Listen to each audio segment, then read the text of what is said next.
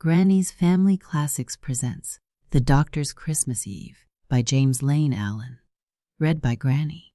Snuggle up, dear ones. Are you ready to join Elsie and Herbert on a joyful Christmas adventure filled with love and wonder? Let's begin this heartwarming tale together. 1. The Children of Desire. The morning of the 24th of December, a quarter of a century, opened upon the vast plateau of central Kentucky as a brilliant but bitter day, with a wind like the gales of March. Out in a neighborhood of one of the wealthiest and most thickly settled counties, toward the middle of the forenoon, two stumpy figures with movements full of health and glee appeared on a hilltop of the treeless landscape. They were the children of the neighborhood physician, a man of the highest consequence in his part of the world. And they had come from their home, a white and lemon-colored 18th century manor house a mile in their rear. Through the crystalline air, the chimneys of this low structure, rising out of a green girdle of cedar trees, could be seen emptying unusual smoke, which the wind in its gambolling pounced upon and jerked away level with the chimney tops. But if you had stood on the hill where the two children climbed into view, and if your eye could have swept round the horizon with adequate radius of vision, it would everywhere have been greeted by the same wondrous, harmonious spectacle. Out of the chimneys of all dwellings scattered in comfort and permanence over that rich domestic land, a land of Anglo-Saxon American homes, more than daily winter smoke was pouring, one spirit of preparation, one mood of goodwill warmed houses and hearts. The whole visible heaven was receiving the incense of Kentucky Christmas fires. The whole visible earth was a panorama of the common peace. The two dauntless, frost-defying wayfarers, what Emerson, meeting them in the depths of a New England winter, might have called two scraps of valor, were following across fields and meadows and pastures one of the footpaths which children who are friendly neighbors naturally make in order to get to each other, as the young of wild creatures trace for themselves upon the earth some new map of old hereditary traits and cravings. For the goal of their journey, they were hurrying toward a house not yet in sight, but hardly more than a mile ahead, where they were to spend Christmas Day and share in an old people's and children's Christmas tree party on Christmas night, and where also they were to put into execution a plot of their own, about which a good deal is to be narrated. They were thus transferring the nation's yearly festival of the home from their own roof tree to that of another family as the place where it could be enacted and enjoyed. The tragical meaning of this arrangement was but too well understood by their parents. To them, the abandonment of their own fireside at the season when its bonds should have been freshened and deepened scarcely seemed an unnatural occurrence. The other house had always been to them as a secondary home. It was the residence of their father's friend, a professor in the state university situated some miles off across fine country. His two surviving children, a boy and a girl of about their own ages, had always been their intimate associates, and the woman of that household, the wife, the mother. All their lives they had been mysteriously impelled toward this gentle woman by a power of which they were unconscious, but by which they had been swayed. The little girl wore a crimson hood and a brown cloak, and the boy a crimson skull cap and a brown overcoat, and both wore crimson mittens, and both were red-legged and red-footed. For stockings had been drawn over their boots to ensure warmth and to provide safeguard against slipping when they should cross the frozen Elkhorn or venture too friskily on silvery pools in the valley bottoms. The chestnut braids of the girl, falling heavily from under her hood, met in a loop in the middle of her broad fat back, and were tied there with a snip of ribbon that looked like a feather out of the wing of a blue jay. Her bulging hips overreached the borders of the narrow path, so that the boy was crowded out upon the rough ground as he struggled forward close beside her. She would not allow him to walk in front of her, and he disdained to walk behind. "Then walk beside me or go back," she had said to him, laughing carelessly. She looked so tight inside her wrappings, so like a jolly ambulatory small barrel well hooped and mischievously daubed here and there with vermilion, that you might have had misgivings as to the fate of the barrel, were it to receive a violent jolt and be rolled over. No thought of such mishap troubled her as she trotted forward, balancing herself as lightly on her cushioned feet as though she were wind-carried thistledown. Nor was she disturbed by her selfishness in monopolizing the path and forcing her brother to encounter whatsoever the winter earth obtruded. Stumps of forest trees, brambles of blackberry, sprouts of cane, or stalks of burdock and of Spanish needle. His footing was especially troublesome when he tried to straddle wide corn rows with his short legs, or when they crossed a hemp field where the butt ends of the stalks serried the frost-gray soil like bayonet points. Altogether, his exertions put him out of breath somewhat, for his companion was fleet, and she made no allowance for his delays and difficulties. Her hands, deep in the fleece-lined mittens, were comfortably warm, but she moreover kept them thrust into a muff of white fur, which also looked overved and seemed of a gay harmony with its owner. This muff she now and then struck against her flexed knees in a vixenish playfulness, as one beats a tambourine on a bent elbow. And at a certain point of the journey, having glanced sidewise at him and remarked his breath on the icy air, she lifted it to her mouth and spoke guardedly from behind it. "Remember the last thing Papa told us at the window, Herbert, we were to keep our mouths closed and to breathe through our noses. And remember also, my child, that we were to rely upon, especially to rely upon, the ribs and the diaphragm. I wonder why he thought it necessary to tell us that. Did he suppose that as soon as we got by ourselves or arrived at the Osleys, we'd begin to rely upon something else, and perhaps try to breathe with our spines and elbows?" Her eyes sparkled with mischief, and her laughter had the audacity of a child's satire, often more terrible in its small world than a sage is in his larger one.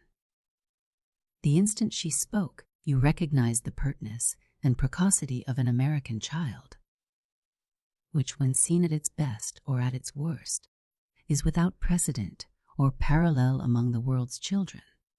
She was the image of a hard, bold, crisp newness. Her speech was new, her ideas were new, her impertinence was new, except in this country. She appeared to have gathered newness during her short life, to be newer than the day she was born. The air was full of frost spangles that zigzagged about her as she danced along. They rather seemed like particles of salt, especially provided to escort her character. If it had been granted Lot's wife with tears of repentance to dissolve away the crystals of her curiosity and resume the duties of motherhood, though possibly permeated by a mild saline solution as a warning, that salt-cured matron might admirably have adapted herself to the decrees of Providence by adapted her Celsi, Pruils, producing Elsie. The boy, as she administered her caution, stopped, and shutting his own red mouth, which was like hers though more generous, he drew a long breath through his nostrils. Then, throwing back his head. He blew this out with an open-mouthed puff, and a column of white steam shot up into the blue ether and was whirled away by the wind. He stood studying it a while as it disappeared, for he was a close observer always, perpetual watcher of the thing that is, sometimes an observer fearful to confront. Then he sprang forward to catch up with his sharp-tongued monitress, who had hurried on. As he came alongside, he turned his face toward her and made his reply, which was certainly deliberate enough in arriving. We have to be taught the best way to breathe, Elsie, as anything else. The defense only brought on a fresh attack. I wonder who teaches the young of other animals how to breathe. I should like to know who teaches kittens and puppies and calves and lambs how to breathe. How do they ever manage to get along without country doctors among them? Imagine a middle-aged sheep. Old Dar. Buck, assembling a flock of lambs and trying to show them how to breathe. Judging from Elsie's expression, the lambs in the case could not have thought very highly of this queer and genial Dr. Buck. But they are all four-legged creatures, Elsie, and they breathe backward and forward. If you are a two-legged animal and stand up straight, you breathe up and down. It's quite different. It's easier. Then I suppose the fewer legs a thing has, the harder it is to get its breath. And I suppose if we ventured to stand on one leg, we'd all soon suffocate. Dear me, why don't all one-legged people die at once? The lad looked over the field of war, on which it would seem that he was being mowed down by small gun fire before he could get his father's artillery into action. He decided to terminate the wordy engagement. A prudential man, governor of the wiser head but slower tongue. Father is right, he declared. His manner of speaking was sturdy and decisive. It was meant to remind her first that he had enough gallantry as a male to permit her to crowd him out of the path, but that the moment a struggle for mental footing arose between them. He reserved the whole road. The female could take to the weeds. He notified her also that he stood with his father, not only in this puzzling question of legs and parlous types of respiration, but that the men in the family were regularly combined against the women, like good organized against evil. But now something further had transpired. Had there been present on the winter fields that morning an ear trained to separate our complex human tones into simple ones, to disengage one from another the different fibers of meaning which always make up even the slenderest tendril of sound, as cluster of grapes to a solitary stem, as there is a clay stem. It might, as it noted one thing, have discovered another. While the boy asserted his father to be right in the matter they were debating, there escaped from him an accent of admission that his father was wrong. Wrong in some far graver affair, which was his discovery and his present trouble. Therefore his voice, which should have been buoyant, for the instant was depressed, and his face, which should have been a healthy boy's happy face, was overcast as by a foreign interference.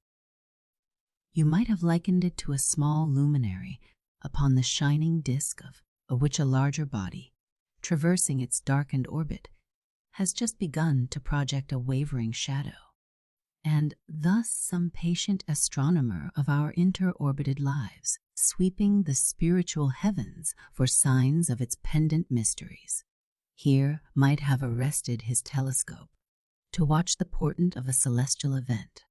Was there to take place the eclipse of a son by a father? Certainly at least this weight of responsibility on the voice must have caused it to strike, only the more winningly upon any hearer. It was such a devoted, loyal voice when he thus spoke of his father, with a curious quavering huskiness of its own, as though the bass note of his distant manhood were already beginning to clamor to be heard. The voice of the little girl contrariwise was a shrill treble. Had you first become aware of it at your back, you must instantly have wheeled to investigate the small creature it came from, as a wild animal quickly turns to face any sound that startles its instincts. Voltaire might have had such a voice if he had been a little girl. Yet to look at her, you would never have imagined that anything but the honey of speech could have drifted from perfect a little rose. So many surprises await mankind behind round amiable female faces. Shrews are not all thin.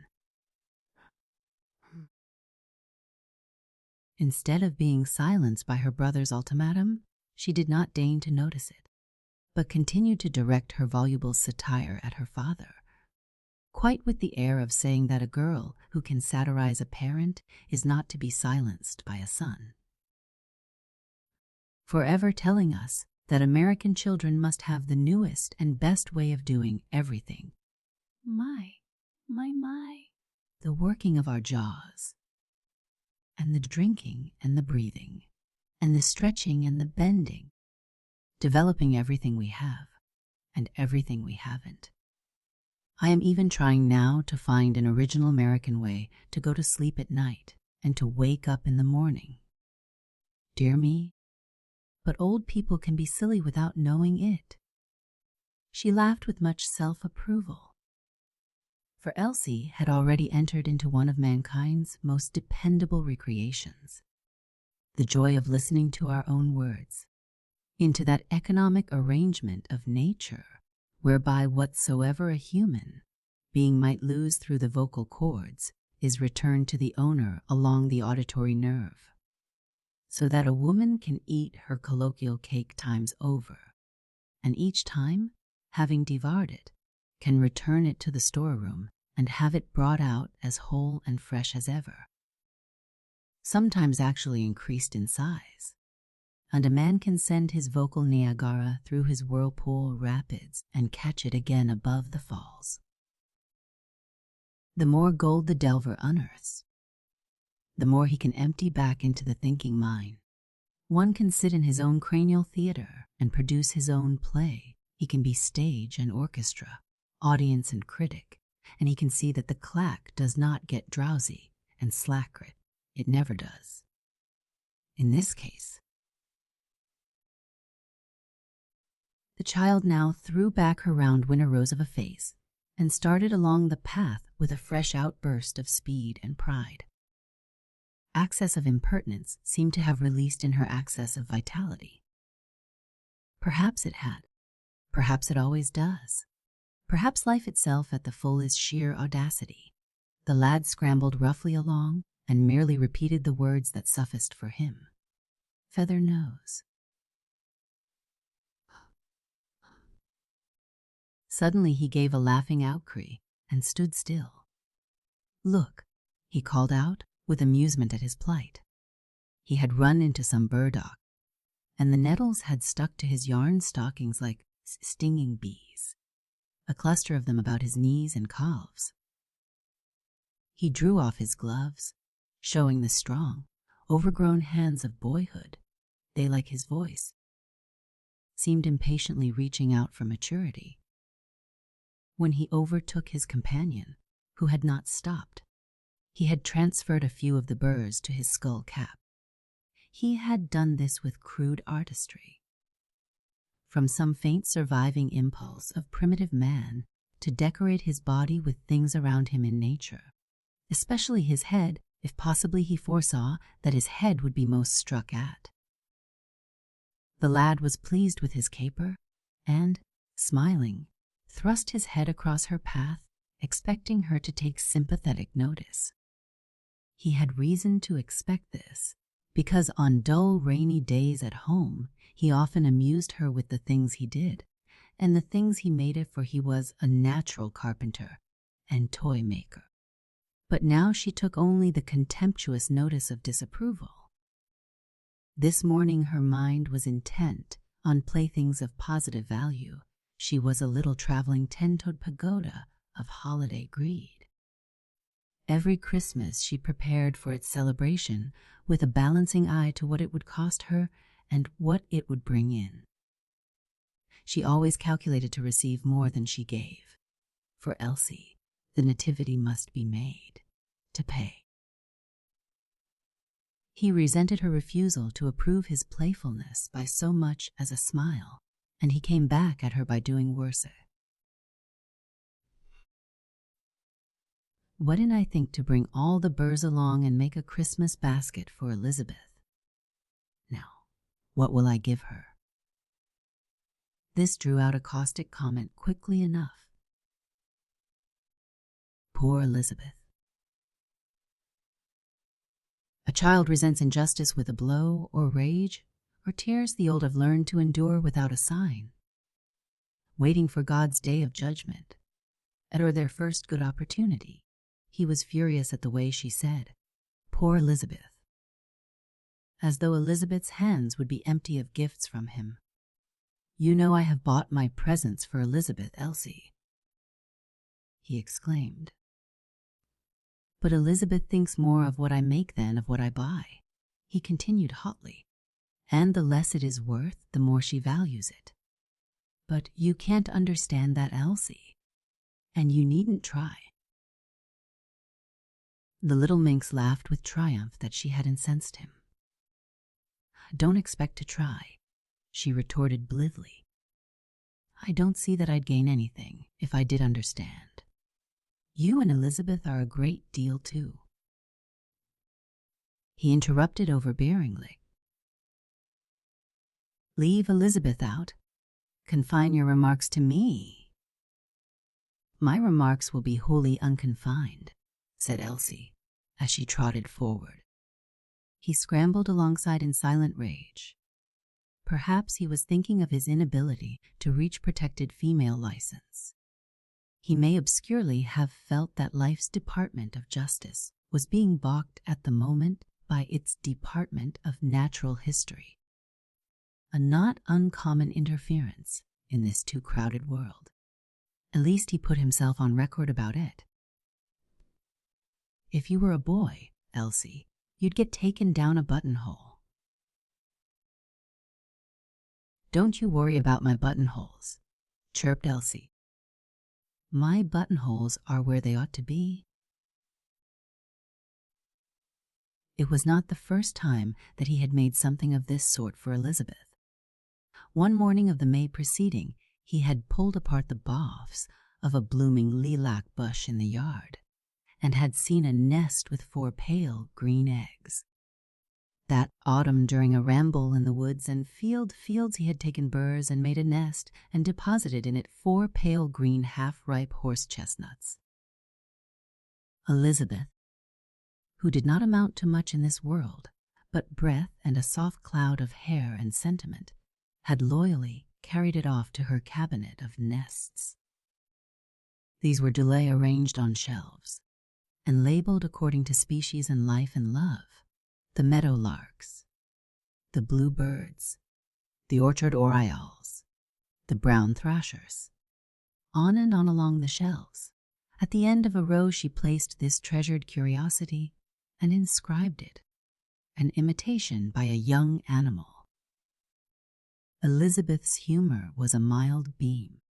Do country children in that part of the world make such playthings now? Do they still look to wild life and not wholly to the shops of cities for the satisfying of their instincts for toys and games and fancies? Do. Alder stalks still race down dusty country lanes as thoroughbred colts, afterwards to be tied in their stalls in fence corners with halters of green hemp. Does any little rustic instrument maker now draw melodies from a homegrown cornstalk, across rattling window panes of old farmhouses, between withered sashes? During long winter nights does there sound the Aeolian harp, made with a hair from a horse tail, do boys still squeeze the red juice of pokeberries on the plumage of white barnyard roosters, thus whenever they wish bringing on a cock, fight between old far-squandered cochins, who long previously had entered into a treaty as to their spheres of influence in a Manchuria of hens? Do the older boys some wet night lead the youngest around the corner of the house in the darkness and show him, there, rising out of the ground, the long-expected devil come at last, sent as a pumpkin carved and candle lighted for his own particular urchin? When in autumn the great annual ceremony of the slaughter of the swine takes place on the farms at the approach of the winter solstice, a festival running back to aboriginal German tribes before the beginnings of agriculture, when the stock that had been fattened on the mast and pasturage of the mountains was driven down into the villages and perforce killed to keep it from starving. When this carnival of flesh recurs on Kentucky farms, do boys with turkey quills or goose quills blow the bladders up, tie the necks and hang them in smoke houses or garrets to dry, and then at daybreak of Christmas morning, having warmed and expanded them before the fire, do they jump on them and explode them, a primitive folk rite for making a magnificent noise ages older than the use of crackers and cannon? Do children contrive their picture frames by gluing October acorns and pine cones to ovals of boards and giving the mass a thick coat of varnish? On winter nights do little girls count the seeds of the apples they are eating and pronounce over them the incantation of their destinies? Thus in another guise going through the same charm of words that Marguerite used as she scattered earthward the petals of trust and ruin, do they, sitting face to face bare-headed on sun-hued meadows, pluck the dandelion when its seed are clustered at the top like a ball of gauze, and with one breath try to blow these off, for the number of seed that remain will tell the too many years before they shall be asked in marriage? Do they slit the stems and cast them into the near brook and watch them form into ringlets and floating hair, as of a water spirit? Do they hold buttercups under each other's chins to see who likes butter? That is, mind you, good butter, romping little Juliets of nature's proud courtyards, with young Montes watching from afar, sane little Ophelius of the garland at the water's brink, secure for many years yet from all sad hamlets? Do country children do such things and have such notions now? Perhaps once in a lifetime, on some summer day when the sky was filled with effulgence and white clouds, you may have seen a large, low, flying bird cross the landscape straight away from you, so exactly poised under the edge of a cloud that one of the wings beat in shadow while the other waved in light. Thus these two children, following their path over the fields that morning, ran along the dividing line between the darkness and the light of their world. On one side of them lay the thinning shadow of man's ancient romance with nature, which is everywhere most rapidly dying out in this civilization. The shadow of that romance which for ages was the earliest ray of his religion, in later centuries became the splendor of his art, then loomed as the historic background of his titanic myths and fables, and now only in obscure valleys is found lingering in the play of superstitious children at twilights before darkness engulfs them. The latest of the infants in the dust of the oldest gods. On the other side blazed the hard, clear light of that realism of human life, which is the unfolding brightness of the new world, that light of reason and of reasonableness, which seems to take from man both his mornings and his evenings, with all their half-lights and their mysteries, and to leave him only a perpetual noonday of the actual in which everything loses its shadow. So the two ran that morning, but so children ever run, between the fresh light and the old darkness of ever-advancing humanity, between the world's new birth and a forgetting. On the brother and sister skipped and bounded, wild with health and Christmas joy. Their quarrel was in a moment forgotten. Happy children. The nature of the little girl was not deep enough to remember a quarrel. The boy's nature was too deep to remember one. Crimson-tipped, madcap winter spirits. The blue dome vaulting infinitely above them, with all its clouds pushed aside. The wind throwing itself upon them at every step like some huge young animal force, unchained for exercise and rude in its good-natured play. As they crossed a woodland pasture, the hoary trees rocked and roared, strewing in their path bits of bark and rotten twigs and shattered sprigs of mistletoe. In an open meadow a yellow-breasted lark sprang, reluctantly from its cuddling place, and drifted far behind them on the rushing air. In a cornfield out of a dried bunch of partridge grass a rabbit started softly and went bobbing away over the corn rows, with its white flag run up at the rear end of the fortifications as a notice. Please not to shoot or otherwise trespass. Alice, that so palpable and polite a request should be treated as so plain a target. Once the little girl changed her trotting get to a walk nearly as fast, so that her skirts swished from side to side of her plump hips with wren-like energy and briskness. Her mind was still harping on her father, and having satirized him and adoring him, she now would fain approve him. My, but it's cold, Herbert. Papa says it is not sickness that plays havoc with you. It's not being ready for sickness, and being ready depends upon how you have lived. It depends upon what you are. And that's where your virtue comes in, my child, if you have any virtue. We have been taught to stay out of doors when it is cold, and now we can come out when it is colder. We were ready for the crisis.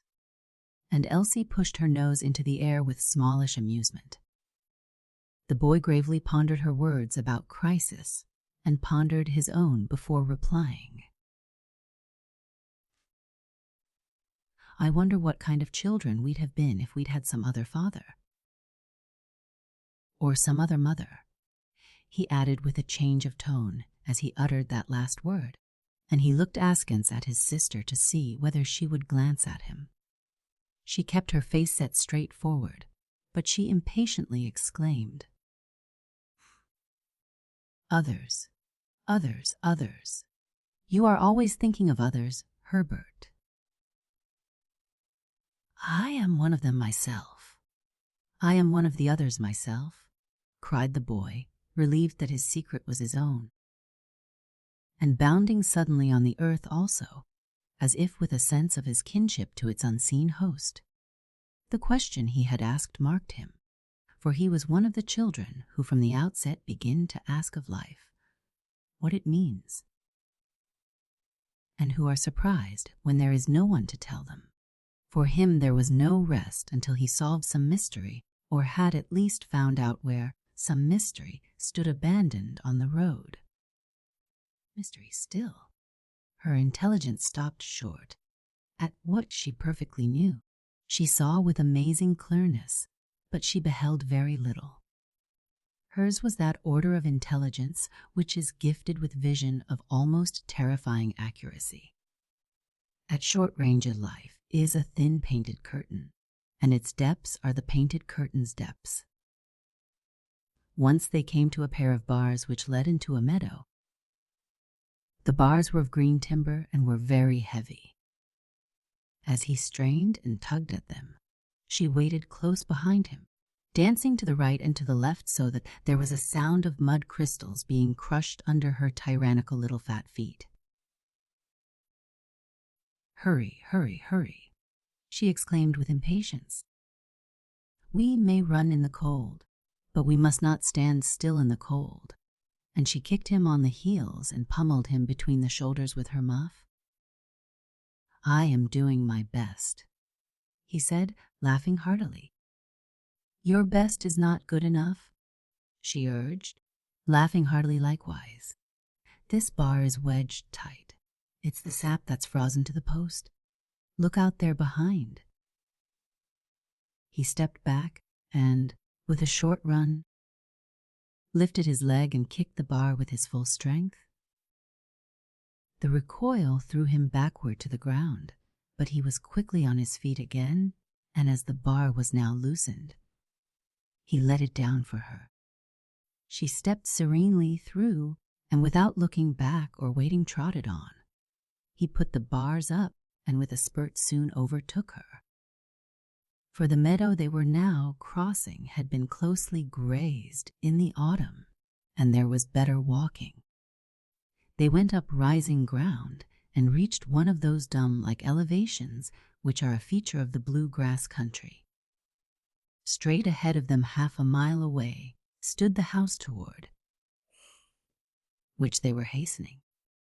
A 2-story brick house, lifted a little above its surroundings of yard and gardens, and shrubbery and vinous, an oak tree over its roof, cedar trees near its windows, ivy covering one of its walls, a lawn sloping from it to a thicket of evergreens where its Christmas tree each year was cut.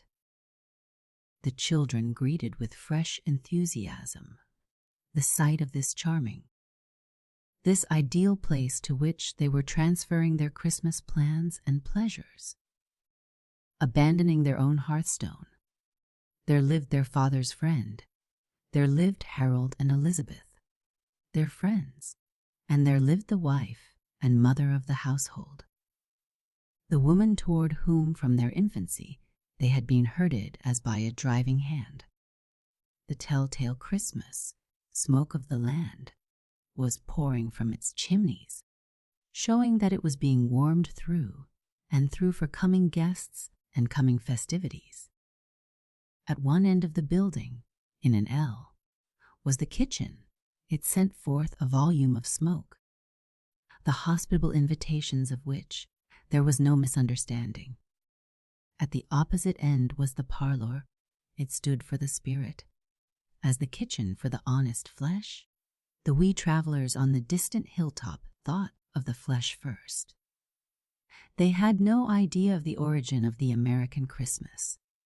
They did not know that this vast rolling festival has migrated to the New World, drawing with it things gathered from many lands and centuries, that the cooking and the feasting crossed from pagan England, that the evergreen with its lights and gifts came from pagan Germany, that the mystical fireside with its stockings was introduced from Holland, that the evergreen now awaiting them in the shut and darkened parlor of this Kentucky farmhouse represented the sacred tree which has been found in nearly every ancient land and is older than the tree of life in the literature of Eden. As far as they thought of the antiquity of the Christmas festival at all, it had descended straight from the Holy Land and the manger of Bethlehem. This error now led to complications. The boy's crimson skull cap had a peak which curled forward, and attached to this peak by several inches of cruel hung around crimson ball about the size of the seed ball of a sycamore. The shifting wind blew it hither and thither so that it buffeted him in the face and eyes. On this exposed height, especially, the wind raced free, and he ducked his head and turned his face sidewise toward her, an imp of winter joy, as he shouted across the gale. If people are still baking such quantities of cake in memory of Christmas, after all these hundreds of years, don't you suppose, Elsie, that the apostles must have been fearful cake eaters, to have left such an impression on the world? Cake is a kind of sacred thing at home even yet, isn't it? A fine cake looks still as if it was baked for an apostle, doesn't it? Now, doesn't it? Now. Elsie did not reply at once. Her younger brother was growing into the habit of saying unexpected things. Once after he had left the breakfast table, she had heard her father say to her mother that he had genius. Elsie was not positive as to all that genius comprised, but she at once decided that if she did not possess genius, she did not wish genius. However, she packed herself off to her room and thought further about this unpleasant parental discrimination.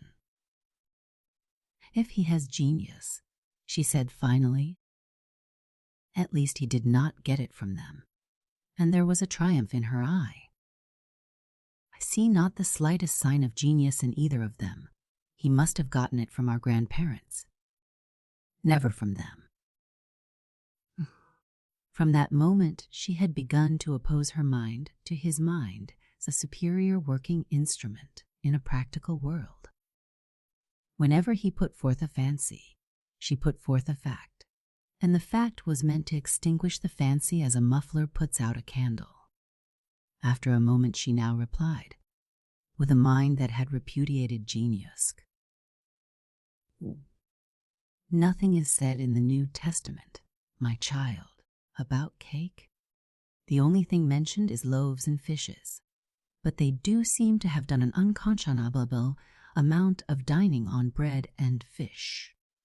And Elsie had her own satirical laugh at the table customs of ancient Palestine, as viewed from the Kentucky standard of the 19th century. The boy, before replying, deliberated as always. They may not have had cake, but they had meat, because they said he sat with sinners at meat.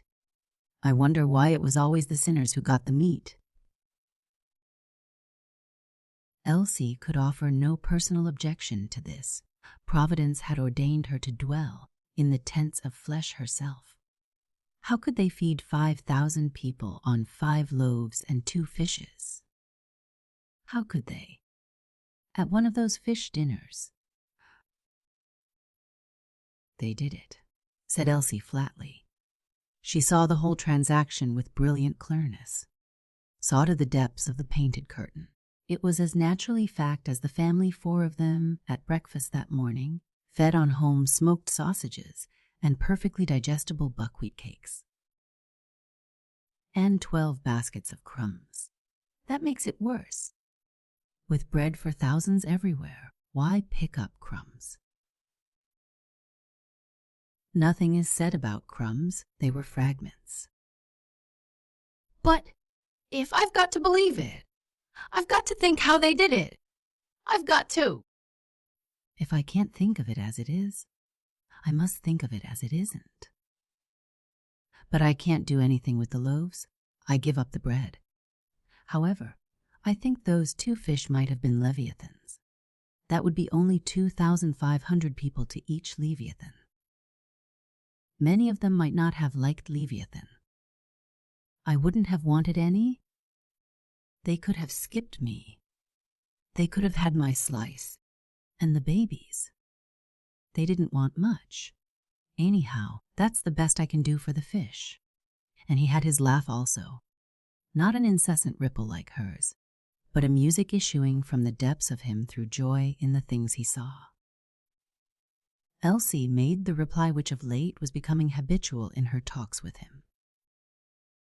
Don't begin to be peculiar, Herbert. You are too young to be peculiar. Leave that to old people. And Elsie's mind glided off from the loaves and the fishes of Galilee to certain old people of her neighborhood, from whose eccentricities she extracted a great amusement. The boy's words were not irreverent. Irreverence had never been taught him. He did not know what irreverence was. They merely expressed the primary action of his mind in dealing with what to him was a wonder story of nature. And yet with this same mind, which asked of wonder that it be reasonable, he was on his way to the celebration of Christmas Eve and to the story of the Nativity. The most joyous, the most sad, the most sublime nature story of mankind. His unconscious requirement was that this also must be reasonable. If it were not, he would accept the portions that were reasonable and reject the others as now too childish for his four-handed American brain. They were nearing the end of their bitter walk. The little girl, as she hurried forward now, and then strained her eyes toward the opposite ends of the house ahead, at the kitchen smoke which promised such gifts to the flesh, at the window shutters of the darkened parlor where the Christmas tree stood, soon to be decorated with presents, some for her. The little fat mercenary now approaching, who was positive that, during these days of preparation, she had struck a shrewd bargain with the immortal. The boy, too, looked at these windows, but especially he looked at another between them, from which perhaps Elizabeth was watching for him. Once he turned, and, walking backward, directed his gaze from this high point far across the country. Somewhere back there his father might now be stopping at a farmhouse. A malignant disease was raging among the children of the neighborhood, some of whom were his schoolmates and friends. The holidays would bring no Merry Christmas for them. Wherever his father might be, there an influence started and came rushing across the landscape like the shadow of a cloud. It fell upon him and traveled on toward the house he was approaching. It disappeared within the house and fell upon the woman who so wonderfully moved about in it, a chilling, mysterious shadow that bound the three of them, his father and himself and this gentle woman, together in a band of darkness. Then he faced about and ran on, longing the more ardently for Elizabeth. The path between him and Elizabeth lay before his nimble feet like a band of light. Two. When a boy finds out about his father. On the day preceding that 24th of December, when his two weatherproof, untrammeled children were rioting over the frozen earth, Bernie met with an event which may here be set down as casting the first direct light upon him. Some reflected radiance may already have gone glancing in his direction from the luminous prattle of his offspring. Some obscure glimpses must therein have bodied him forth, and the portraits that children unconsciously paint of people.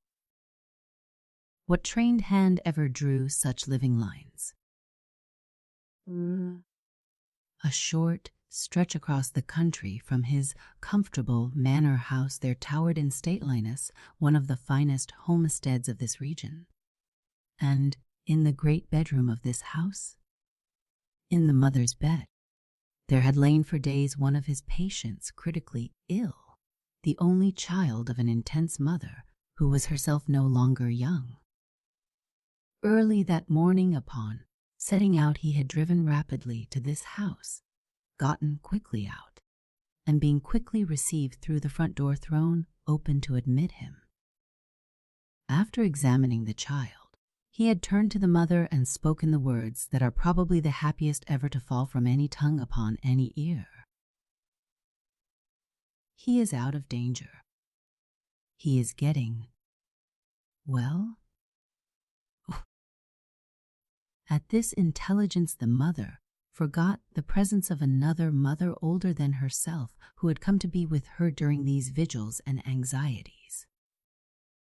As the doctor, having spoken a few words to the nurse, passed out into the hall toward the hat rack, she led him into the parlors.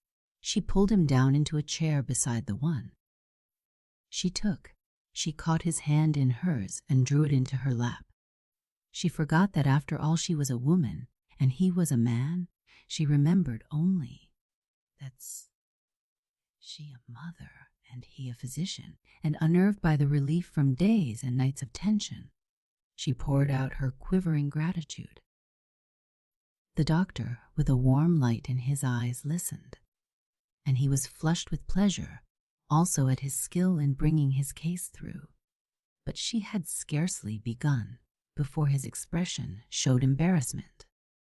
Gratitude rendered him ill at ease. Who can thank science? Who can thank a man for doing his duty and his best? With a smile of deprecation, he interrupted.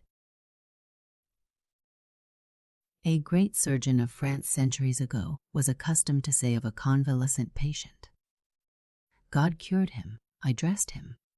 I do not know whether, if I dared speak for the science of medicine near the close of the 19th century, I could say that. That is not the language of science now. If science thanks anything, it thanks other sciences and respects itself. But I will say that I might not have been able to save the life of your son if he had not been a healthy child, and a happy one, for happiness in a child is of course one of its signs of health. In his case, I did not have to treat a patient with a disease. I had merely to treat a disease in a patient, and there is a great difference. The patient kept out of the case altogether, or in so far as he entered it. He entered it as my assistant. But if he had not been healthy and happy, the result might have been, well, different. The mother's face became more radiant. If his health and happiness helped him through, she exclaimed, then his mother enters into the case, for his health was his birthright from his parents, and his happiness, on account of the absence of his father during most of his life when he has been awake, has been a gift from his mother. He has lived with happiness. Happiness has been before his eyes. Happiness has filled his ears. Happiness has held him in its arms. Happiness has danced for his feet. Happiness has rocked him to sleep. Happiness has smiled over him when he awoke. He has not known anything but happiness because happiness has been his mother. And so, if he owes the preservation of his life to happiness, he owes it to the instinct of maternal imitation. The doctor had heard this caroling of maternity with full approval, this heaven-rising skylark song of motherhood. But at the last sentence he pricked up his ears with disfavor and stopped smiling. With him these were marks that he had withdrawn his intellectual fellowship. The trouble was that he esteemed her a charming and irreproachable woman and wife and mother, but that he could accord her no rank as a scientist, no standing whatsoever, and therefore he must part company with her when she spoke for instincts. The instinct of maternal imitation. The very of it! That her sex could believe a child to be sent into this world by the great mother of all wisdom, and given so poor a start as to be placed under the tyranny of an instinct to imitate any other imperfect human being, man or woman. Perhaps it was one of his weaknesses, when he came upon a case of folly, to wish to perform an operation in mental surgery at once, and without anesthetics, in order that the wide-awake intelligence of the sufferer might be enlisted against the recurrence of such a necessity. In a tone of affectionate forbearance, he now said, if only there were any such thing in nature as the instinct of maternal imitation. Children have enough instincts to battle with and fight their way through as it is. Let me beg of you not to teach your child anything as criminally wrong as that, and don't you be so criminally wrong as to believe it. The mother's countenance fell. She released the doctor's hand and pushed her chair back, and she brushed out her lap with both hands as though his words might somehow have fallen into it, and she did not wish them to remain there. She spoke caustically. No intimate sacred bond between mother and child which guides it to imitate her. She felt as though he had attacked the very citadel of motherhood, as though he had overthrown the tested and adopted standards of universal thinking, the very basic idea of existence. And she recoiled from this as a taint of eccentricity in him, that early death knell of a physician's usefulness. But the doctor swept her words away with gay warmth. Oh, there is the intimate sacred bond, of course. No doubt the most intimate, the most sacred in this world. Believe in that all you can, the more the better. But we are not speaking of that. That has nothing to do with this imagined instinct of maternal imitation. Don't you know that a foundling in a foundling asylum as instinctively imitates its nurse? Don't you know that a child as instinctively imitates its stepmother, if it loves her? Don't you know that a child as instinctively imitates its grandmother?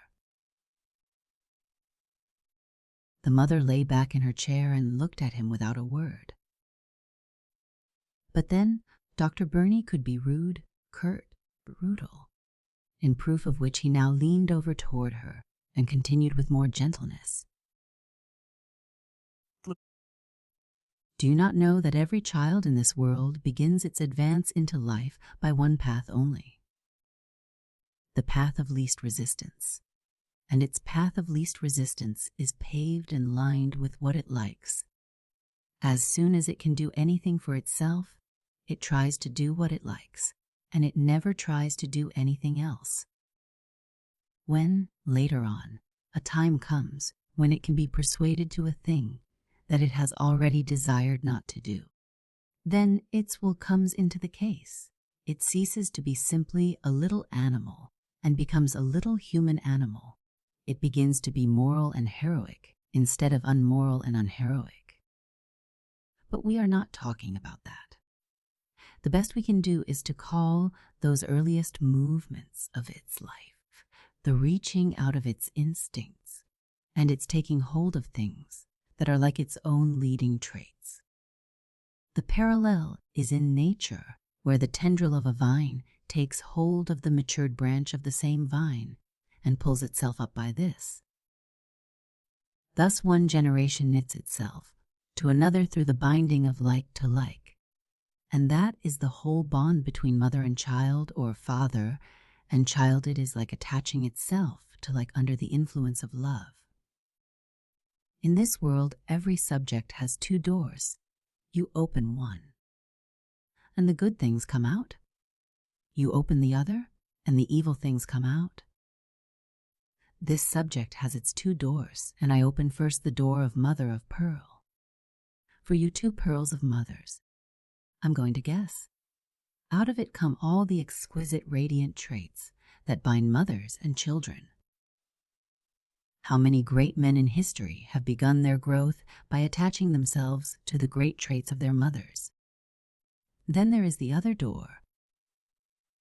I am sorry to open it, but whether I open it or not, opened it will be. The door of ebony behind which are imprisoned all the dark things that bind parents and children. I am afraid I shall have to illustrate. If a child is born mendacious, and its mother has mendacity as one of her leading traits, its little mendacity will flourish on her large mendacity. If it is born deceitful, then hypocrisy is one of her traits. Hypocrisy in it will pull itself up by taking hold of hypocrisy in her.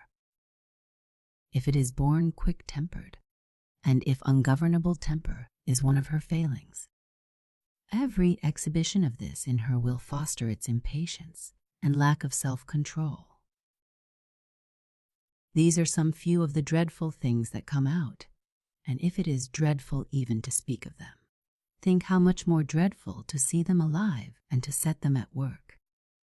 Now let's shut the dark door, and let us hope that someday nature herself may not be able to open it ever again.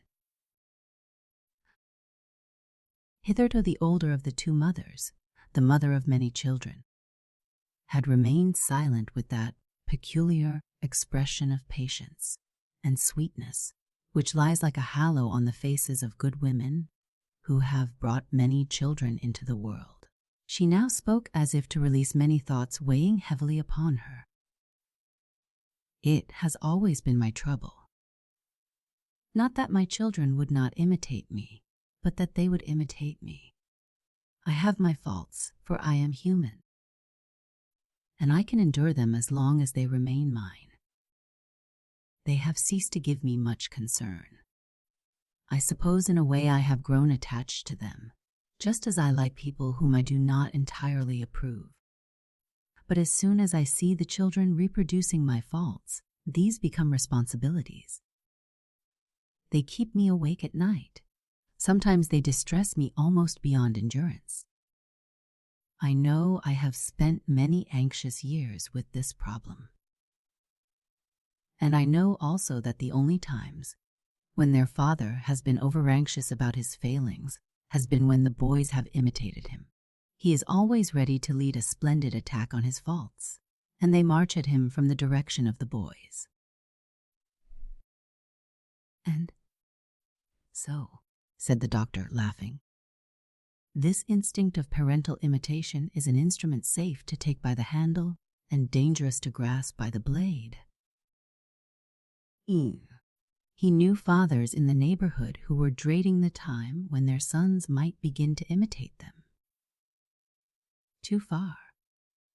And other fathers dreading the hour when their sons might cease to imitate their sires and wander away, preferably to imitate persons outside the family connection, possibly an instinct of non-parental imitation. He rose to go in a mood of great good nature and looked from one to the other of the two mothers. Perhaps nature protected children from the danger of imitating by not making it their duty to imitate.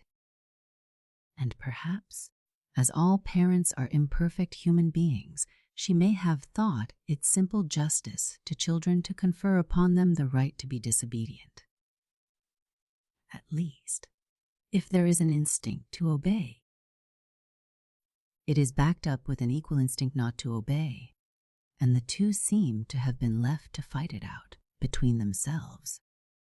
And that perhaps is the great battlefield where incessant fighting goes on between parents and children.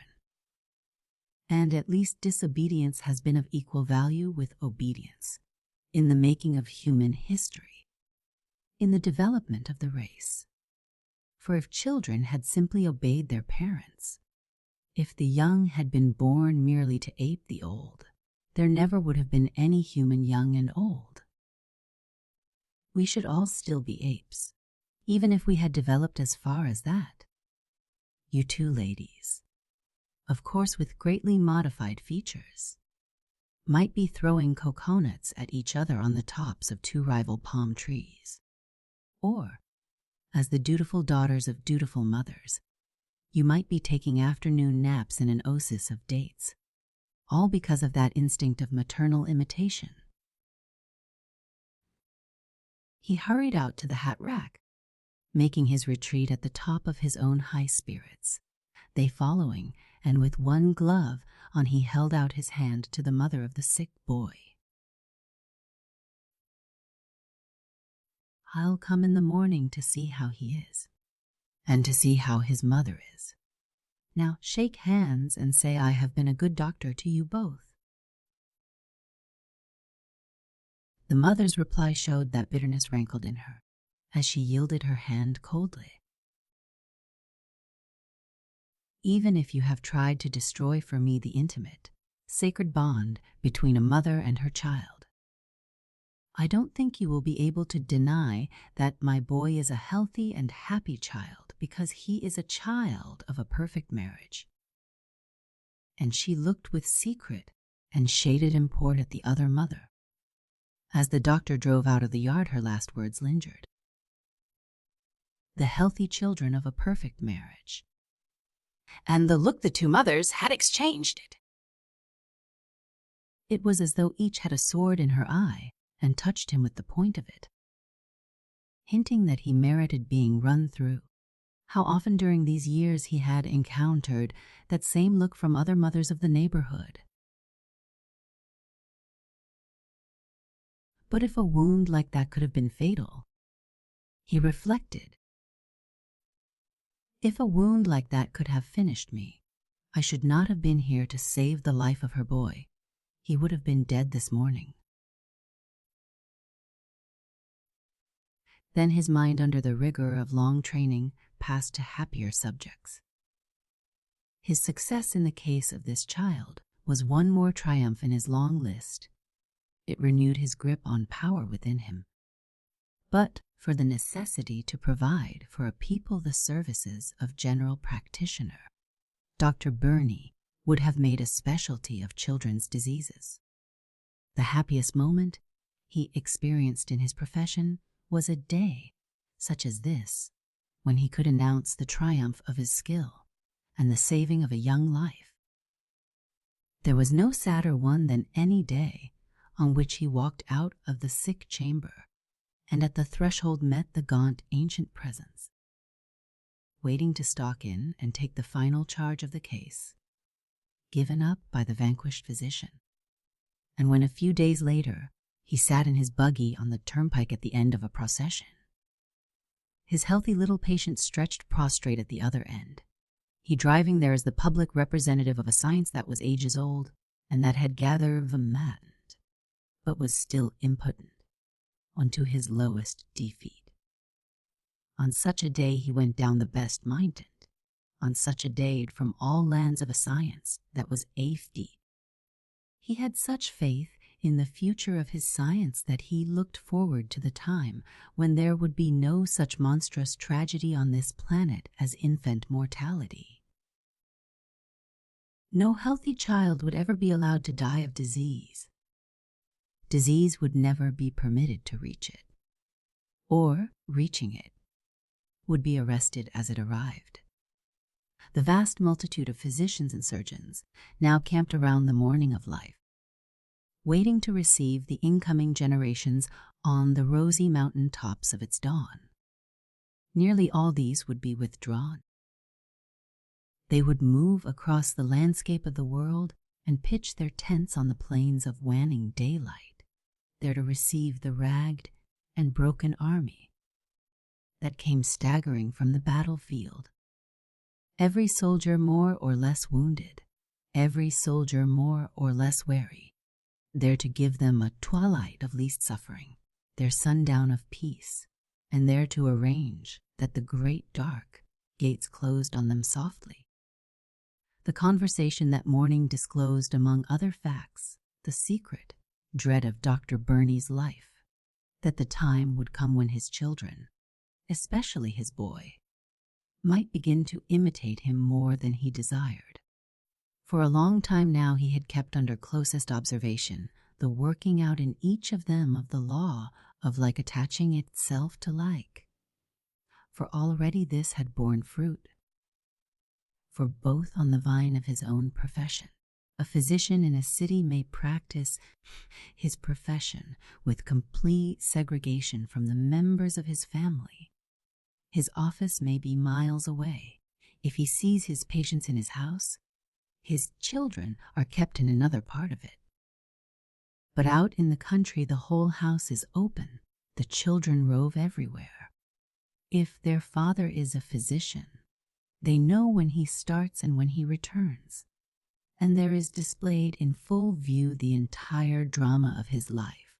And this life is twofold, for the physician must demonstrate, as no member of any other profession is required to do, that whoever would best serve mankind must first best serve himself.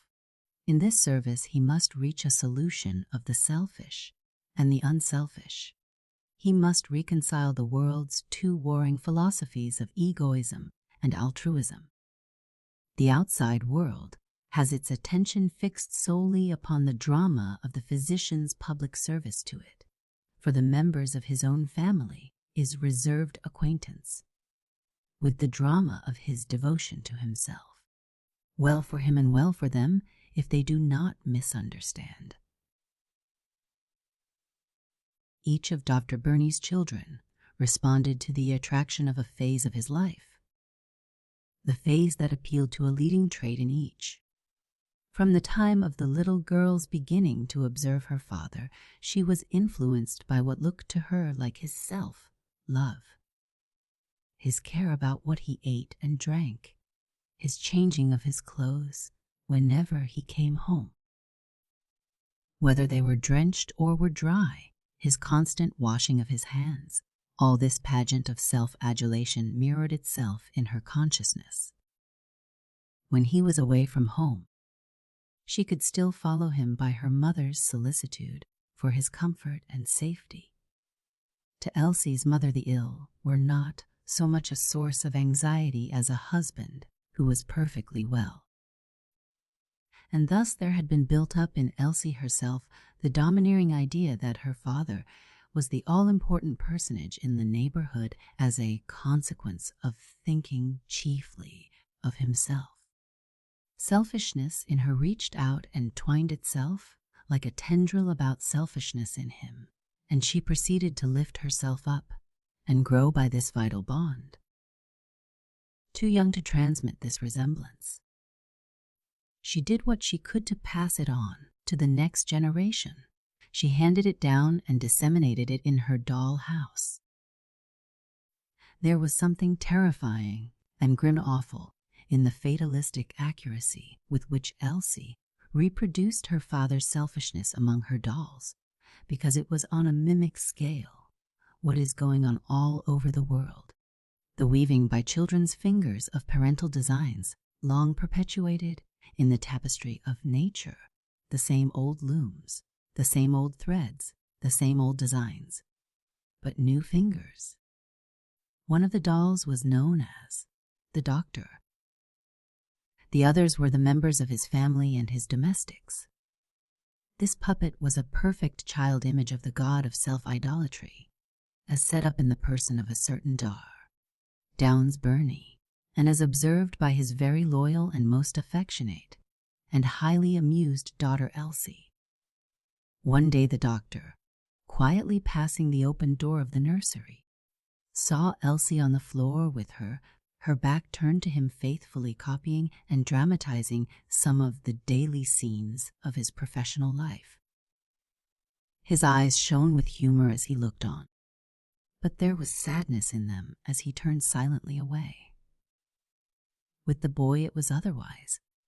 The earliest notion of his father the boy had grasped was that of always traveling toward the sick, to a world that needed him. All the roads of the neighborhood, turnpikes, lanes, carriage tracks, wagon tracks, footpaths, met at his father's house if you followed any one of them long enough. Sooner or later you would reach someone who was sick. When he was quite young, his father began to take him in his buggy on his circuits, and at every house where they stopped, he witnessed this never-ending drama of need and aid. Such countenances people had as they followed his father out to the buggy where he was holding the reins. Such happy faces. Or so sad, so sad. Souls hanging on his father's word as though life went on with it, or went to pieces with it. Actually, his father had no business of his own. He merely drove about and enabled other people to attend to their business. He one day asked him why he did not sometimes do something for himself and the family. Thus, a leading trait in him gripped that branch of his father's life where hung his service to others, and by this vital bond it lifted itself up and began to flourish in its long travel toward maturity. He literally took hold of his father as a social implement by the well-worn handle of common use. His presence in the buggy with his father was not incidental. It was the doctor's design. He wished to have the boy along during these formative years in order that he might get the right start toward the great things of life. As these one by one begin to break in upon the attention of a growing boy, the doctor wanted to be the first to talk with him, the first to sow the right suggestions. It was one of his sayings that the earliest suggestions rooted in the mind of the child, will be the final things to drop from the dying man's brain. What goes in first comes out last. And so there began to be many conversations, incredible questions, answers not always forthcoming. And a series of revelations ensued, the boy revealing his growth to a watchful father, and a father revealing his life to a very watchful son. These revelations began to look like milestones on life's road, marked with further understandings. Thus, one day when the boy was a good deal younger than now, his father had come home and had gotten ready to go away again, and was sitting before the fire, looking gravely into it and taking solitary counsel about some desperate case, as the country doctor must often do. Being a very little fellow then, he had straddled one of his father's mighty legs and had balanced himself by resting his hands on his father's mighty shoulders. "Is somebody very sick?" The head under the weather roughened hat nodded silently. "I wonder how it happens that all the sick are in our neighborhood." A smile flitted across the doctor's mouth. "The sick are in all neighborhoods. Little wonder, Gah." He said this cheerfully. It was his idea, and he tried to enforce it at home, that young children must never, if possible, make the acquaintance of the words bad and sad, nor of the realities that are masked behind them. He especially believed that what the old are familiar with as life's tragic laws ought never to be told to children as tragic. What is inevitable should never be presented to them as misfortunes. Therefore he now declared that the sick are in all neighborhoods, as he might have stated that there are wings on all birds, or leaves on all growing apple trees. Not all over the world, asked the boy, enlarging his vision in space. All over the world, admitted the doctor with entire cheerfulness. The fact was a matter of no consequence. Not all the time, asked the boy, enlarging his outlook in time. All the time, all over the world and all the time, conceded the doctor, as though this made not the slightest difference to a human being. Isn't there a single minute when everybody is well everywhere? Not a single solitary minute. Then somebody must always be suffering. The doctor nodded again. The matter was not worth speaking of. Then somebody else must always be sorry. The doctor bowed encouragingly. Then I am sorry, too. This time the doctor did not move his head, and he did not open his lips. He saw that a new moment had arrived in the boy's growth. A consciousness of the universal tragedy and personal share and sorrow in it. He knew that many people never feel this. Some feel it late, a few feel it early. He had always said that children should never feel it. He knew also that when once it has begun, it never ends. Nothing ever banishes it or stills it. That perception of the human tragedy and one's share and sorrow in it. He did not welcome its appearance now, in his son least of all. For an instant he charged himself with having made a mistake in taking the child along on his visits to the sick, thus making known too early the dark side of happy neighborhood life. Then he went further back and traced this premature seriousness to its home and its beginning, in prenatal depression, in a mother's anguish and a wife's despair. It was a bitter retrospect. It kept him brooding. The chatter was persistent. A hand was stretched up, and it took hold of his chin and shook it. There ought to be a country where nobody suffers, and there ought to be a time, a large country, and a long time. There is such a country, and there is such a time. Herbert, said the doctor, now with some sadness, Then I'll warrant you it's part of the United States," cried the boy, getting his idea of mortality slightly mixed with his early Americanism. "Texas would hold them, wouldn't it? Don't you think Texas could contain them all and contain them forever?" The doctor laughed and seemed to think enough had been said on the subject of large enough graveyards for the race. "Why don't you doctors send your patients to that country?" "Perhaps we do sometimes." The doctor laughed again. "Do you ever send yours?" "Possibly. Possibly. And how many do you send?"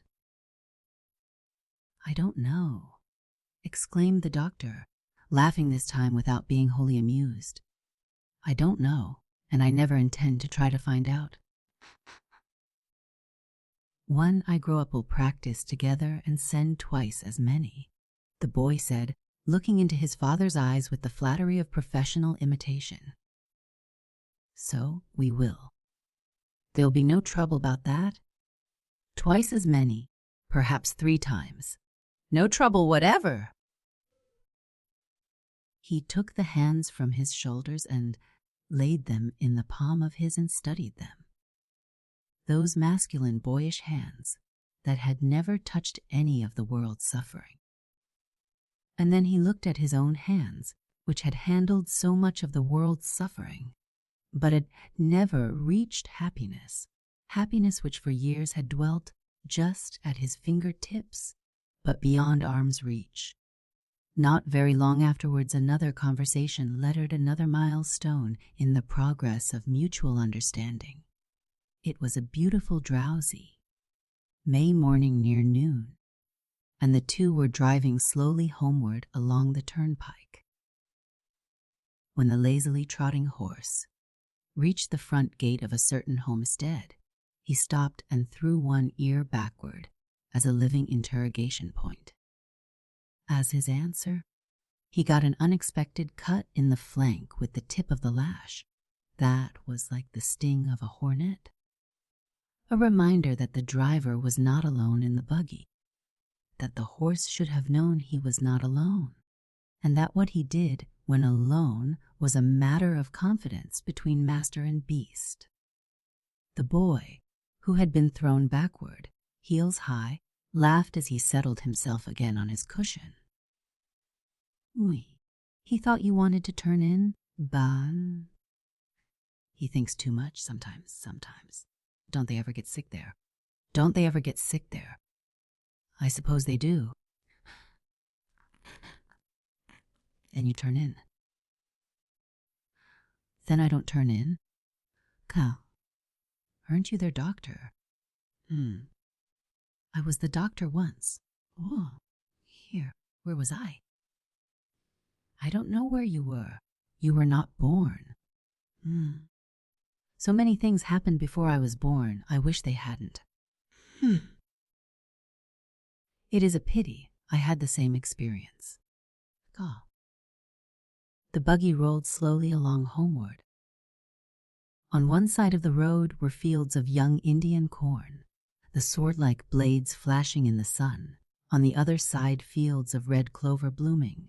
The fragrance was wafted over the fence to the buggy. Further, in a soft grassy lawn, on a little knoll shaded by a white ash, a group of sleek cattle stood content in their blameless world. Over the prostrate cows one lordly head, its incurved horns deep hidden by its curls, kept guard. The scene was a living Kentucky replica of Paul Potter's bull. "Drive," murmured the doctor, handing over the reins, and he drew his hat low over his eyes and set his shoulder against his corner of the buggy.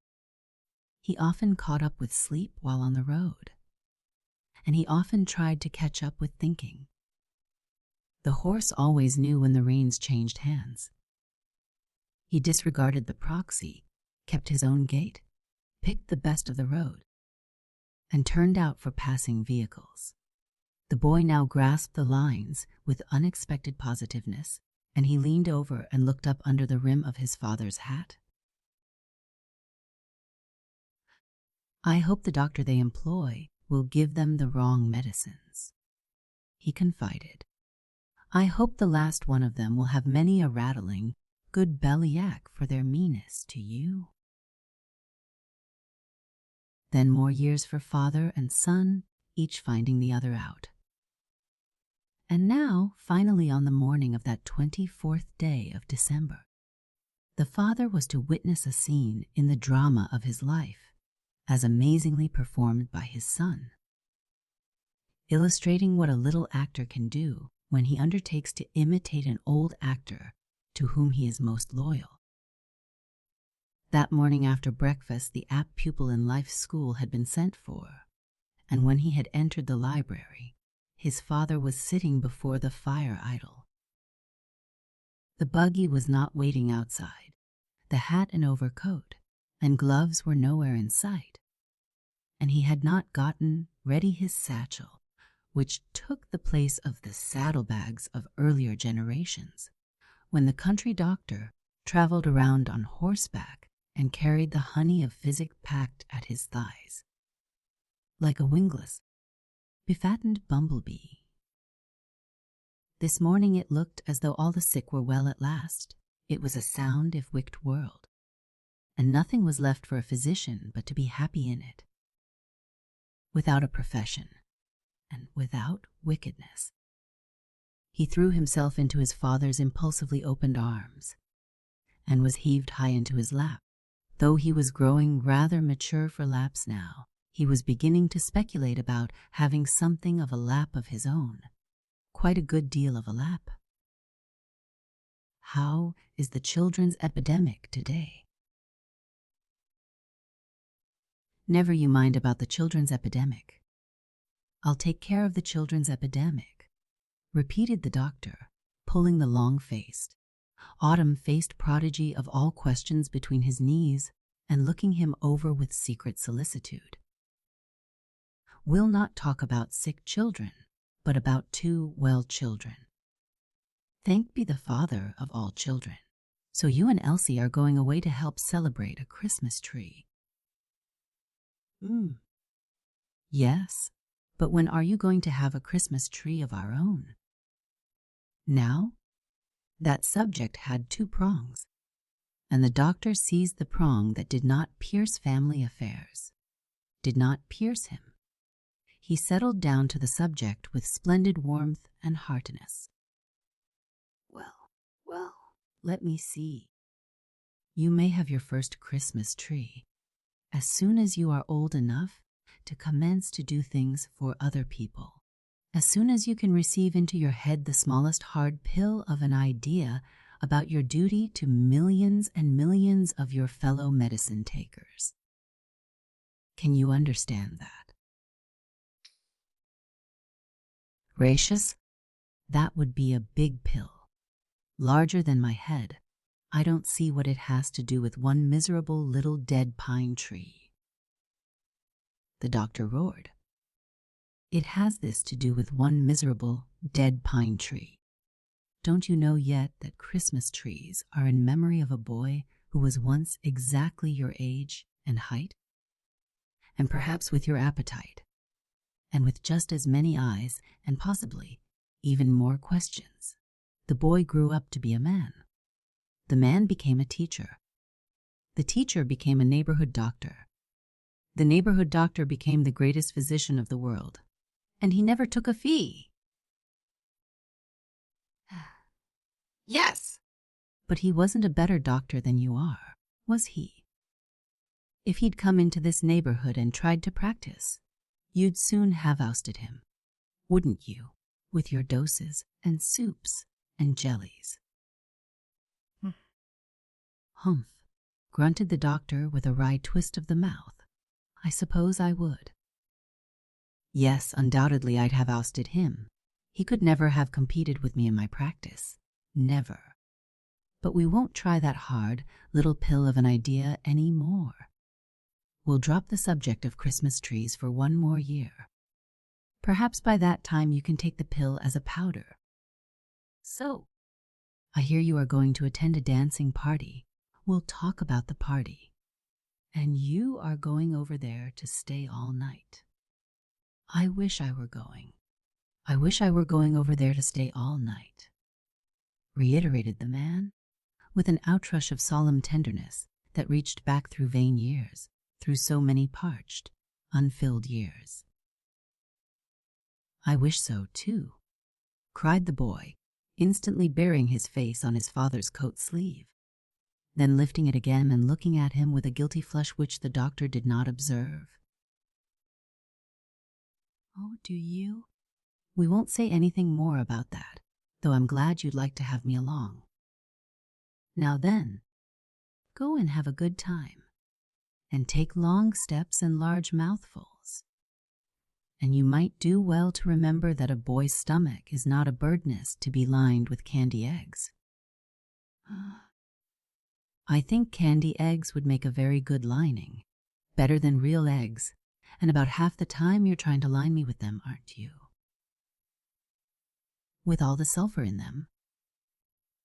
And I do hate sulfur, and I have always hated it since the boy at my desk in school wore a bag of it around his neck under his shirt to keep off diseases. My, how he smelt. Worse than contagion. Candy eggs would make a very good lining. Even the regular soldiers get candy in their rations now, and they don't have to eat new laid eggs of mornings. Think of an army having to win a hard-fought battle on soft-boiled eggs. They don't have to do that, do they? They do not, said the doctor.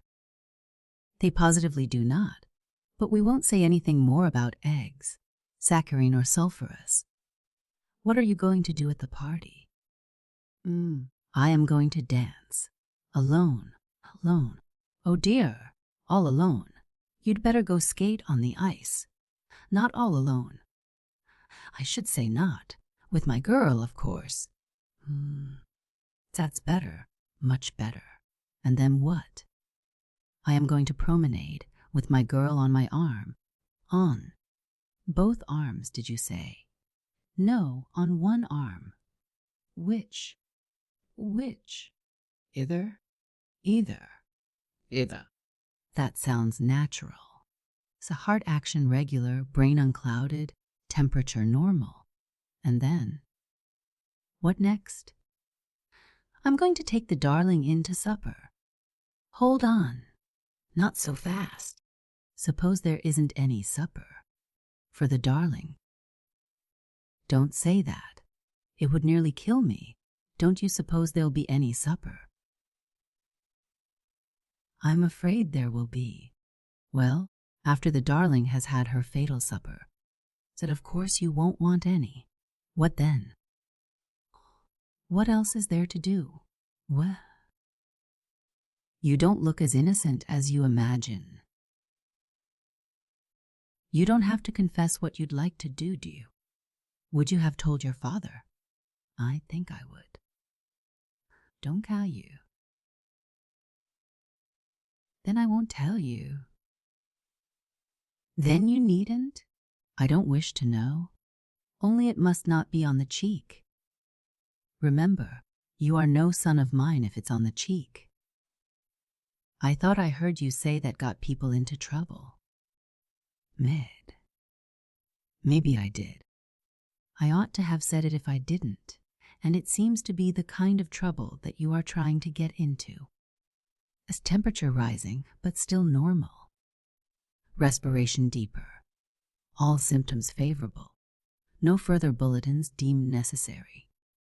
Well, then, where were we?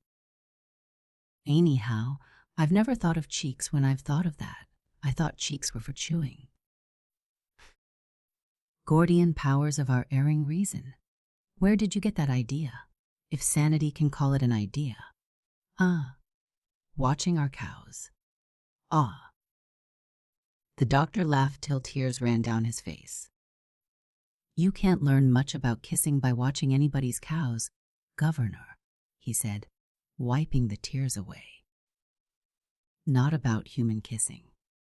You must begin to direct your attention to an animal not so meek and drivable, You must learn to consider, my son, that hornless wonder and terror of the world who forever grazes but never ruminates.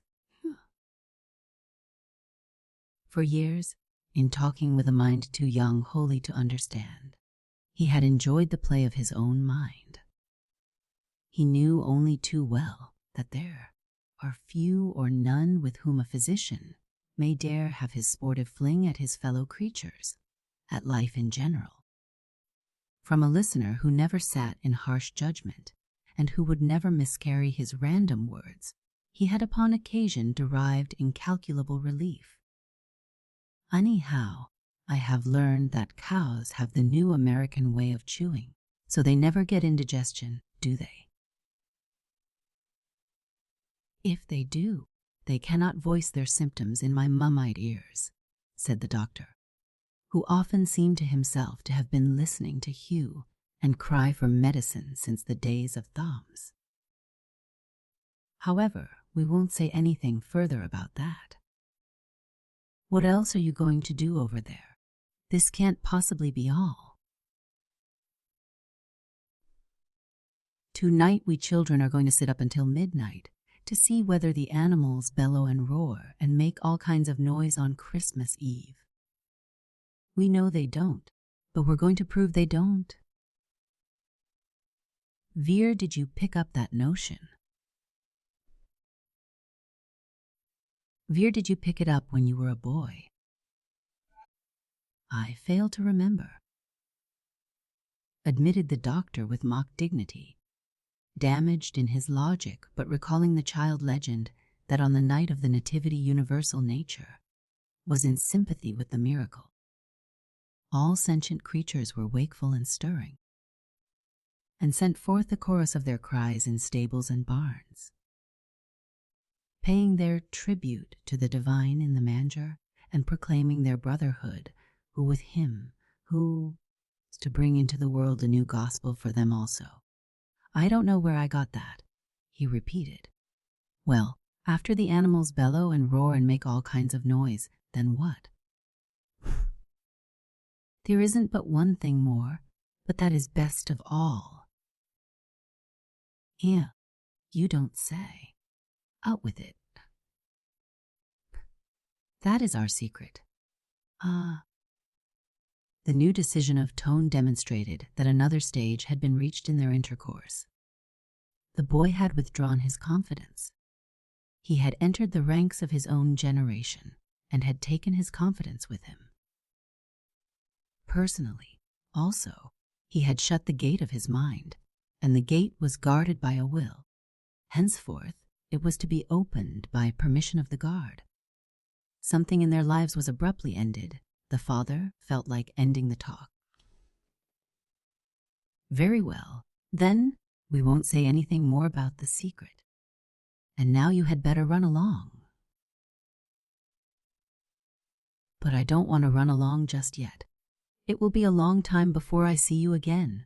Have you thought of that? He reversed his position so as to face the fire, and he crossed his feet out beyond the promontory of the doctor's knees and folded his arms on the rampart of those enfolding arms. For a few moments there was intimate silence. Then he inquired,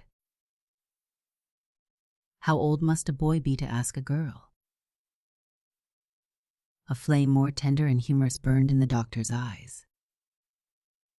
Ask her what? Ask her nothing. Ask her. You mean tell her, don't you? Not ask her, my friend and relative, tell her. Well, ask her and tell her too. They go together. Is it possible? I'm always glad to learn. Then, how old must he be? Well, if you stand in need of the opinion of an experienced physician, as soon as he learns to speak would be about the right period. That would be the safest age. The patient would then have leisure to consider his case before being affected by the disease. You could have time to get singed and step away gradually instead of being roasted alive all at once. Does that sound hard? Not very. Do you love a girl longer if you tell her or if you don't tell her? I'm afraid nobody has ever tried both ways. Suppose you try both, and let us have the benefit of your experience. Well then, if you love, do you love forever? The doctor laughed nervously and tightened his arms around the innocent. Nobody has lived forever yet. Nobody knows. But forever while you live. Do you love as long as that? You wouldn't know until you were dead, and then it would be too late to report. But aren't you doing a good deal of hard fighting this morning? On soft-boiled eggs. Though I think the victory is yours. General, the victory is truly and honestly yours. Can't stop thinking. Can I? You don't expect me to stop thinking, do you, when I'm just beginning really to think? Very well. Then we won't say anything more about thinking. Then do you or don't you? Now, what are you trying to talk about? Demanded the doctor angrily, and as if on instant guard. A new hatred seemed coming to life in him. There was a burning flash of it in his eyes. Just between ourselves, suppose that when I am a man, and after I have been married to Elizabeth a while, I get tired of her and want a little change. And I fell in love with another man's wife and dared not tell her. Because if I did, I might get a bullet through me. Would I love the other man's wife more because I could not tell her? Or would I love her more because I told her and risked the bullet? Pall-like silence draped the room. Thick, awful silence. The father lifted his son from his lap to the floor and turned him squarely around and looked him in the eyes imperiously. Many a time with some such screened but piercing power he, as a doctor, had scrutinized the faces of children to see whether they were aware that some vast tragedy of life was in the room with them. To keep them from knowing had often been his main care. Seeing them know had been life's last pity, young children finding out the tragedies of their parents with one another. So many kinds of tragedies. You had better go now, he urged gently. Then an idea clamped his brain in its vise. And remember, while you are over there, you must try to behave with your best manners because you are going to stay in the house of a great lady. All the questions that you want to ask me when you come back. Ask me. The boy standing before his father said with a strange quietness and stubbornness, probing him deeply through the eyes. You haven't answered my last question yet, have you? Not yet, said the doctor, with strange quietness also. The boy had never before heard that tone from his father. It's sad being a doctor, isn't it? He suggested, studying his father's expression. What do you know about sad? Who told you anything about sad? Muttered the doctor with new sadness now added to old sadness. Nobody had to tell me. I knew without being told. Run along now. Go. Now I'll walk along, but I won't run along. I'll walk away from you, but I won't run away from you. He wandered across the room and stood with his hand reluctantly turning the knob. Then with a long, silent look at his father, he closed the door between them. 3. The books of the year. Datar. Bernie stood motionless in the middle of the room, with his gaze riveted on the door, through which his son had lingeringly disappeared. Someone of the world's greatest painters, chancing to enter, might worthily have desired to paint him, putting no questions as to who the man was or what he was, or what darkening or brightening history stretched behind him, or what entanglement of right and wrong lay around and within, painting only the unmistakable human signs he witnessed, and leaving his portrait for thousands of people to look at afterwards and make out of it what they could, through kinship with the good and evil in themselves.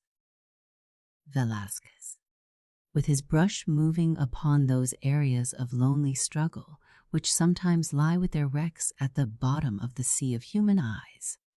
Franz Hals, fixing the cares which hover too long around our mouths.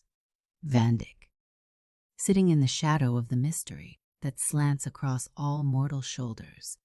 Rembrandt, drawn apart into the dignity that invests colossal disappointment. Any merciless, masterful limner of them, all in a mood to portray those secret passions which drive men, especially men of middle age, towards safer deeps upon the rocks. He had a well-set soldierly figure and the swarthy, roughened face that results from years of exposure to weather. A face looking as if inwardly scarred by the tempests of his character, but unwrinkled by the outer years. Both face and figure breathed the silent impassiveness of the regular, who has been through campaigns enough already, but is enlisted for life and for whatsoever duty may bring. He's standing there in some wise palpably, draped in the ideals of his profession as the soldier keeps, his standard waving high somewhere near his tent, to remind him of the greatness that he guards and of the greatness that guards him. Not a tall man. As men grow on that Kentucky plateau, and looking less than his stature by reason of being so strongly built, square standing, ponderous, his muscles here, and they're perceivable under his loosely fitting sack suit of dark, gray tweeds, so that out of respect for strength, which is both manhood and manliness. Your eye traveled approvingly over his proportions, measuring the heavy legs down to the boots, the heavy arms out to the wrists, the heavy square, thick muscular warm hands, and the heavy torso up to the short neck rising, full out of a low turned down collar. In this neck an animal wildness and virile ferocity, not subdued, not stamped out, partly tamed by a will. Overtopping this neck a tremendous head covered with short glossy black hair, curling blue-black hair. In this head a powerful blunt nose, set like the muzzle of a big gun pointed to fire a heavy projectile at a distant target. The nose of a never-releasing tenacity. Above this nose, right and left, thick black brows, the bars of nature's iron purpose. Under these brows wonderful grayish eyes, with glints of Scotch blue in them, or of Irish blue, or of Saxon blue, for the blood of 3 races ran thick in his veins, and mingled in the confusions of his character. Blue that was in the eyes of earlier Scottish men, exulting in heather and Highland stag, or the blue of other eyes that had looked meltingly on golden-haired minstrel and gold-framed harp. Eyes that might have poured their love into Isoldes, or have faded out in the death of Tristan, or the blue of still other eyes. Archers who had shot their last arrows, and, dying, drew themselves to the feet of Harold, their blue-eyed king fighting for Saxon England's right and might. They were eyes that could look you to the core with intelligence, and then rest upon you from the outside with sympathy for all that he had seen to be human in you, whether of strength or of weakness, but never of meanness. Under the blunt nose a thick stubby mustache trimmed short, leaving exposed the whole red mouth, the mouth of great passions, no paltry passions, none despicable or contemptible. On the whole a man who advances upon you with all there is in him, and without waiting for you to advance upon him, no stepping aside for people in this world by this man, nor stepping timidly over things. Even as he stood there a motionless figure, He diffused an influence most warm and human, gay and tragic, irresistible. A man loved secretly or openly by many women. A man that men were glad to come to confide in. When they crossed the frontiers of what Balzac, speaking of the soldiers of Napoleon, called their miserable joys and joyous miseries.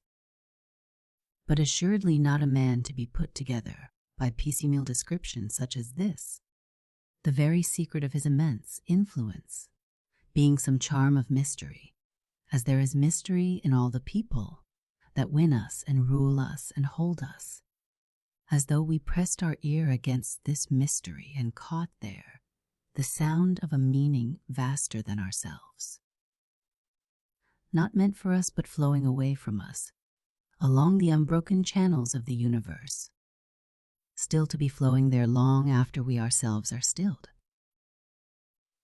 Thus he stood in his library that morning when his son left him, brought to a stop in the road of life as by a straw fallen at his feet borne on a rising wind, another harbinger of a coming storm. By and by not far away a door on that side of the house was slammed.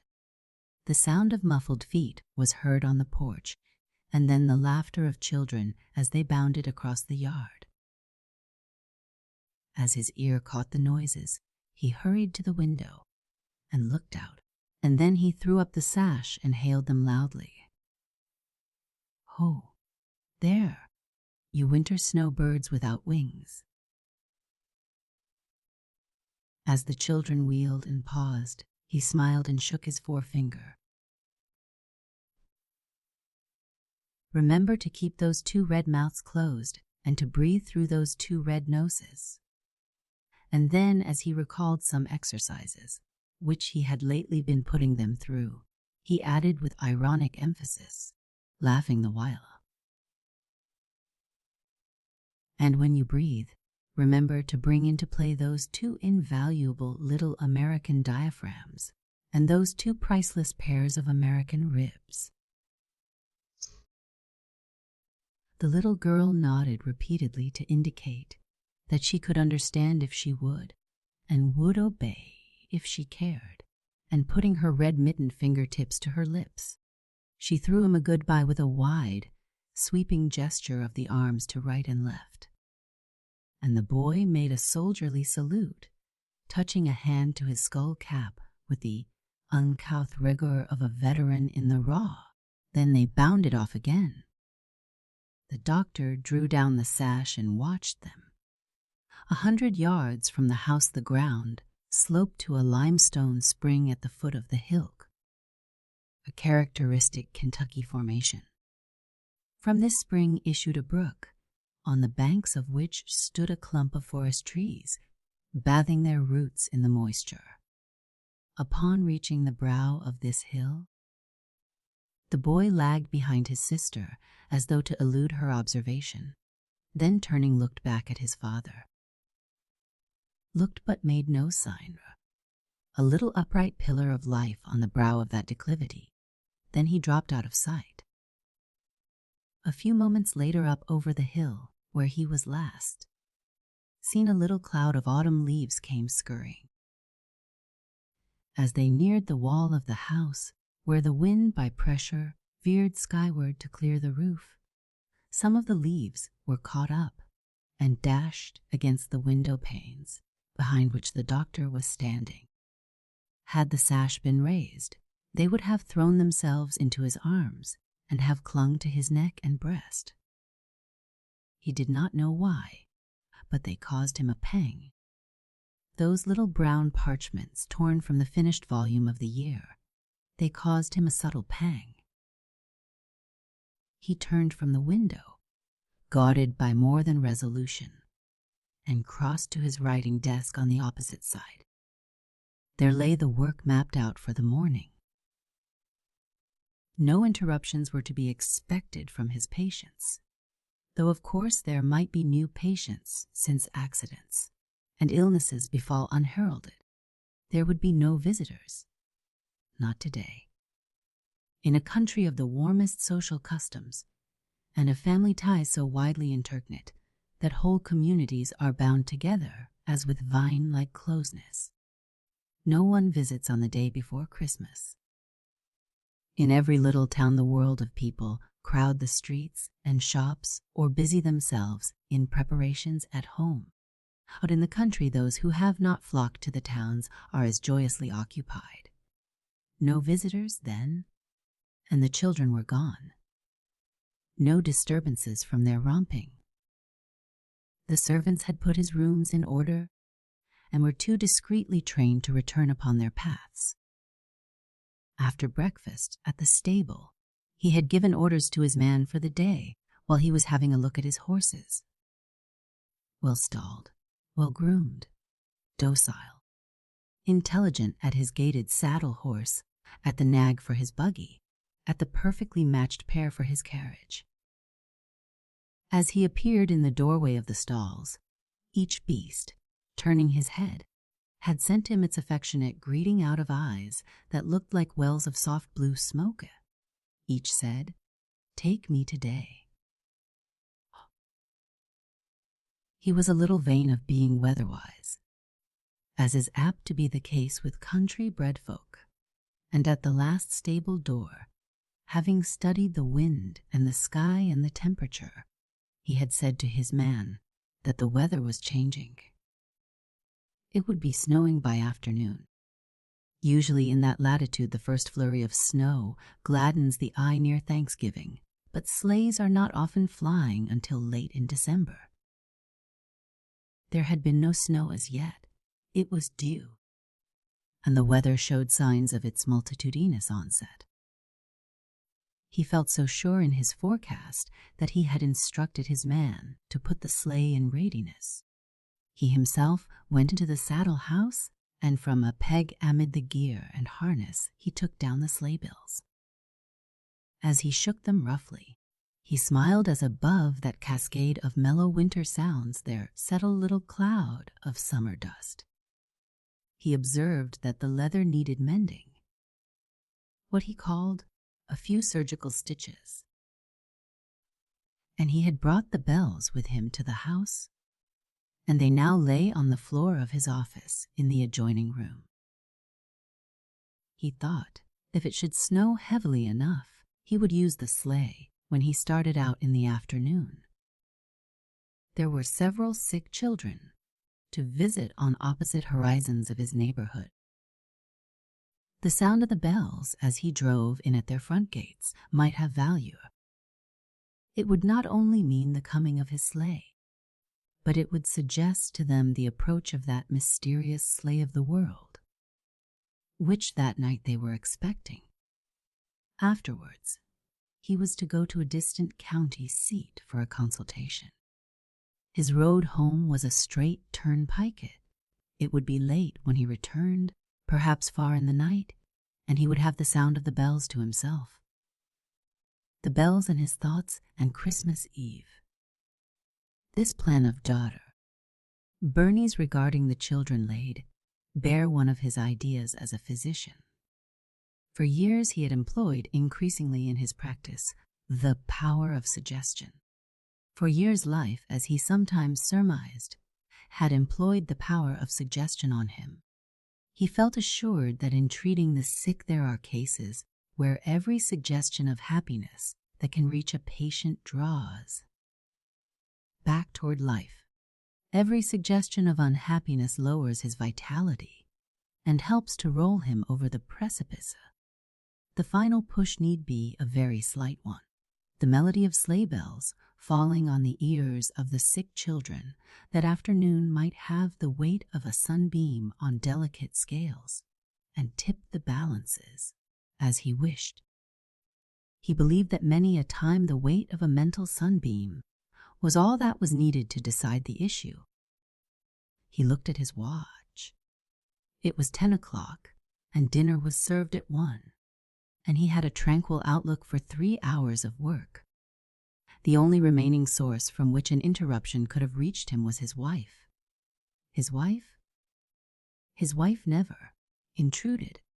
Not 3 hours, but 2 hours and a half, to be exact, for the dining room adjoined his library, and every day at 12:30 his wife entered the dining room to superintend final preparations for dinner.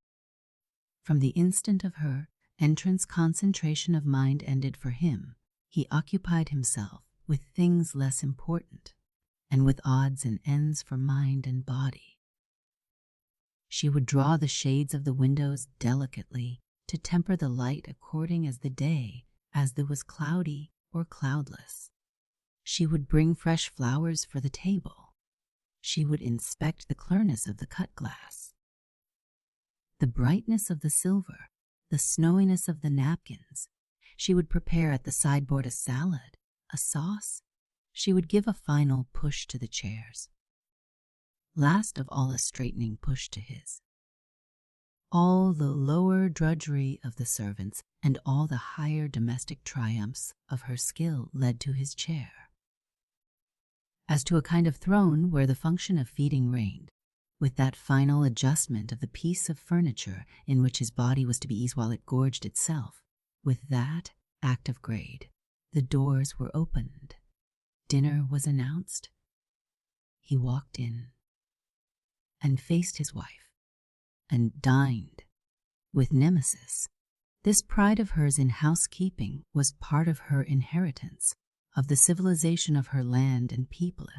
It was a little separate dynasty of itself. Often as the years had gone by, he had been thankful that she could thus far find compensation for larger disappointment. It helped to keep her a healthy woman, if it could not render her a happy wife.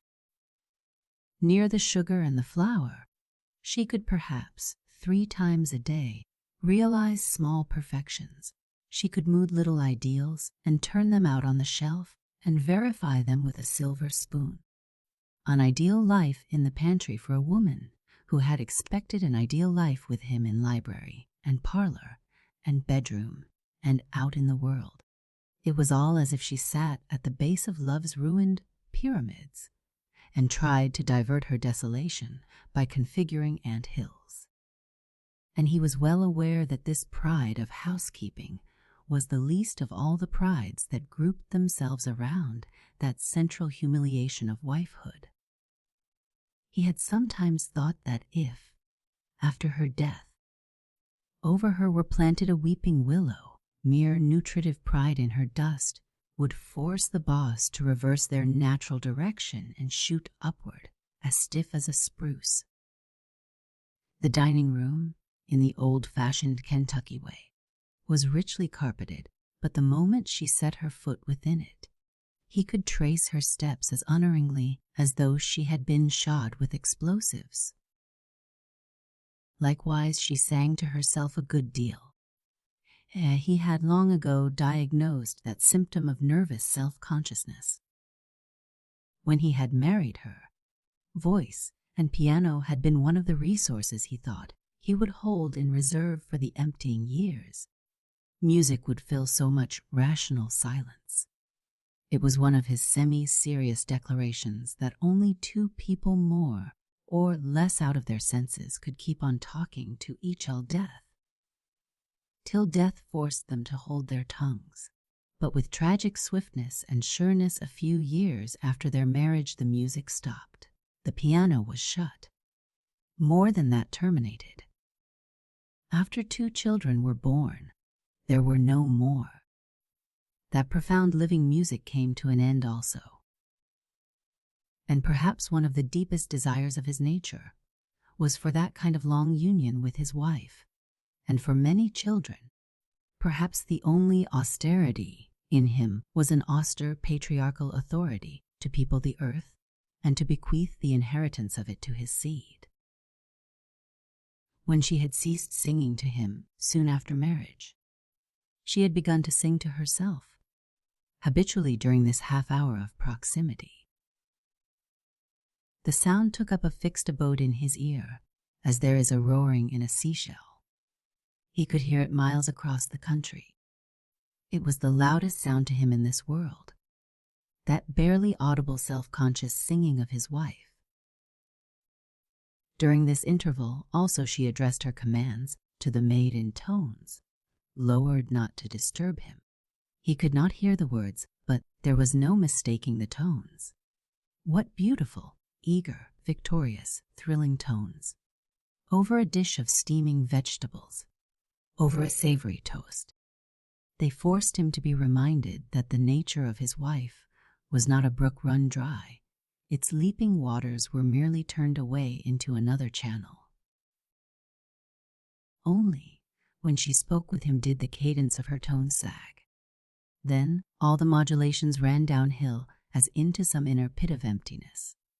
It was impossible for him to believe that the occasional chuckle and cackle of the maid during these whispered colloquies grew out of aspersions winged at him, at the hungry ogre, middle-aged, almost corpulent, on the other side of the wall, at the species of advanced gorilla, poorly disguised in collar and necktie and midway garments, and with wool and leather drawn over his lower pair of modernized walking hands.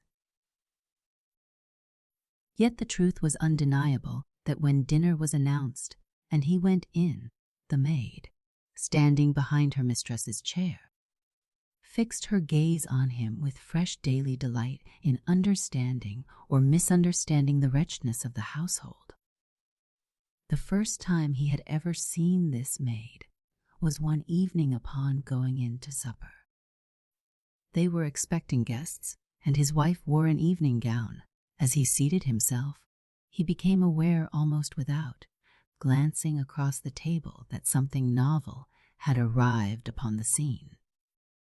Something youthful yet as immemorial as Erebus.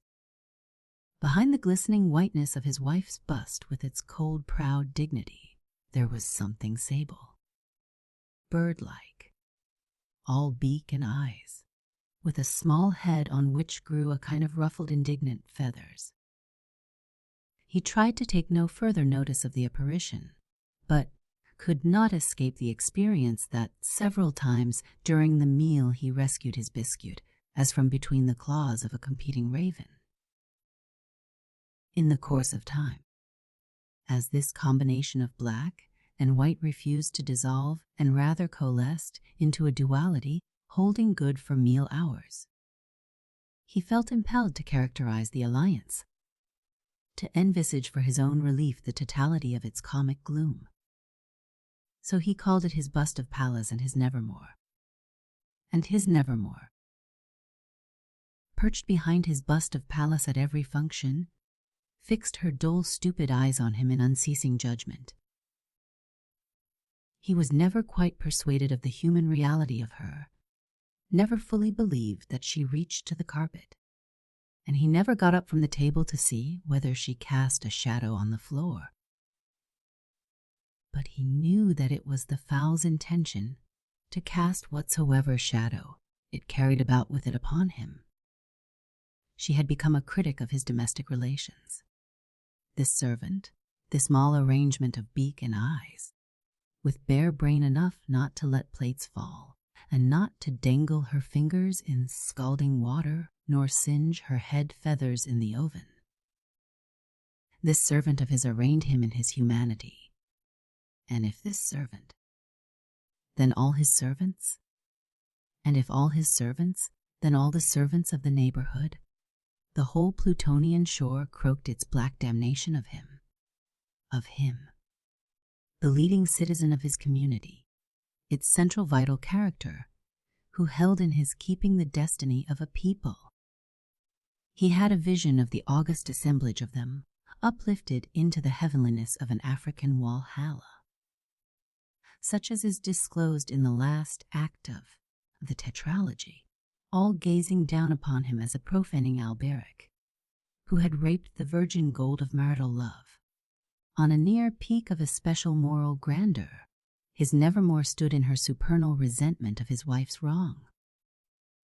For whatever nevermore was not, at least, she was woman, and what woman fails to espouse any wife's dignity except the woman who supplants the wife? Not even she, for if ever in turn her hour comes, her first outcry is, I might have known. Dudra. Bernie did not have 3 hours for this morning's business. Then, but 2 hours and a half, and forthwith beginning, he took from his breast pocket a small book and transferred from it to a large diary his notes of visits to patients on the day preceding. This soon done, he was ready for the main work. It was now the closing week of the year when, according to custom, he posted the year's books, for he was his own secretary. By New Year's Day his accounts were about ready, and new books were opened. He always took up with repugnance this valuation of his services. It was to him one of life's ironies that in order to live he must take toll of death. He must harvest his bread from the fields of tears.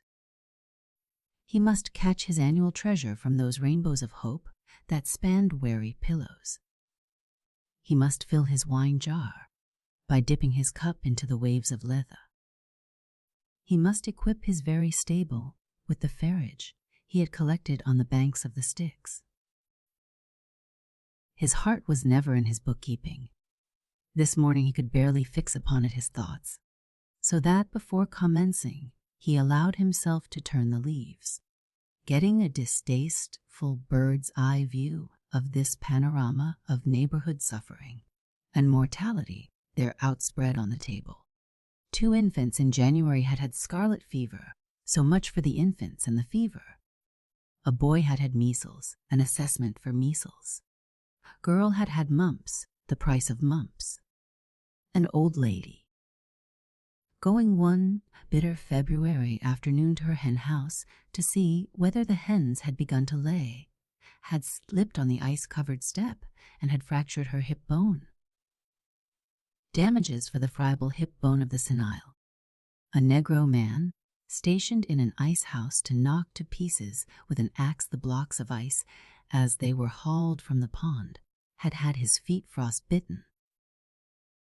In April, a stable boy had been kicked in the groin and bitten in the shoulder by a stallion.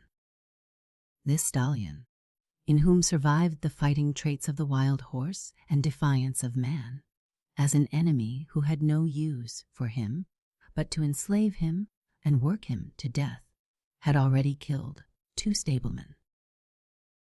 Too valuable for the stud to be himself killed, and too dangerous to be approached or handled, it was decided to destroy his eyesight, and the doctor had been called in to treat both stable boy and stallion. There was a bill for his services to the boy, none for the stallion. He was not a veterinary, but it was his hand that had jabbed the long needle into those virile, unconquerable eyes, leaving that Samson Agonistus of the herd, whose only crime had been to reject civilization, as was his right. There was no one to put out the doctor's eyes, who also had rejected civilization, which was not his right. In June a lad, climbing a cherry tree with the ambition to capture the earliest cherries dangling scarlet, had fallen flat upon his back when the limb had split from the half-rotten trunk, thus jarring his spine. It was a bad case. He must now make out a good bill for it. Otherwise the father would feel resentful. In harvest time one of his friends, a young farmer, overheated, went bathing too soon in a fresh water pond. Made cooler by a recent hailstorm, between the leaves lay a note from his widow. With its deep black border and its morning perfume, she had asked for the account, had asked punctiliously to pay for a beloved young husband's fatal chill. In autumn 2 barefoot half-grown brothers were cutting ironweeds in a pasture with hemphooks. The elder, by too heavy a stroke, had sent his blade clean through a clump of weeds into the ankle of the younger, slashing it to the bone. Thus the record ran on as the doctor turned the pages in a preliminary survey of his chart of suffering. And then there were the cases of those coming into the world and the cases of those going out, crew, birth rates, death rates. He must exact of nature his fee for continuing the existence of the human race. I'm going to guess, and he must go about among his friends and neighbors and wring money out of them, because those they loved best had merely paid their own decent debt to mortality. He dipped his pen into the ink, drew before him some blanks, and began to make out the bills. The rooms were very quiet and comfortable. Winter sunshine entered through the windows. The Christmas wind frolicked outside the walls. To be forced to sit there and say to the world, "My feelings have nothing to do with it. You must pay what you owe, because all life is payment, everything is a settlement. There is but one that is exempt, nature. It is only she who never fails to collect a debt, but who never pays one. Who that has ever lived our common human life, borne its burdens, felt its cares, fought against its wrongs? Who but knows that nature is in debt to him? But what son of hers has ever been able to tear his due from her? More may be learned about the doctor by an inspection of his rooms. Of these there were 3, with a small 4th chamber as an ell in the house. In this ell there was a single bed, and here he sometimes slept, as nearly outside the house as it was possible to lie, and still to be within it. The room in which he now worked was his library. Communicating through an open door was his office. Beyond the office, through another open door, was a 3rd room in which were stored many personal articles of indoor and outdoor use. Beginning with his office, you derive the knowledge which any physician's and surgeon's office, if modern and complete, should afford. On one wall hung his diploma from a New York medical college, on another a diploma from Vienna for postgraduate study and hospital work. The rooms taken together bore testimony in their entire equipment to a general outside truth, that the physician who lived in them was not a country doctor, because he had been crowded by abler members of the profession out of the cities, where there are many, into the country where there are none, and this fact in turn had its larger historic significance. Almost within a generation, a radical change has taken place in the relation of town and country as regards the profession of medicine. The old barriers which half a century ago separated the sick in the streets from the sick in fields and forests have been swept away. The city physician, now 25 miles away, can often arrive more quickly than a country doctor who lives 5, and a surgeon can come in an hour who formerly needed half a day. But many now living with long memories can well remember the time when the country doctor ruled in his neighborhood as the priest in Mede. Val Europe swayed his parish. However remote, he was always sent for. His form was the very image of rescue. His face was the light of healing. As a consequence, the country often developed leaders in the profession, instead of its being dependent upon the cities. These looked to the rural districts for many of the most skillful practitioners. This was strikingly true from the earliest settlement of the West on that immense plateau of forest and grass land which has long since drawn to itself the notice of the world as the loveliness of Kentucky. It was on the southern boundary of this plateau, living in a pioneer hamlet and practicing far and wide through a wilderness, that a country doctor became the father of ovarian surgery in the United States and won the reverence of the world of science and the gratitude of humanity. In another pioneer settlement, one of the greatest of American lithotomists spread the luster of his name and the goodness of his deeds over the whole country west of the Allegheny Mountains, and these were but 2 of those many country doctors who there for well nigh a century were the reliance of their people: physicians, surgeons, diagnosticians, nurses, pharmacists, friends, all in one. This powerful and brilliant tradition had descended to Dr. Burney, and he had worthily upheld it. In some respects, he had solidly advanced it, notably in his treatment of children's diseases. A second room, in which the articles of his personal life were kept, gave further knowledge of him as a man. Outside the windows there was a tennis court. He played tennis with his children and with young people of the neighborhood. You saw his racket on the wall, and if you had opened a closet, you would have found the flannels and the shoes. Elsewhere on the wall you saw his reel. In season he liked to fish, when his patients also could go fishing, or at least were well enough to feel like going, and in the same closet you might have noted the residue of a fisherman's outfit. He fished not only for black bass, but for that mild pond and creek fish prized as a delicacy on Kentucky tables, a variety of the calico bass known in the local vocabulary as Dawes New Light. Still elsewhere you saw his game bag and bird gun. He liked to call it by the older word fowling piece. He hunted quail, doves, wild duck. In another closet you would have been interested to discover his regalia as a member of the Order of Masons, and well placed beside it his uniform as a member of the State Guard.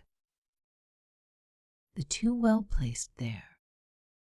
When years before his neighbors had enrolled him in the Guard, they had saluted him as one more Kentucky colonel. I will submit to no official degradation. He had said, I am already the commander of the whole army of you, on the field of your human Waterloo. Salute your general. His library added its testimony as to other humanities. Scattered about on tables and mantelpiece were fine old pipes and boxes of cigars and playing cards. There were poker chips, showing that the doctor had poker neighbors. So where else if not there? The whist was his game. You realized that he was a man at home among a people who loved play, must have play. On his sideboard were temperate decanters. He had sideboard neighbors. Altogether a human-looking room for much that is human, easy to enter, comfortable to stay in, hard to quit. But our closest friends can come so close to us and no closer. They surround us, but none of them enters us. Nature forbids that any but our own feet should cross the bridge spanning the distance between other people and the fortress of the individual. Across that bridge we can take with us no companions except those that keep silent amid its silences, that can speak to us, but that cannot see us. Those great voices without eyes, those great listeners without ears, great counselors without criticism, great hands that guide and refuse to smite, great judges that embody law and refuse to sit in judgment on us. Books. Some of the doctor's books held for him life's indispensable laughter, and no one of us ever tells all the things in this world that we laugh at. Some held for him life's tears, and no one of us ever tells the things that secretly start our own. Some held neither laughter nor tears, but what is above both? Life's calm, and what one of us, but at times feels the need to ascend to some inner mountain top of our own spirits? Far above the whole darkened, or radiant cloud rack of emotion, and look futureward into the promised peace, the end of our wandering, joys, sorrows, and calm, these three for him, too. Such books stayed with the doctor year after year. He could wake in the night and find them through the darkness. In the darkness they knew how to find him. They were not part of his medical library, of course, which was another matter. But they filled 3 sides of a large, low revolving bookcase in the middle of the room beside his easy chair and his lamp and table. The 4th side of his bookcase held the books that came and went as a stream, entering and passing on, He drank from them as they flowed by. Always they were books of fiction or biography, which held in solution the truth of the human matter about some life that had fought or was fighting its path through victory.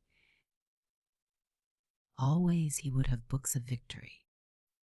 By preference it must be a story real or imagined of some boy, youth, young man, middle-aged man, who was in the struggle for existence and who was on the side of survival.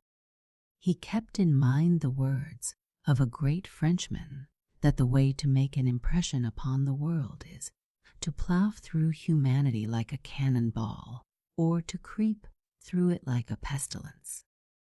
But he knew that in this world there are very few human cannonballs, though of such pestilence there is always more than enough. Rather, every common man's life, and every uncommon man's life, is a drawn sword that has to cut its way through all other drawn swords. Here were the books which disclosed the mettle of a character, the last magnificent refusal to be ruined by evil, which is the very breath of a man and the slow measure of the world's advance. So that, while much is always failing in everybody, all is never failing. Out of the blackest abyss there arises in the wounded and prostrate some white peak of unmelting innocence, at the base of which life's battle rages. Many a time long after midnight he would read to a finish some such triumphant story, and with a murmur of, "Well done," he would close the book, turn out his lamp, and go to sleep in his chair with his clothes on, with that scene of victory emptying its echoes into his ear and his dreams. Here, then, was some discreet knowledge of the doctor as a doctor and as a man. But there was one thing in his library that blended these two separate aspects, showing how the man felt as a physician and how the physician felt as a man. This was a series of pictures running around the walls and connecting great epochs in the progress of medicine. He had a liking, as the world has, for some brief series of climaxes that will depict a subject at a glance. Very memorable to him was Shakespeare's 7 Ages, because they were 7 and were thus easily grasped by poetry and reason. But he knew that Shakespeare might as truly have substituted another 7, with as good poetry and reason, or he might have made the ages 14, or 49, or 4900. For actually the ages of a man's life are infinite, but being reduced to 7, we all recognize them. And memorable to him likewise had been Hogarth's progress of the rake with its few pictures, and his progress of the harlot with its few, and his progress of marriage à la mode with its few, and the progress of cruelty with its fewest of all. Only 4, but more than enough. And yet the stages in the progress of the rake, and of the harlot, and of marriage à la mode, and of cruelty are infinite. And at no single stage in the progress of any one of them could you actually find either rake or harlot or infidelity or cruelty. Being portrayed as few, the world understands and finds its own account in them. So around the walls of his library there hung a series of pictures showing the progress of medicine across the ages.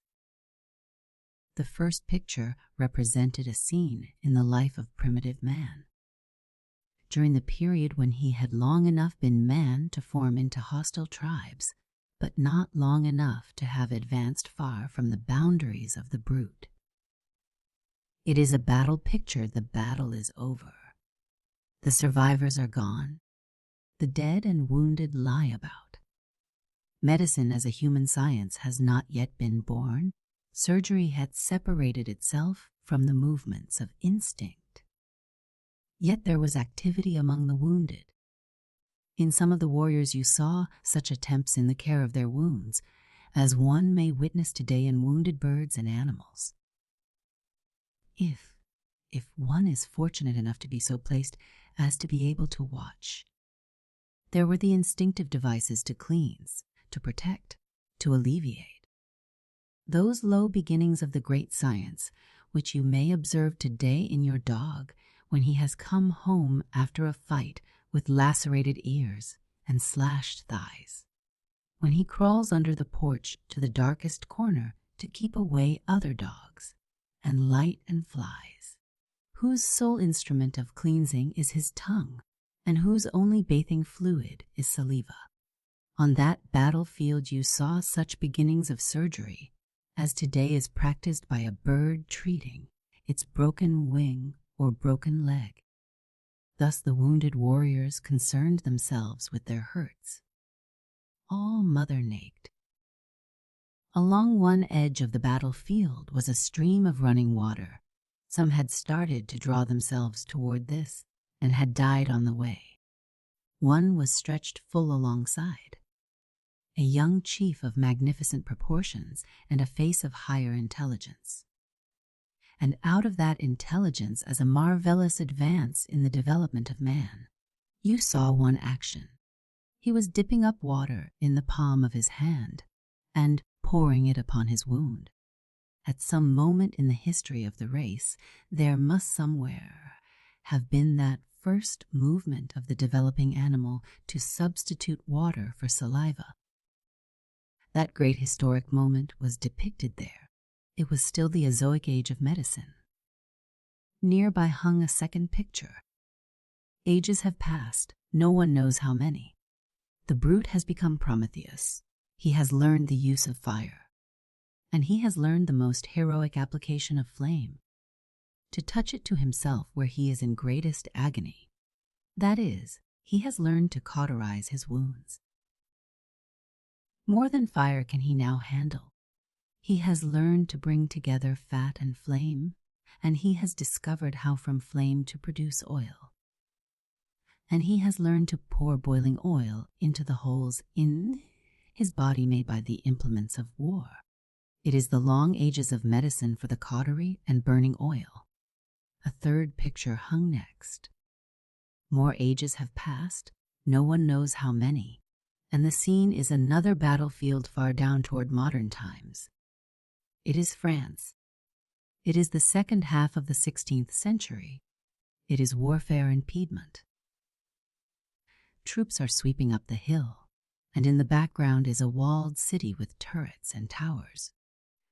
And in the foreground, wounded soldiers are arriving or are lying about on the ground. There is a rude mass of masonry used as an operating table, and on the operating table is a soldier, one of whose legs has just been amputated above the knee. An attendant holds the saw, with which the leg has just been sawed off, and the stump of it has dropped below. Beside the wounded man stand two figures, one the figure of the past and the other a figure of the future. A poor barber's apprentice, father of modern surgery, named to be massacred on St. Bartholomew's Eve, but spared because none but a despised Huguenot could be found in all France skillful enough to safeguard the royal Orthodox blood. There beside the soldier they stand, these two, and in them ages meet, for the figure of the past holds in his hand one of the cauteries that are kept red-hot in a brazier near his feet, and the other holds in his a new thing in the world, a simple ligature. A great scene, a great epoch, the beginning of new surgery, when the flowing of blood from amputations of the great arteries could be stopped by a mere bandage at that man. Ambroise Paré. More centuries have passed. We know exactly how many now from year to year. It is the 19th, and it is the New World. The next picture on the library wall portrayed a scene on the western frontier of a new civilization. It is the backwoods of Kentucky. It is a pioneer settlement of 300 or 400 souls, nearly 1,000 miles from any hospital or dissecting room. In the front door of his rude pioneer house stands a Kentucky country doctor, Ephraim McDowell. His patient is before him, a woman on horseback in a side saddle.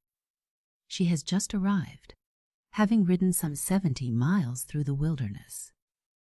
He is assisting her to alight, and he is soon to perform, without consultation, without precedent in the ages of surgery, but not without a prayer for himself and her, by strength of his own will and nerve, and by the light of the solitary candle of his own genius, an operation which made Kentucky the mother of ovarian surgery for all coming time, a new epoch of life and mercy, he going his own way to immortality, as Shakespeare went his, as the greatest always go theirs, by a new path untrumpeted and alone.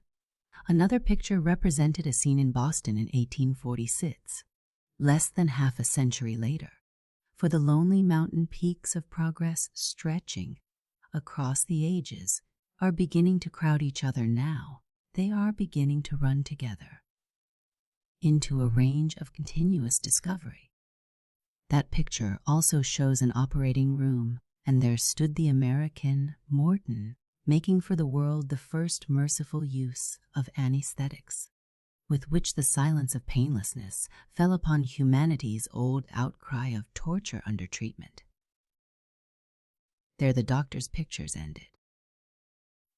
In our own time he might have added one more for the epoch of the Roentgen ray, and another for the Finsen light, and another for transfusion of blood, and still others crowning other mountain tops in the new surgery and new medicine.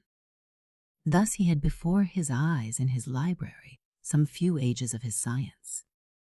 As it went forward and slipped back and missed the road and forgot the road, yet somehow steadily advanced across the centuries like an erring unconquerable man across his years, not progressing, however, as a man grows, from infancy to decrepitude, but moving from its old age toward its youth, always toward its youth, as Swedenborg's angels fly forever toward their spring. It ran around his walls like a great roadway, connecting the last discoveries of his science with the surgery of the wolf who gnaws off his imprisoned leg, and with the medicine of the sick dog that eats grass. He called it his world's path of lessening pain. It was the last refuge and solace of his often tired and often wounded mind.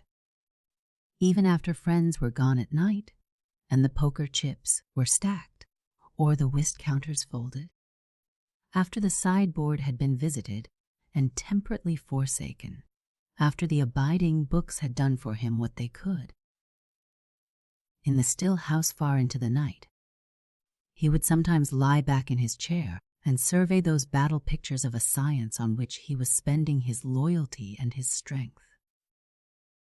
Once, in younger days, outside the eternal city, he had gone to study those fragments of the old Roman aqueduct that today are slowly crumbling on the Campagna.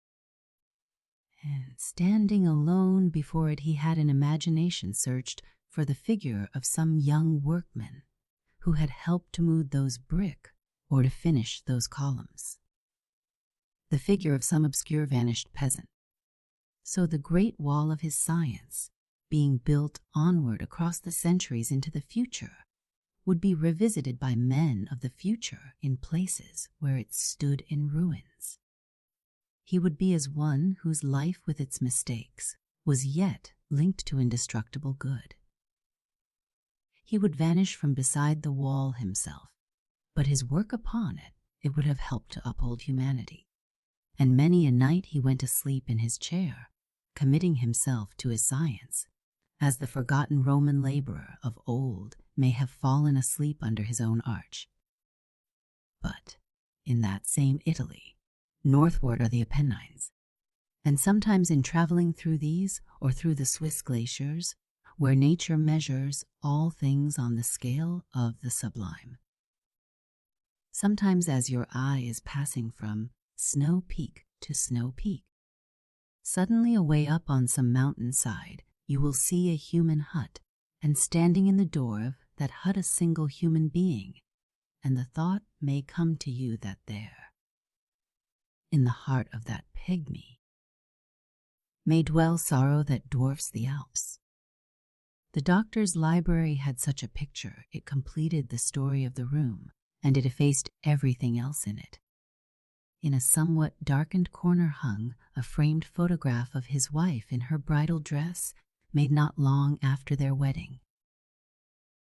Once his photograph had hung beside it. The plaster where the nail had been driven in had either fallen out or it had been torn out. He never knew. He knew enough not to ask. As for the photograph, there stood a young bride, looking into her future and trying to conceal from herself what she saw soon awaiting her, the life of a woman wedded but not loved.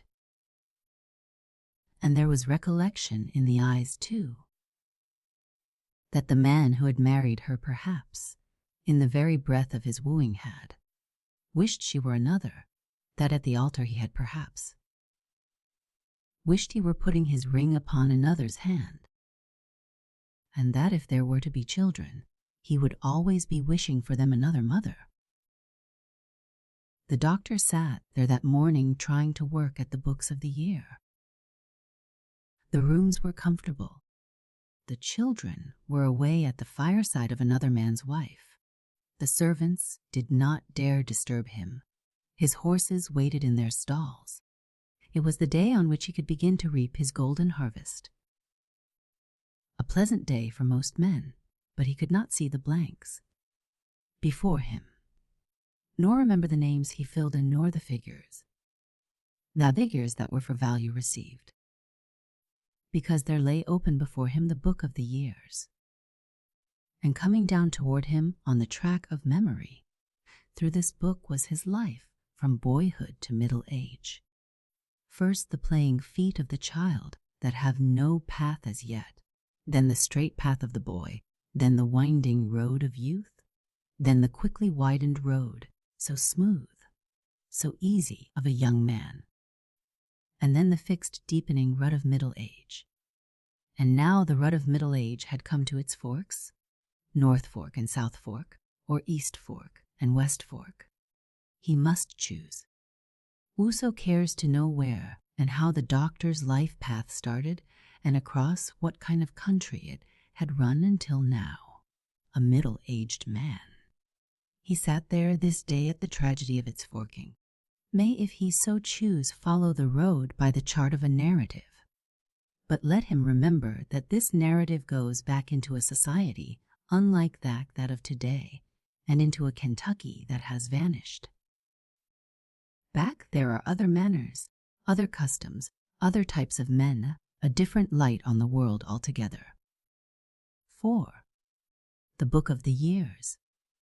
More than half a century ago, or during the decade of 1850 and 1860, when American life on the fertile plain of Kentucky attained its ripest flavor, there was living with great ease to himself and others on a large estate in one of the bluegrass counties a country gentleman and farmer who was nothing more. Nothing more, because that was enough. Being farmer took up much of his time, and being a gentleman took up the rest. He one day observed that his prolific heels were beginning to be trodden upon by a group of stalwart sons, nearing manhood, or, in the idiom of that picturesque soil, all thickly bunched in their race for the grandstand.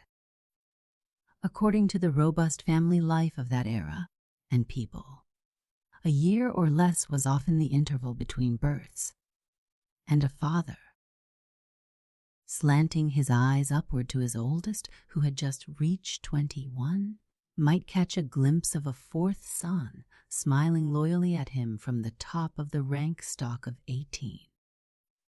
This juvenescent and prodigal sire clearly foreseeing, as many of his neighbors foresaw, the emancipation of the Negroes and the downfall of the Southern feudal system, and thus the downfall of the Kentucky gentlemen of the feudal soil, could see no further, when those grapes, then ripening, went into the winepress of destiny. There would be no more like them. The stalk would be cut down, A new vineyard would have to be planted. And what might become of his sons as laborers in that vineyard he knew not, though looking wistfully forth. Therefore he determined to store them away for their own safeguard among those ancestral professions, alike of the old and new world, that are exempt from political vicissitude and dynastic changes. Now it happened that among his friends he counted the great Dr. Benjamin Dudley, the illustrious Kentucky lithotomist at Lexington, and taking counsel of that learned and kindly man, he chose for his firstborn stalwart, since the stalwart, when invited to do so, declined to choose it for himself, the profession of medicine, and having politely packed his trunk. He politely packed him with a polite body servant and a polite goodbye off to a medical school, the best the Southern states then boasted. And the Southern states knew how to boast in those days. But the colt that has been dragged to the water cannot be forced to drink, and the semi-docile son could not be made to introduce into his system his father's professional prescription. His presence at the medical school was evidence in its way that he had swallowed the prescription, but his conduct as a student showed that by his own will he had inhibited its action upon his vital parts. In the year of finishing his course of lectures, his father died, and upon returning home certificated as a doctor. He returned also as a young blood of independent fortune, independent future, and independent feelings, the last of which, the feelings, he regarded as by far the most important of the three. At the bottom of his trunk against the lining was his diploma, on the principle that we pack first what we shall need last. The immediate use this golden youth made of his liberty and his feelings was as to take over into his control a share of the ancestral estate that felt him under our American laws of partible inheritance, to build on it a low, rambling manor house, and into this to convey his portion of the polished family silver and the polished family blacks. Soon afterward, with no exertion on his part, he married him a wife in the neighborhood, tore up his diploma as if to annihilate in his establishment the very recognition of disease, laid off a training track, and proceeded to employ his languid energies in a fashion which his father had not favored for any of his sons, the breeding of Kentucky thoroughbreds. Years passed. History came and went its thundering way, leaving the nation like a forest blasted with lightning and drenched with rain. The Kentucky gentleman of the feudal sort was gone, having disappeared in the clouds of that history which had swept him from the landscape. The mild young Kentucky breeder mellowed to his middle years, winning and losing on the road as we all must, but with never a word about it one way or the other from him, early losing his wife and winning the makeshifts of widowerhood, entering so to speak upon its restrictions, losing his little daughter and winning a nephew whom he adopted and idolized, letting him run wild over the house and then about the yard and then about the farm, and then across boundary fences into other farms, and then into the towns, and then out into the world. There were parts of his farm that looked like English downs, and on these fed Southdown sheep, for the Kentucky country gentleman of that period killed his own mutton. He killed pretty much his own everything, even his own neighbors. No saddle of mutton out of a public market house for him and for his groaning mahogany. And so it seemed well nigh a romantic coincidence that the fatherless, motherless boy who came to play on these downs should have arrived there with the name of Downs Birney. The Kentucky turfman, with his Southdown sheep and Durham cattle and white Berkshire hogs and thoroughbred horses and blue Dorking chickens, was born, as may already have been observed, with that southern indolence which occasionally equals the Orientals, and as more time passed, he settled into the deeper imperturbability of men who commit their destiny to fast horses. Apparently they early become so inoculated with hazard as to end in being immune to all excitement. As he could stroll over his farm without having to climb a hill, he had perhaps preferred to build him a low manor house so that he could lounge over it without having to take the trouble to go upstairs. In the chosen business of his life, it would appear that he had wished to avail himself of a principle of old Roman law, that he who does a thing through another does it himself, and thus he could sit perfectly still on his veranda with 2 legs and run nearly a mile a minute on a track with 4. A rural Kentucky gentleman of dead, ripe local prebellum flavor, exhaling a kind of Falernian bouquet, as he dwelt under the serene blue sky on a beautiful bluegrass Sabine farm, a warm-visaged, soft-handed, bland-voiced man, so bland that when he strolled up to you and accosted you, you were uncertain whether he was going to offer to bet with you or to baptize you. Season after season this tranquil, happy Kentuckian dwelt there, intent upon making nothing of himself and upon making the horse an adequate citizen of a state that likes to go its own gait, and to make him a leading citizen of the world. Measurably, he succeeded in doing both. As he receded from view, his horses advanced into notice. He was probably never better satisfied with his stable lot and with his human lot than when at one of his annual sales he could hear the auctioneer, that high-gingered paindar of the black walnut stump, aroused the enthusiasm of the buyer, had ascertained the immortal calm was tater, and thus the peerless stan, and that its dam was its sire, the miraltat, a swift perdition. Black walnut stump. Year after year he dwelt there, contented in drinking the limestone water of his hillside spring with his foals and his fillies, drinking at his table the unskimmed milk of his Durham dairy, and drinking indoors and outdoors the waterproof beverage of a 4 seasons philosophic decanter. The decanter resembled the limestone spring in this at least, that it could never rise higher than being full and could never be baled dry.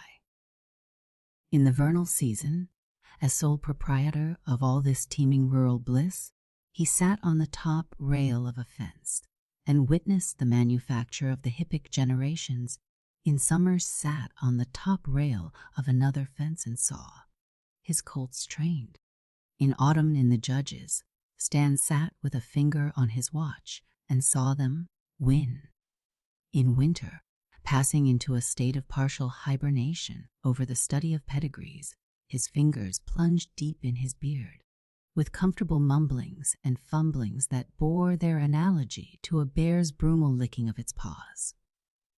A veritable Roman poet Horace of a man, with yearlings as his odes, and with a few mules for satires, surely possessed of some excellent Epicurean philosophy of his own, in that he could live so long in a wretched world and escape all wretchedness. If storms broke over his head, he insisted that the weather just then was especially fine. If trouble knocked at the door, he announced with regret from the inside that the door was locked. Is there any wonder that? Nobody, though he insisted upon being, his appearance in public always attracted a crowd. For the inhabitants of this world are always looking for one happy inhabitant. His acquaintances hurried to him as they would break into a playful run for a barrel of a lemonade at a woodland picnic when they needed to be cooled, or as they waited around a kettle of burgoo at a barbecue in autumn when they wished to be warmed. Hot or cold, they felt their need to be sprayed as to their unquiet passions by his streaming benevolence. Always that benevolence, On 2 distinct occasions, he had placidly reduced by 1 the entire meritorious population of central Kentucky, and then with a clear countenance, had presented himself at the bar of justice to be cleared. Upon his technical acquittal, the judge had casually said that no matter how guilty he was, it would have been a much fuller crime to hang a citizen with so innocent an expression, that the habitual look of innocence was of more value in a homicidal community than a verdict of guilty for 2 fits of distemper. If the world should last until Kentucky passes out of history into the classic and the mythological, if Daniel Boone, and the wilderness road should become Orion and the Milky Way, if the capture of Betsy Calloway should become the rape of Lucrece, if the 2 gigantic Indian fighters, the Poe brothers, should establish their claim to the authorship of those poems and tales which even in our own time are beginning to fall away from a mythical personage, hardly more than an emanation of darkness, perhaps this unique Kentucky gentleman who insisted upon being no one at all will exhibit his beaming face in the heavens of those ages as charioteer to the horses of the sun. The sole warrant for here disturbing his light repose under his patchwork of turf is that he had taken to his hearthstone and heart an orphan nephew, whose destiny it was to be profoundly influenced by the environment of heart and hearthstone, by this breeding of horses, by the method of training them, by that serene outlook upon the world, and that gaiety of nature which attracted happiness to it as naturally as the martin box in the yard drew the martins, possibly even more influenced in the early years around that fireside where there was no women, no mother, no father either, nor parent out of doors, save the motherhood of the near earth and the fatherhood of the distant sky. From the day when he arrived on that stock farm, its influences began their work upon him, and kept it up during years when he was not aware. But in his own memory, the first event in the long series of events, the first scene of all the scenes that made his progress, occurred when he was about 15 years old. As the middle-aged man, sitting in his library that morning with the book of the years before him, reviewed his life, his memory went straight back to that event and stopped there as though it were the beginning. Of course it was not the beginning. Of course he could not himself have known where the beginning was or what it was, but he did what we all do as we look back toward childhood and try to open a road as far as memory will reach. We begin somewhere, and the doctor began with his 15th year as the first scene of his progress. But let that scene be painted not as the doctor saw it more nearly as it was. He was too young to know all that it contained. It was a balmy Saturday afternoon of early summer. An uncle and nephew were out in the yard of the white and lemon-colored manor house, enjoying the shade of some blossoming locust trees. The uncle was sitting in a yellow cane-bottom chair, and he had on a yellow nankeen waistcoat and trousers, so that the chair looked like an overgrown architectural harmony attached to his dorsal raiment, and he had on a pleated bosom shirt which had been polished by his negro laundress with iron and paraffine until it looked like a cake of winter ice, marked off to be cut in slices.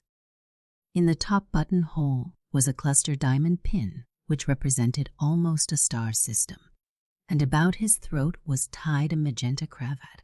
That was the day for solferinos and magentas and Madeira wine. But the neck of the wearer of the cravat was itself turning to a gaudy magenta, so that the ribbon, while appropriately selected, was as a color sign superfluous. On the grass beside him lay his black alpaca coat and Panama hat and gold-headed cane and red silk handkerchief, and a piece of dry wood admirable for whittling. He had been to a colt show that morning several miles across the country in a neighborhood where there was some turbulence, not the turbulence of the colts, and he had reached home just before dinner. Glad to get there without turbulence, and the dinner had been good, and now he was experiencing that comfortable expansion of girth, which turns even a pessimist toward optimism. That streaming benevolence of his countenance never streamed to better advantage. He was reading his Saturday weekly newspaper, an entire page of which showed that this was a great third breeding region of the world. At the distance of several yards you could have inferred as much by the character of the advertisements, each of which was headed by the little black wood cut of a stallion. The page was blackened by this woodcut as it repeated itself up and down, column after column. Whether the stallion were sorrel or roan or bay or chestnut or black, one woodcut stood for all. There was one other woodcut for jacks, all jacks. In the same way, one little wood cut in an earlier generation had been used to stand for runaway slaves. A Negro with a stick swung across his shoulder and with a bundle dangling from the stick down his fugitive back. One woodcut for all slaves. If you saw between the legs of the figure, it was a man. If you did not, it was the other figure of man's fate in slavery. The turfman read every item of his newspaper, having first, with a due sense of proportion, cast his eye on the advertisement of his own stud. The nephew was lying on the grass nearby, wearing a kind of dove-colored suit, so that from a distance he might have been taken for a huge mound of vegetable mould, he having just awakened from a nap, a heavy, rank, insolent, human cub with his powers half pent up and half unfolded, except a fully developed insolence toward all things and people except his uncle, himself, and his friend, Fred Ousley. He rolled drowsily about on the soft turf, waiting to take his turn at the newspaper. It was the only thing he read otherwise. He was too busy reading the things of life on the farm. Once he stretched himself on his back, looking upward for anything and everything in sight. The light breeze swung the boughs of the locust, now heavily draped with blossoms, and soon his eyes began to follow what looked like a flame darting in and out amid the snowy cascades of bloom. A flame that was vocal and that dropped down upon his ear crimson petals of song. The Baltimore oriole. He liked all birds but 3, and presently one of those that he disliked appeared in a fork of a locust and darted at the oriole, driving it away, and then returning to the fork. The blue jay. His hatred of this bird dated from the time when one of the Negroes had told him that no blues jays could be seen at 12 o'clock on Friday, all having gone to carry brimstone to the lower regions. After that, he and Fred Ousley had made a point of trying to Kay's early Friday morning. A fatally shied stone would cut off to a dead certainty just so much of that supply of brimstone. He hated them even more on Saturday, when he thought of them as having returned. The one in the fork now was looking down at him and, with a great mockery of bowing, called out his fiddle, fiddle, fiddle. It was his way of saying, "You'll get there and there will be brimstone, sonny." Of course he believed none of this legend, but suggestions live on in the mind, even though they do not root themselves in faith, and memory also has its power to make us like and dislike. Presently, as he lay there stretched on the grass and near the edge of the shade, another ill-omened bird came sailing cloud high across the blue firmament, and having taken notice of him, a motionless form on the earth below, it turned back and began to circle about him. That was another bird he hated. When a child, he asked about it, and had been told that it removed all disagreeable things from the farms. He thought it a very kind, very self-sacrificing, and industrious bird to do so, and he conceived the whole species of them as a procession of wheelbarrows operated across the sky by means of wings and tails. Afterwards, when his views grew less hazy on natural history, he lowered his opinion of the disinterested buzzard. The third bird on which had fallen his resentment was the rain crow. Earlier in his childhood, it had been told him that when the clacking wail of this songster was heard on the stillness of a summer day, a storm was coming, and he had seen storms enough on that very farm. Tornadoes that cut a path through the woods as a reaper cuts his way across the wheat field. But he saw no rain crow today. You look for them in August when they haunt the cool shade trees of lawns.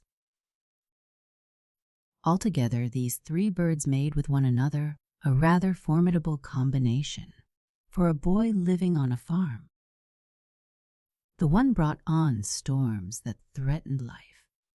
The second gladly presided at your obsequies, if the opportunity were given, and the third was pleased to accompany you to the infernal regions with the necessary fuel. The arrangement seemed about perfect. Apparently they had overlooked nothing of value. Thus he had not escaped that vast romance of nature which brooded more thickly over Kentucky country life in those days than now. A romance of superstitions and legends about bird life and animal life and tree life that extended even to nature's chemicals. For was there not brimstone with its story? As far back as he could remember, he had been made familiar with the idea, rather terrible in its way, that there was a variety of biblical horse which breathed brimstone. All alone one day, he had made a somewhat cautious personal examination of the paddocks and stalls, and was relieved to discover that his uncle's horses breathed out only what they breathed in: Kentucky air. He felt glad that they were not of the breed of those biblical chargers. But then there was brimstone in reserve for a large portion of the human family. And with a perverse mocking down deviltry, he pushed his inquiry in this direction still farther. Without the knowledge of any one, he had wasted at a drugstore in town his brightest dime for a package of the avenging substance. And at home the following day, he had scraped chips together at the wood pile and started a blaze and poured the brimstone in. Actually, he had a sample of hell fire in operation there, behind the wood pile. There was no question that brimstone knew how to burn. It seemed well adapted for its purpose.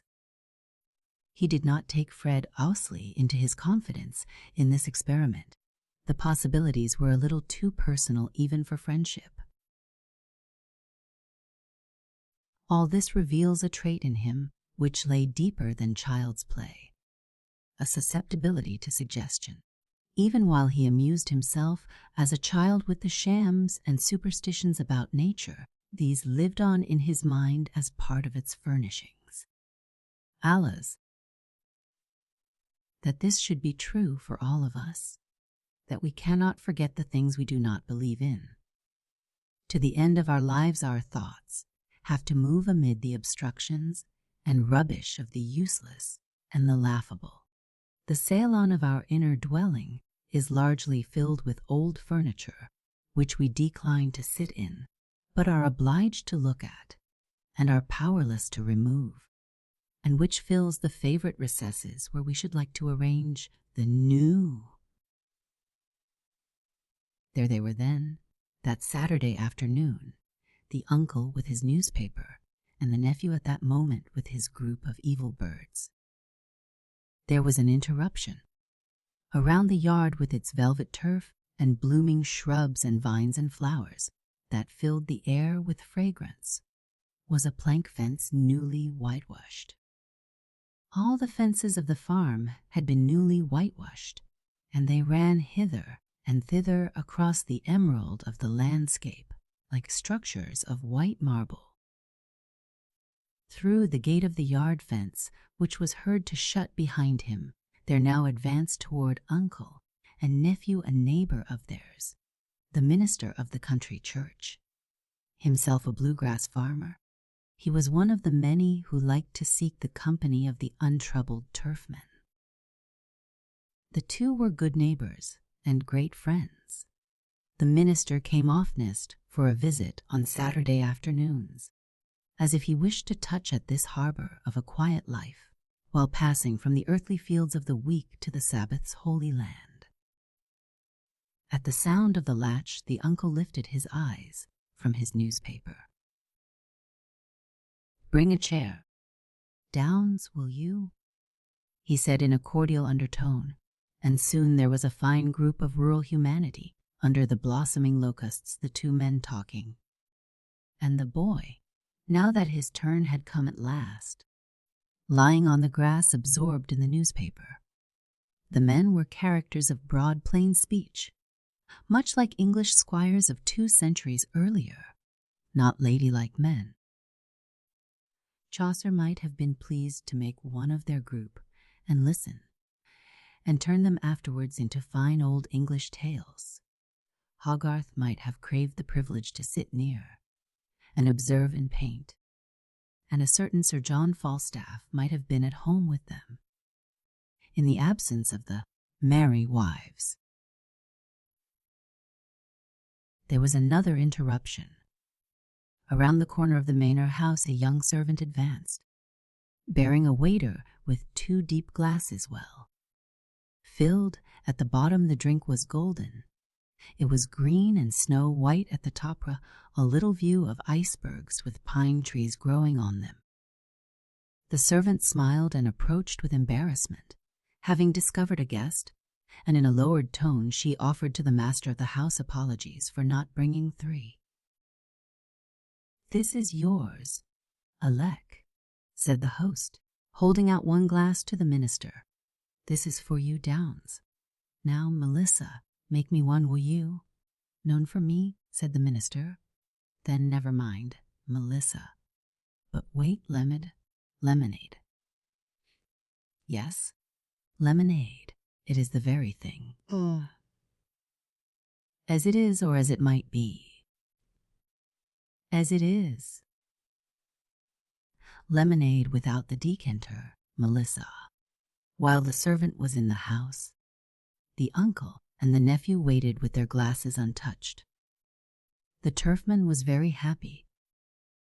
Happy in his guest, in his nephew, in himself, in everything. His mind overflowed with his quaint playfulness, and when he talked, you were loath to interrupt him.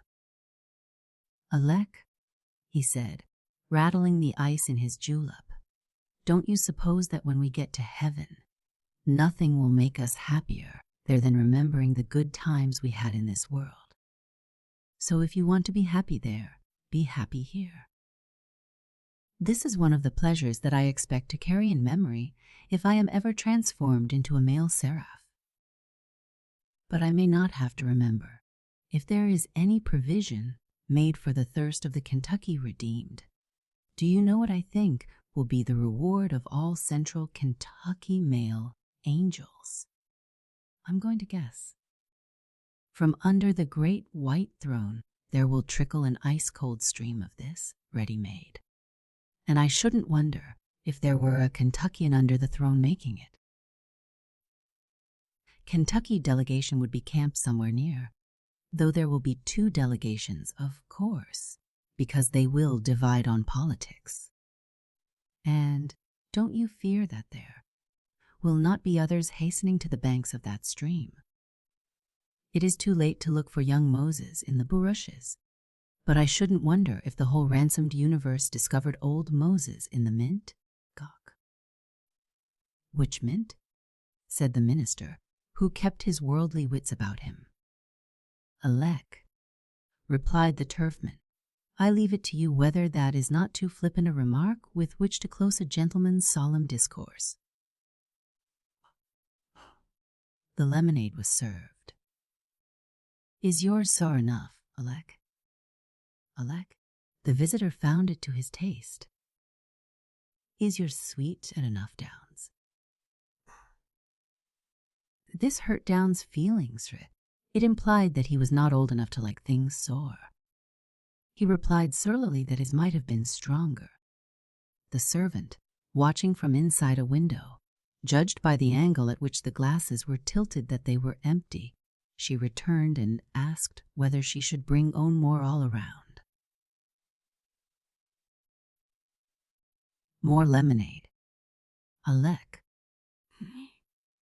Thank you, no more for me, but it was good.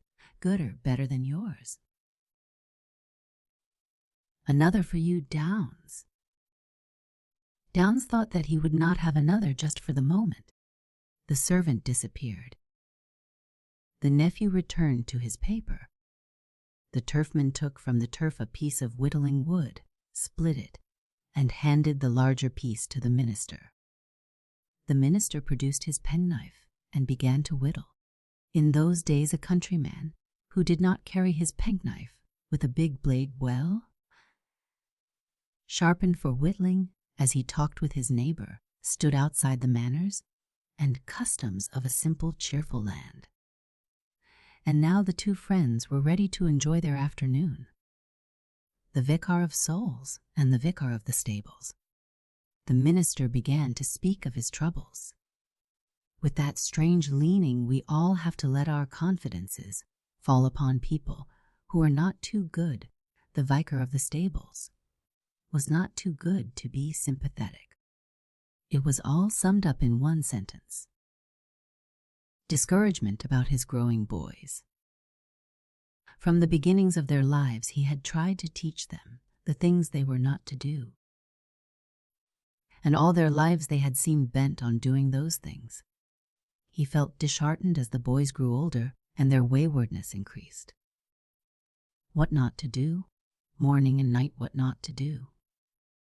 Yet they were always doing it. Out under the trees, the peaceful, happy sounds of summer life in the yard came to the ears of the minister as nature's chorus of happiness and indifference. The breeder of thoroughbreds, as his friend grew silent, laughed with his peaceful nature and remarked with respect and gentleness, "I never train my colts in that way." "My sons are not colts," said the minister, laughing, "nor young jackasses." Yes, I know they are not colts, but I doubt whether their difference makes any difference in the training of the two species of animal. Bah. After a pause which was filled with little sounds made by the industrious penknives, the master of the stables went to the matter for the pleasure of it. You tell me that you have tried a method of training and that it is a failure. I don't wonder. Any training would be a failure that made it the chief business in life of any creature, human or brute, to fix its mind upon what it is not to do. You say you are always warning your boys, that you fill their minds with cautions, that you arouse their imagination with pictures of forbidden things, make them look at life as a check, a halter, a blind bridle. So far as I can discover, you have prepared a list of the evil traits of humanity and required your boys to memorize these, and then you tell them to beware. Is that it? That is exactly it. The youth lying on the grass laid aside his newspaper and began to listen. The two men welcomed his attention. The minister always found it difficult to speak without a congregation, part of which must be sinners. Here was an occasion for outdoor preaching.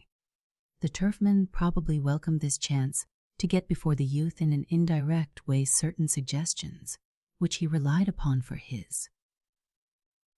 Well, That is where your training and my training differ. He resumed, I never assemble my colts at the barn door.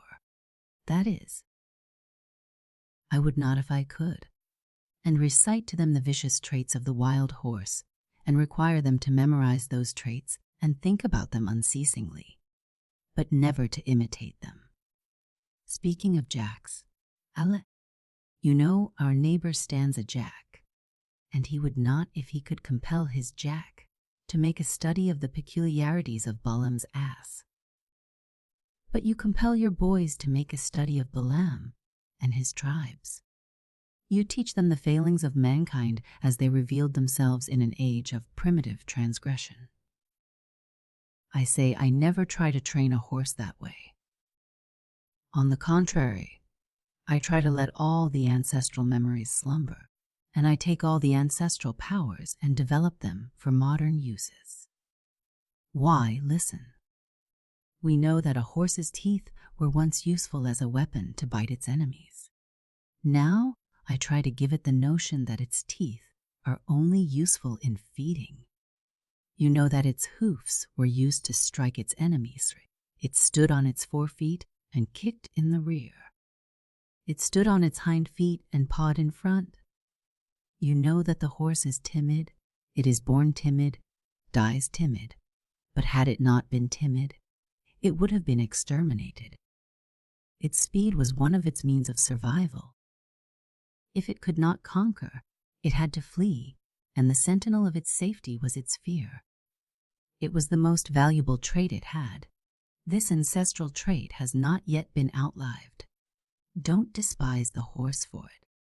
But now I try to teach a horse that feet and legs and speed are to serve another instinct. The instinct to win in the new maddened courage of the racecourse. And I never allow the horse to believe that it has such a thing as an enemy. He is not to fear life, but to trust life. I teach him that man is not his old hereditary enemy, but his friend and his master. I would not suggest to a horse any of its latent bad traits. I never prohibit its doing anything. I never try to teach it what not to do, but only what to do. And so I have good colts, and you have. But excuse me? Oh. The minister stood up and brushed the shavings from his lap and legs. Then as he took his seat, he covered his side of the discussion with one breath. Oh. I hold to the old teaching, good from the foundation of the world, that the old must tell the young what not to do. Alec? Replied the vicar of the stables with his quaint sunniness. Don't you know that no human being can teach any living thing, man or beast or bird or fish or flea, not to do a thing? You can only teach to do. If there is a God of this universe, he is a God of doing. You can no more teach a not than you can teach a nothing. Now try to teach one of your sons nothing. This world has never taught, and will never teach, a prohibition, because a prohibition is a nothing. It has never taught anything but the will and desire to do. That is the root of the matter.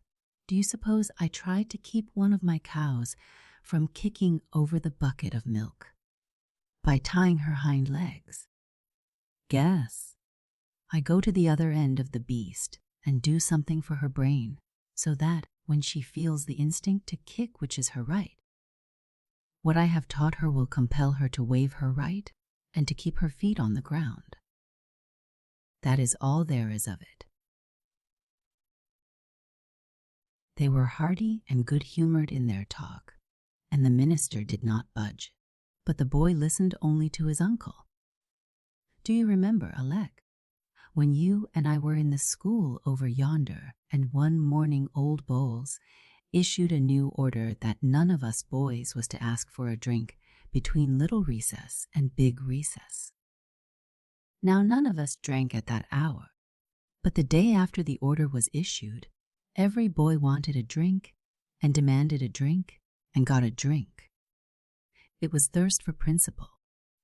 Every boy knew it was his right to drink whenever he was thirsty, and even when he was not thirsty, and he disobeyed orders to assert that right. And if Old Bowls had not lowered his authority before that advancing right, there would not have been any Old Bowls. There is one thing greater than any man's authority, and that is any man's right. Isn't that the United States? Wasn't that Kentucky country schoolhouse the United States? And don't you know, Alec, that as soon as a thing is forbidden, human nature investigates the command to see whether it puts forth an infringement of its liberties? Don't you know, Alec, that the disobedience of children may be one of their natural rights?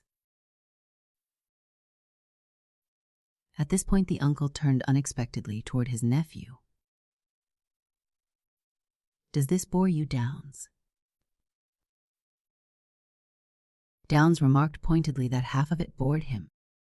He made it perfectly clear which was the objectionable half. The uncle did notice the discourtesy to his guest, but continued his amiable observation. To me, it all leads up to this. And now the road turns away from colts to the road you and I walk in as men. It leads up to this, the difference between failure and transgression. Command to do, and the worst result can only be failure. Command not to do, and the worst result is transgression. Now we all live on partial failure. It is the beginning of effort and the incentive to effort. We try and fail. With more will and strength and experience, we wipe out the failure and stand beyond it. Long afterwards, men look back and laugh at their failures. Love them because they are the measure of what they were and of what they have become. It is our life, the glory of more strength, the triumph of will and determination. It is the crowning victory of the world, and it is the road that leads upward. But transgression. No transgression ever develops life. It is so much death. You can't wrest victory out of transgression. It's a thing by itself, a final defeat. And what has been defeated is your last safeguard, your will. Every transgression helps to kill the will. It weakens, discourages, humiliates, stings, poisons. The road of transgression is downward. He stood up, and his guest with him. As he lifted his alpaca coat from the grass and put it on, there was left lying his Bowie knife, and he put that on. It was the Bowie knife age. Will you come with us? Downs. Downs thought he would now read the newspaper. Where is Fred Ousley? Asked the minister of him, knowing that the two boys were inseparable. He has gone to a picnic. Didn't you go to the picnic? I wasn't invited, it's his cousins. And haven't you any cousins who give picnics? I don't like my cousins, I hate my cousins.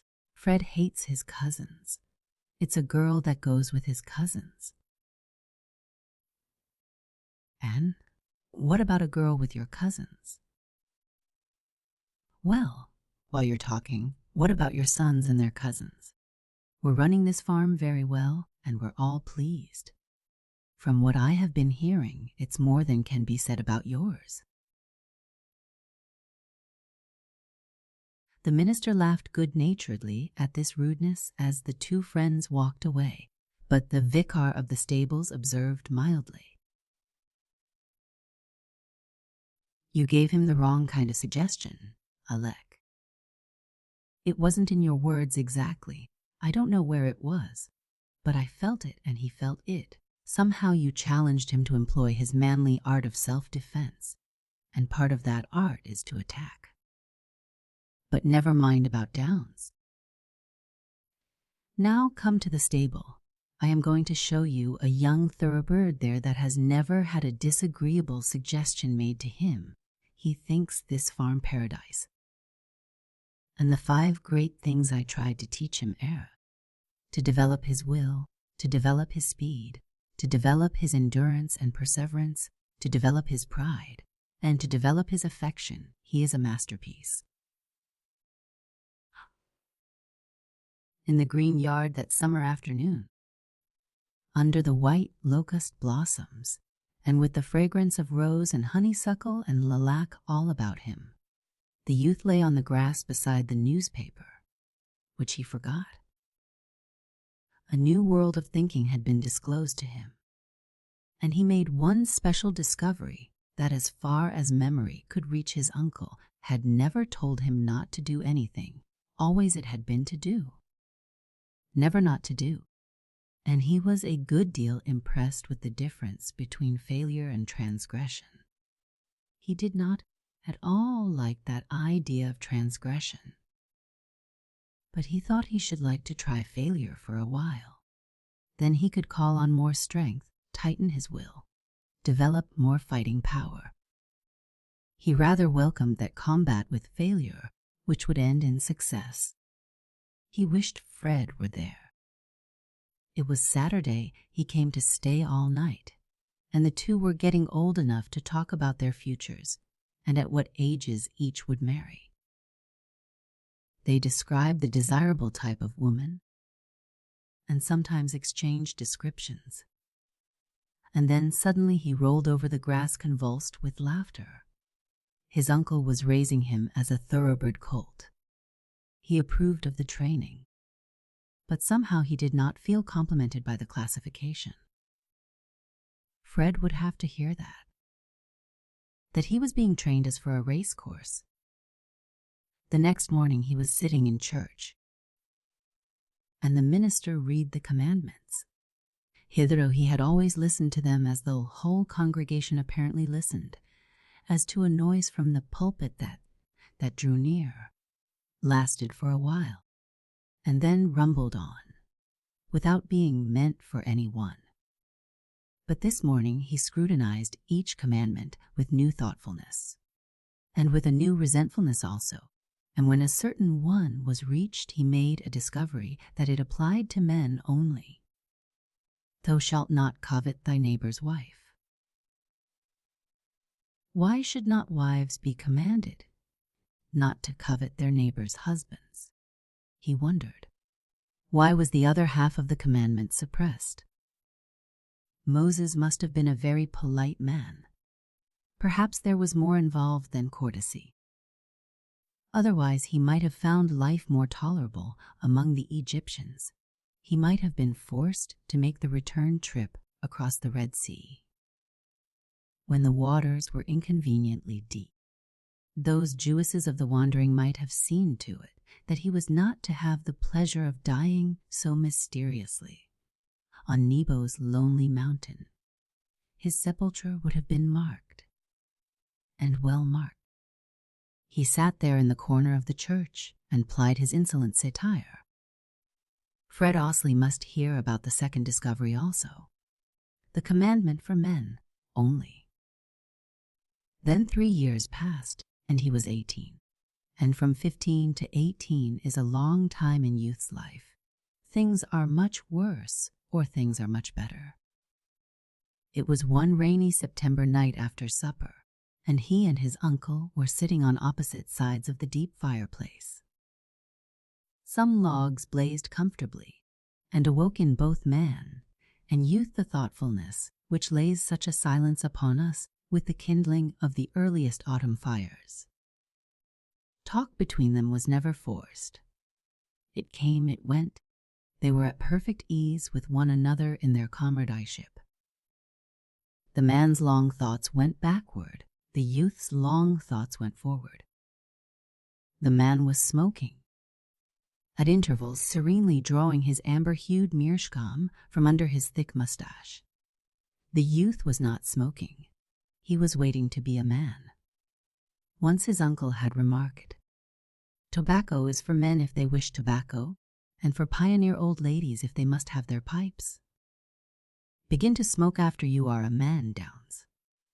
Cigars for boys are as bad as cigars would be for old ladies." Oh.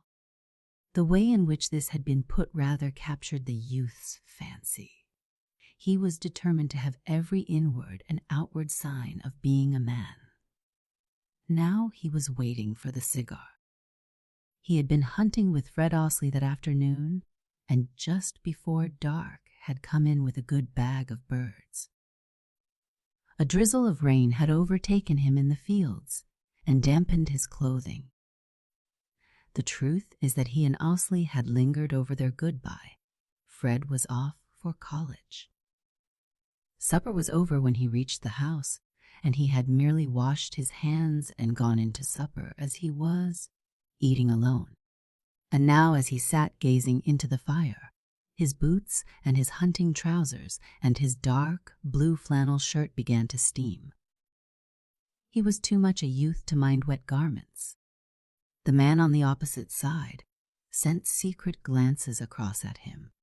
They were full of pride, of a man's idolatry of a scion of his own blood. He was thinking of the blood of that family. Blood never to be forced or hurried.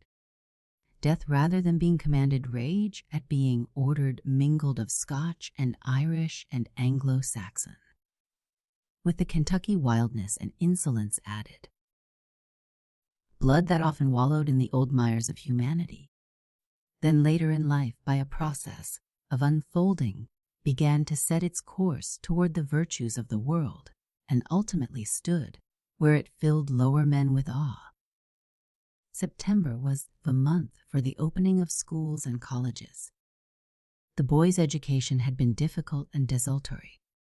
First he had gone to the neighborhood school, then to a boys' select school, then to a military school, then to a college. Usually he quit and came home. Once he had joined his uncle in another state at the autumn meeting of a racing association, had merely walked up to him on the grounds, eating purple grapes out of a paper bag and with his linen trousers pockets bulging with ripe peaches. "Well, Downs," his uncle observed by way of greeting him, as though he had reappeared round a corner. "Who won the last race?" inquired the boy as though he had been absent 10 minutes. Now out of the silence of the rainy September night, and out of the thoughtfulness of the fire, the imperious, splendid, dark, glowing young animal steaming in his boots and flannel suddenly looked across and spoke it. "If I am ever going to do anything, it is about time I began." The philosopher on the other side of the fire grew wary. He had given the blood time, and now the blood was mounting to the brain. "It is time, if you think it is time." "One thing I am not going to do," said the arbiter of his fate, as if he were drawing a surprise from the depths of his nature and were offering it to his uncle. If possible, without discourtesy, but certainly without discussion. "One thing I am not going to do. I am not going to breed horses." Daw.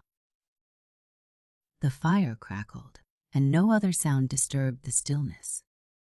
"Someone else will breed them," replied the vicar of the stables, with quietness the sun always seemed to remain on his face after it had gone down. "They will be bred by someone else. The breeding of horses in the world will not be stopped, because someone does not wish to breed them. It will come to the same thing in the end. Even if it does not come to the same thing, it will come to something different. No matter, either way." The young hunter had unbuttoned one of his shirt sleeves and bared his arm above the elbow, and he now stroked his forearm as he bent it backward over the biceps and suddenly struck out at the air as though he would knock the head off of an idea.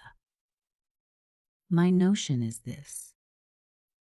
I don't want to stand still and let my horse do the running. If I have a horse, I want it to stand still and let me do the running.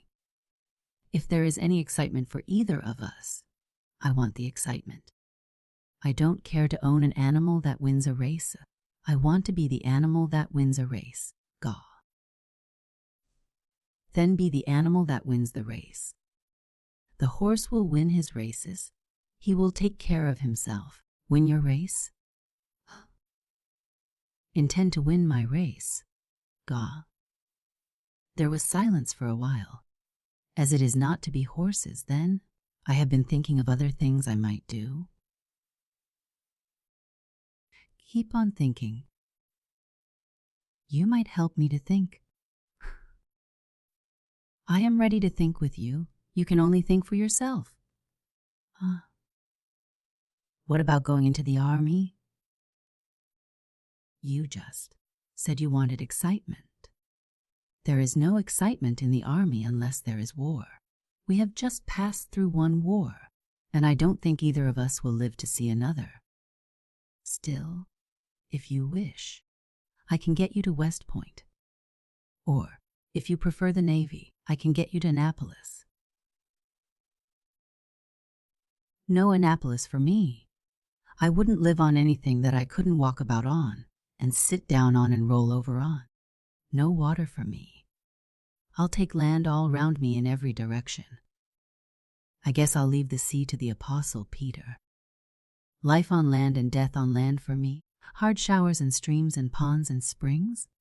That will do for water. No Annapolis, thank you. West Point, then.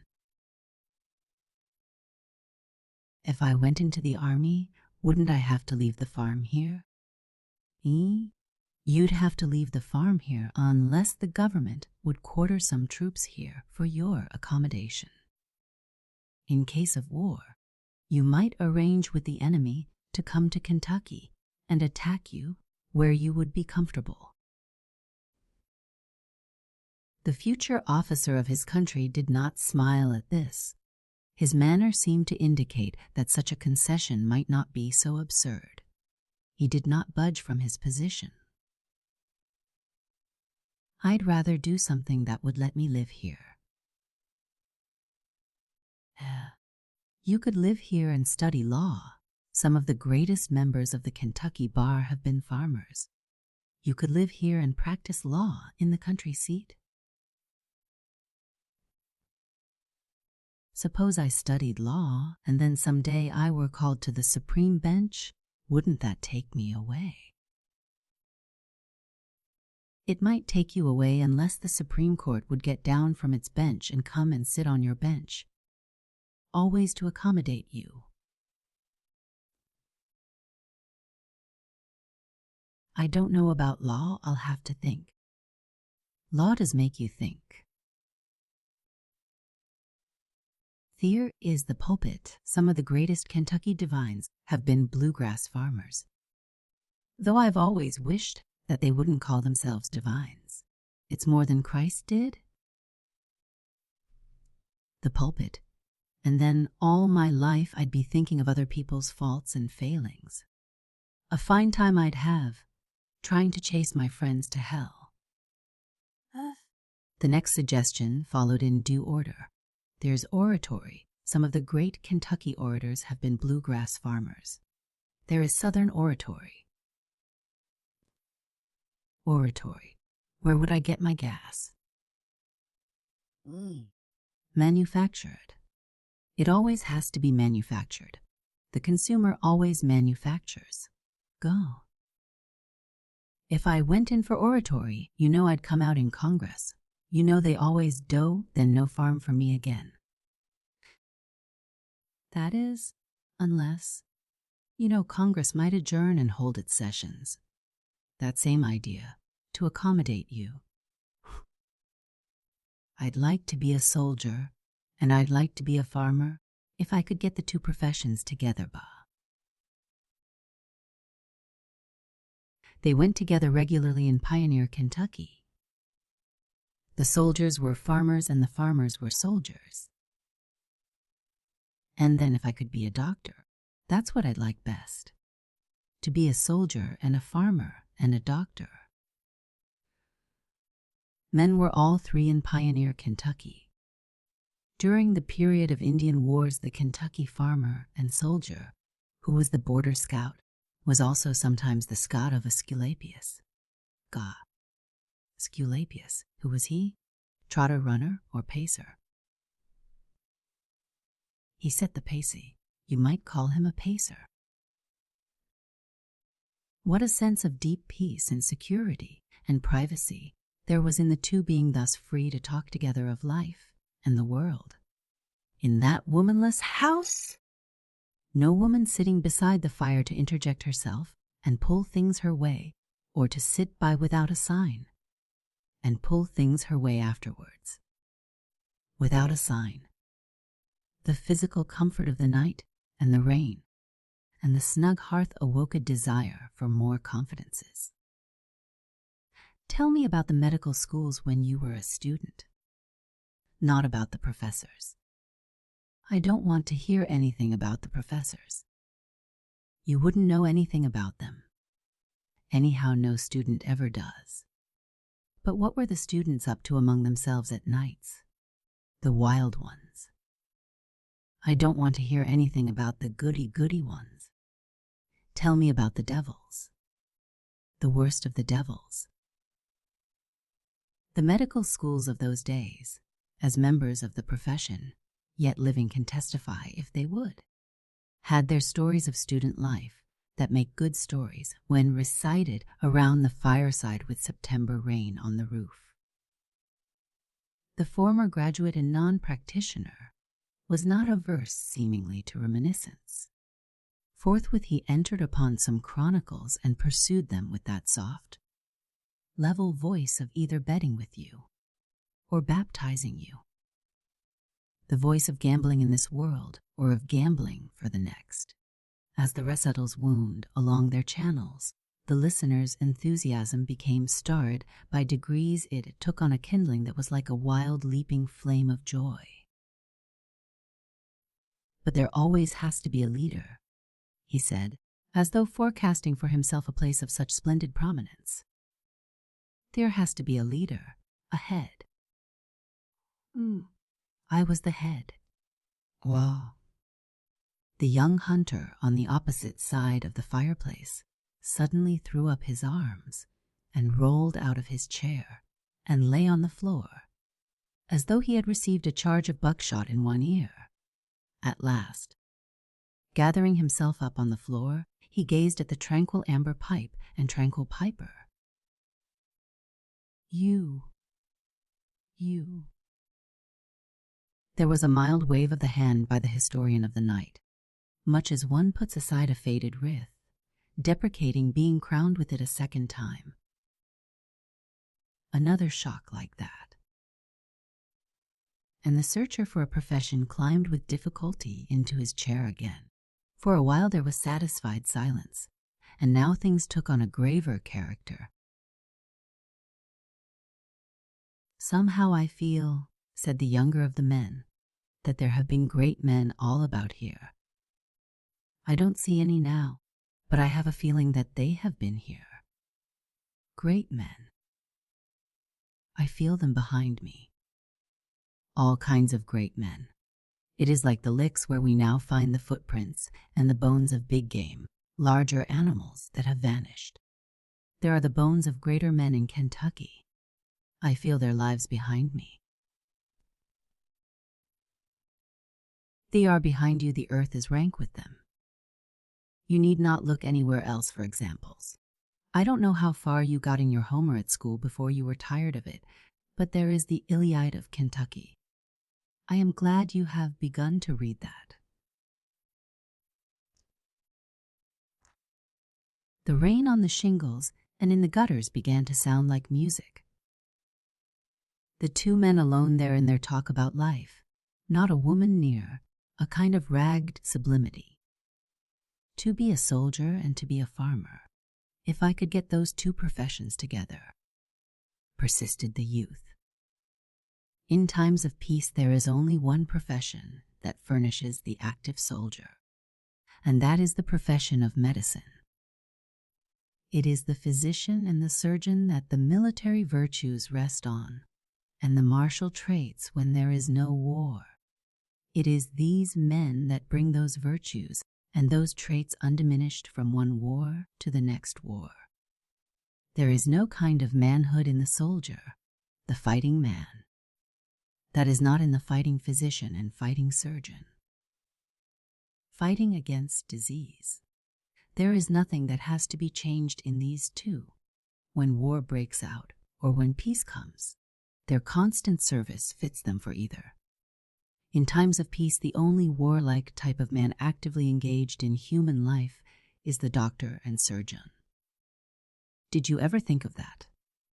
Said the older man, persuasively.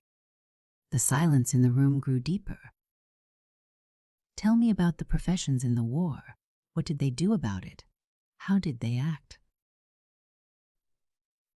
The professions divided, some going with north, some going with south, fighting on each side, fighting one another. The ministry dividing most bitterly and sending up their prayers on each side for the destruction of the other. To the same God. All except one. The profession of medicine remained indivisible, for that is the profession which has but a single ideal, a single duty work, and but one patient. Man. The silence had become too deep for words.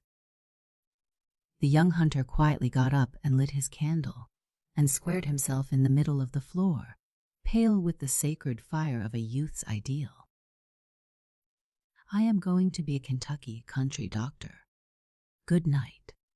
He strode heavily out of the room, and his stride on the stairway sounded like an upward march toward future glory.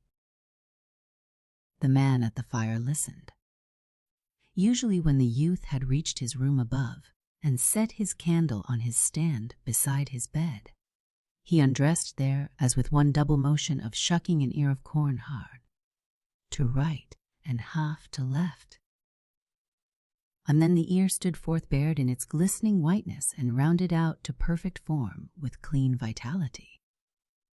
But now for a long time he heard a walking back and forth, a solemn tread. Life's march had begun in earnest. He rose from his chair and tapped the ash out of his meerschaum. Through force of habit and old association with the race course, he looked at his timepiece. I win that race in good time, he said. That colt was hard to manage, obstreperous and balky. It had always been his secret wish that his nephew would enter the profession that he himself had spurned. Perhaps no man ever ceases to have some fondness for the profession he has declined, as perhaps a woman will to the last send some kind thoughts toward the man she has rejected. After winning a race, he always poured out a libation, and he went to his sideboard now and poured out a libation 16 years old.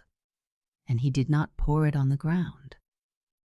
And now 8 years followed, during which the youth Downs Birney became young Dr. Birney, a very great stage of actual progress, 7 away from Kentucky and 1 there since his return.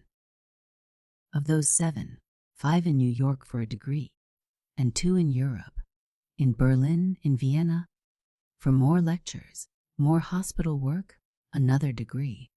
At the end of the 2nd, he returned incredibly developed to Kentucky, to the Manor house and the stock farm, and to the uncle to whom these years had furnished abundance of means, whereby to get the best of all that was wisely to be gotten, an affectionate abundance, no over-fond superabundance, no sentimentality, merely a quiet Kentucky sun throwing the energy of its rays along that young life track, hanging out a purse of gold at each quarter stretch, to be snatched as the thoroughbred passed.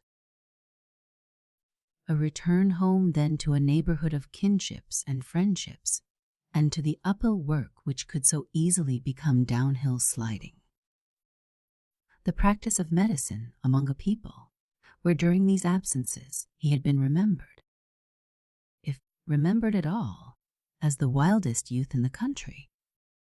When it had been learned what profession he had chosen, the prediction had been made that within a year Downs would reduce the mortality of the neighborhood to normal, 1 to every inhabitant, But at the end of this first year of undertaking to convert ridicule into acceptance of himself as a stable health officer and confidential health guardian, he was able to say that he had made a good start. Neighbors have long memories about a budding physician's first cases, when he fails. Young Dr. Burney had not failed because none of his cases had been important. When there was danger, it was considered safe to avoid the doctor. The only way in which he could have lost a patient would have been to murder one. Thus he had entered auspiciously upon the long art and science of securing patients. But he had secured no wife, and he greatly preferred one impossible wife to all possible patients. That problem, meantime, had been pressing him sorely. The womanless house in which he had been reared and his boyhood on a stock farm had rendered him rather shy of girls and kept him much apart from the society of the neighborhood.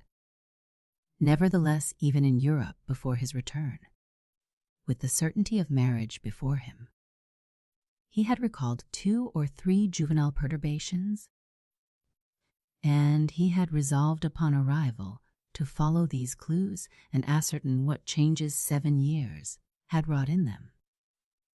There was no difficulty in following the clues a few weeks after getting back to Kentucky.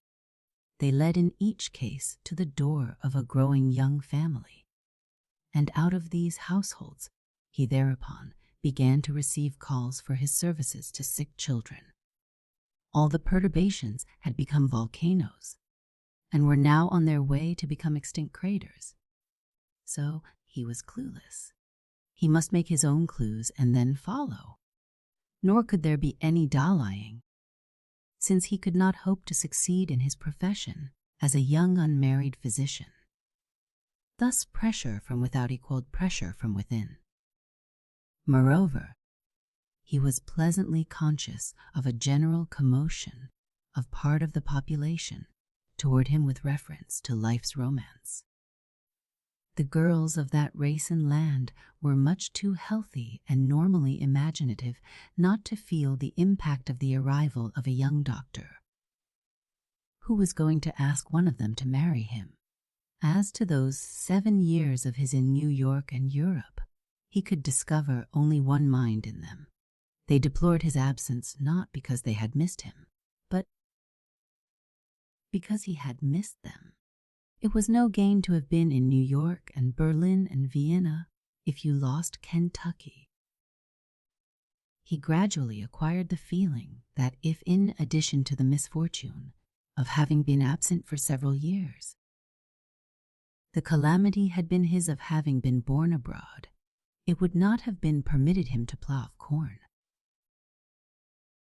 But while they could not abet him in the error of thinking that he had returned a cosmopolitan, bringing high prestige, instantly they showed general excitement that he, one of themselves, was at home again in search of a wife. He had arrived like a starving bee released in a ripe vineyard, and for a while he could only whirl about, distracted by indecision as to what cluster of grapes he should settle on. Not that the grapes did not have something to say as to the privilege of alighting. After the bee had selected the bunch selected the bee. A vineyard ripe to be gathered, and being gathered, every month or so a vine disappeared, claimed for love's vintage, stored away in love's cellar. They were everywhere.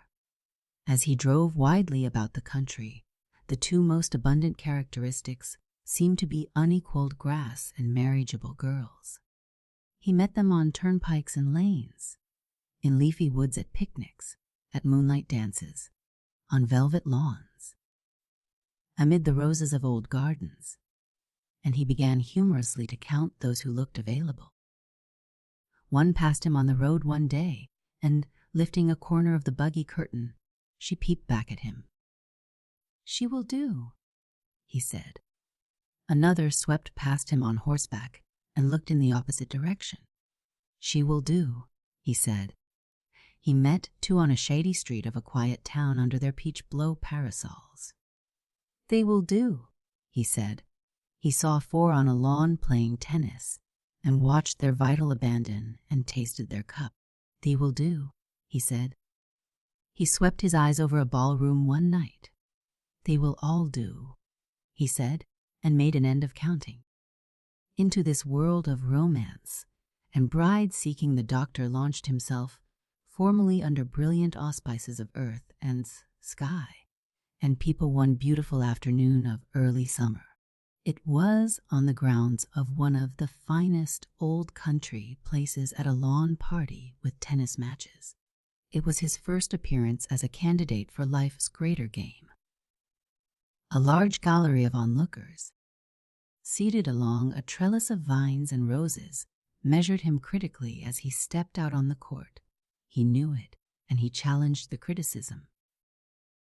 In his white flannels, his big bared head covered with curling black hair, his neck half bare in its virile strength, his big grayish-blue eyes flashing with glorious health, full of good humor and of deeper warmth, his big half-bared arms strong to hold in love or to lift in pain, the big stub nose of tenacity, the big red mouth that laughing revealed the big thick white teeth, good to tear and grind their way, his 26 years of native Kentucky insolence, capped with a consciousness of travel and knowledge of his own authority and power. Youthful white soldier of the clean, the neighborhood's evangelist of life and death. He looked like a good partner for the afternoon, or for life. One girl, seeing all this, and more, repeated to herself, she did not know why, Blake's poem on the tiger. His partner that afternoon was his hostess, a Kentucky girl just home from her northern college as a graduate. She too had been away for several years, and they had this in common as the first bond, that they had arrived as comparative strangers and saw their home surroundings from the outside. They spoke of it. It introduced them. There was tension in the play for this reason, and for others, this first public appearance with so much going on in imagination and sympathy.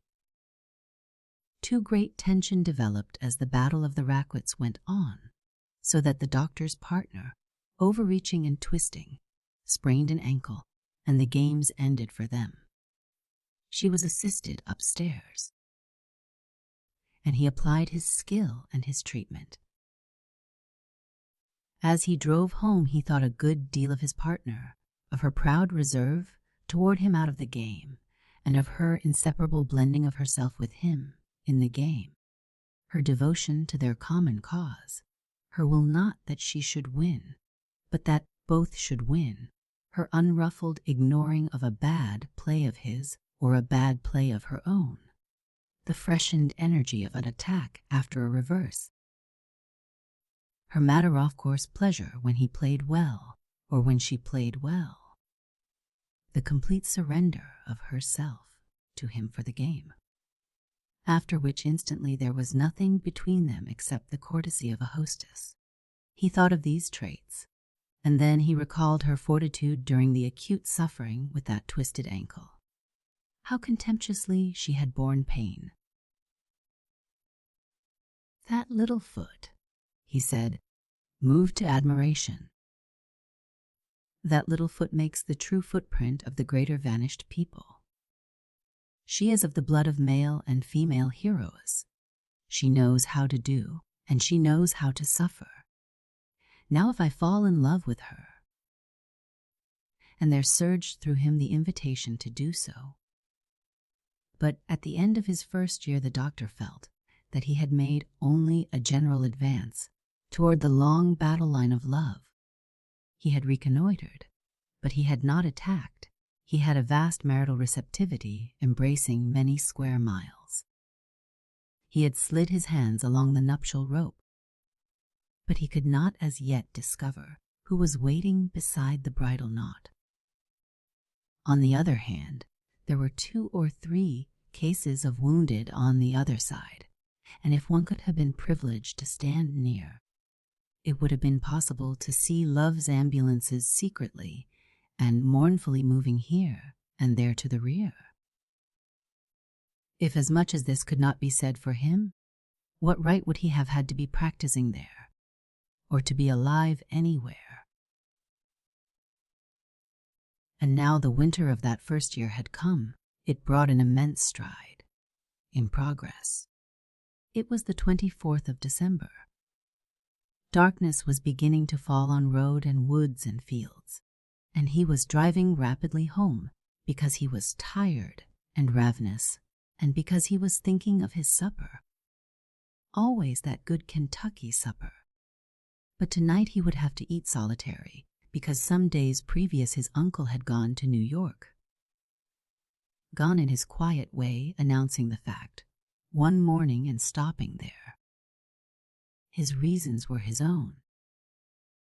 About a mile from home the doctor's horse, rushing on through the gathering Christmas twilight, began to overtake a vehicle, moving at a stately pace, as though its mission involved affairs too elaborate for haste. As he approached from the rear, he recognized that it was Frederick Ousley's carriage, returning from his afternoon wedding several miles across the country. He had never met the girl that his friend was to marry. Her home was in another neighborhood, and the demands of this first year upon him had been too many. He had not even had time to go to the wedding. Now he checked his horse in order not to pass the carriage, and at a respectful distance of a few yards constituted himself its happy procession. At the front gate it turned in and rolled through the woods to the house, the windows of which were blazing with candles, bridal lights and the lights of Christmas Eve. He stopped at the gate and followed the progress of it as it intercepted. The lights now of one window and now of another as it wound along the drive.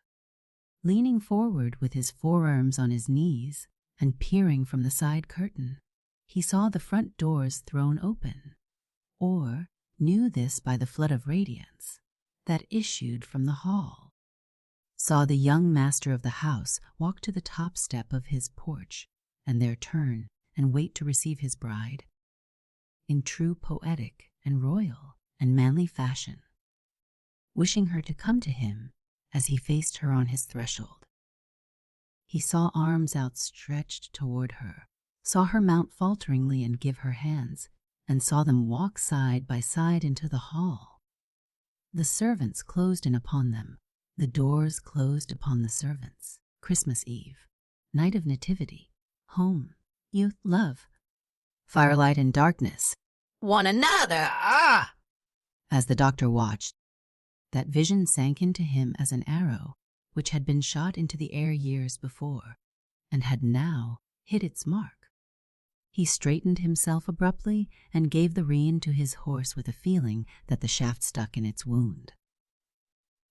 Then, with a vigorous shake of his head, he said to himself, "Darny, Dr. Burney, there is a young man in this buggy who needs your best attention. See that he gets it quickly." Oh. He found his supper awaiting him, and some intelligence which drove appetite away, and drove him away, leaving the supper uneaten.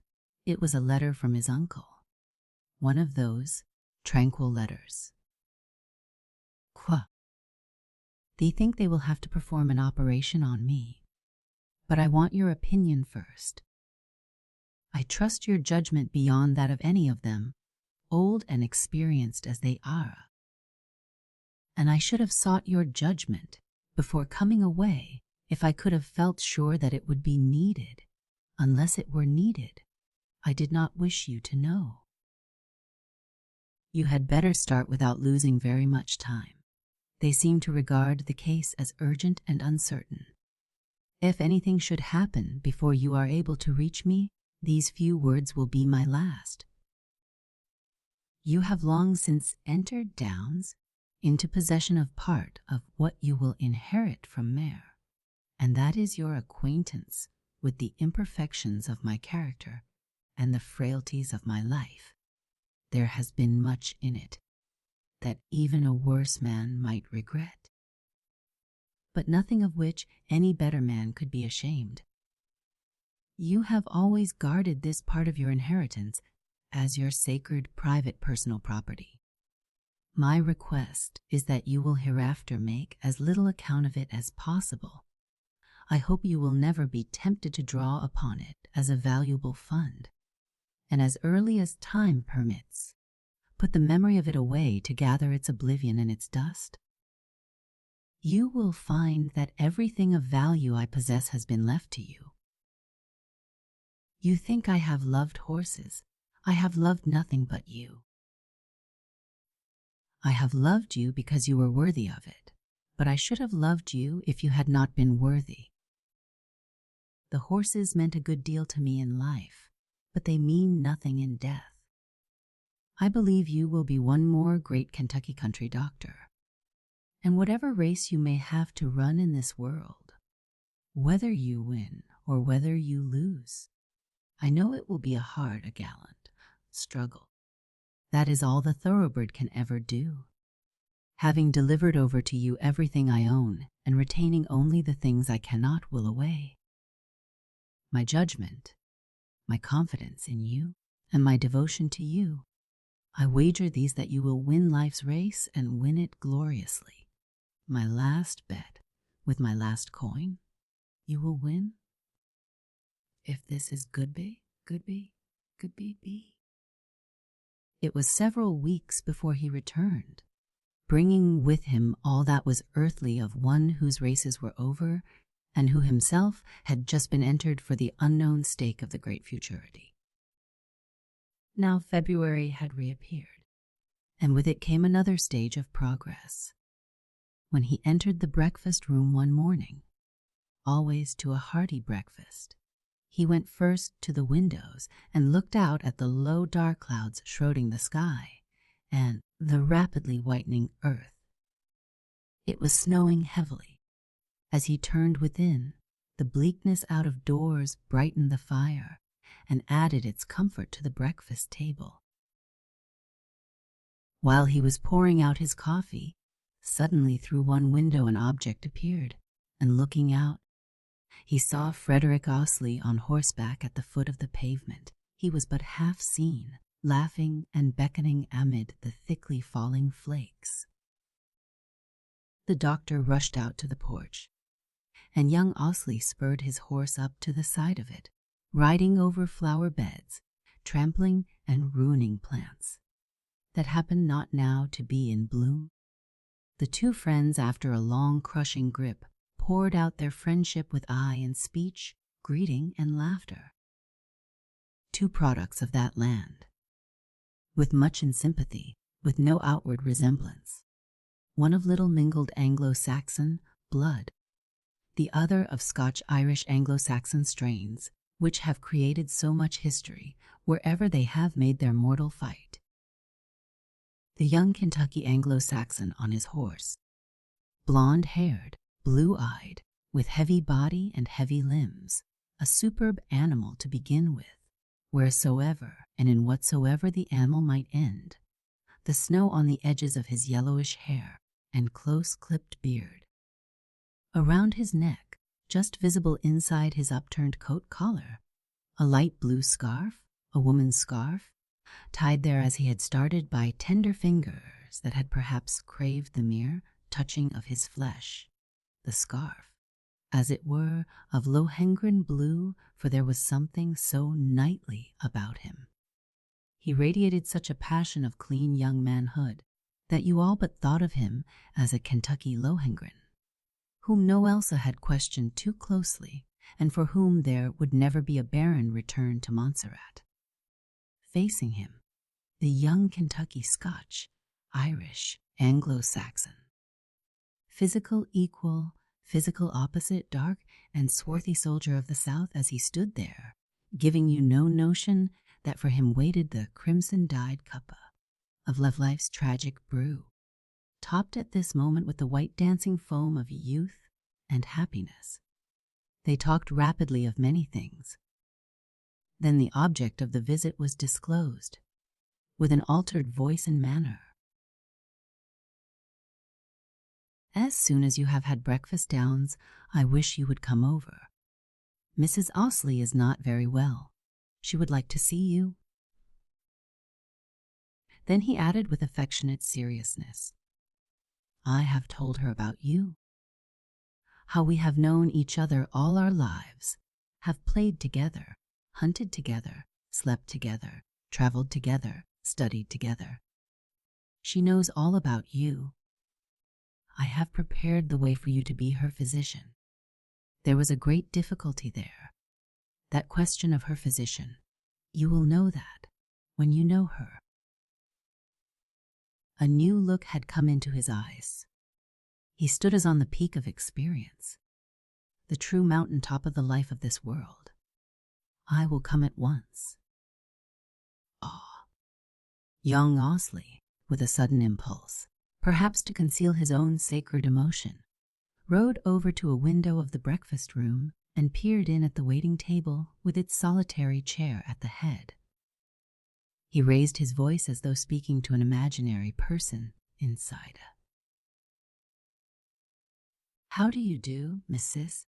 Burney?" he said. "Could I speak to the doctor a moment? I should like to have his private ear professionally. Could you pass one of his ears out?"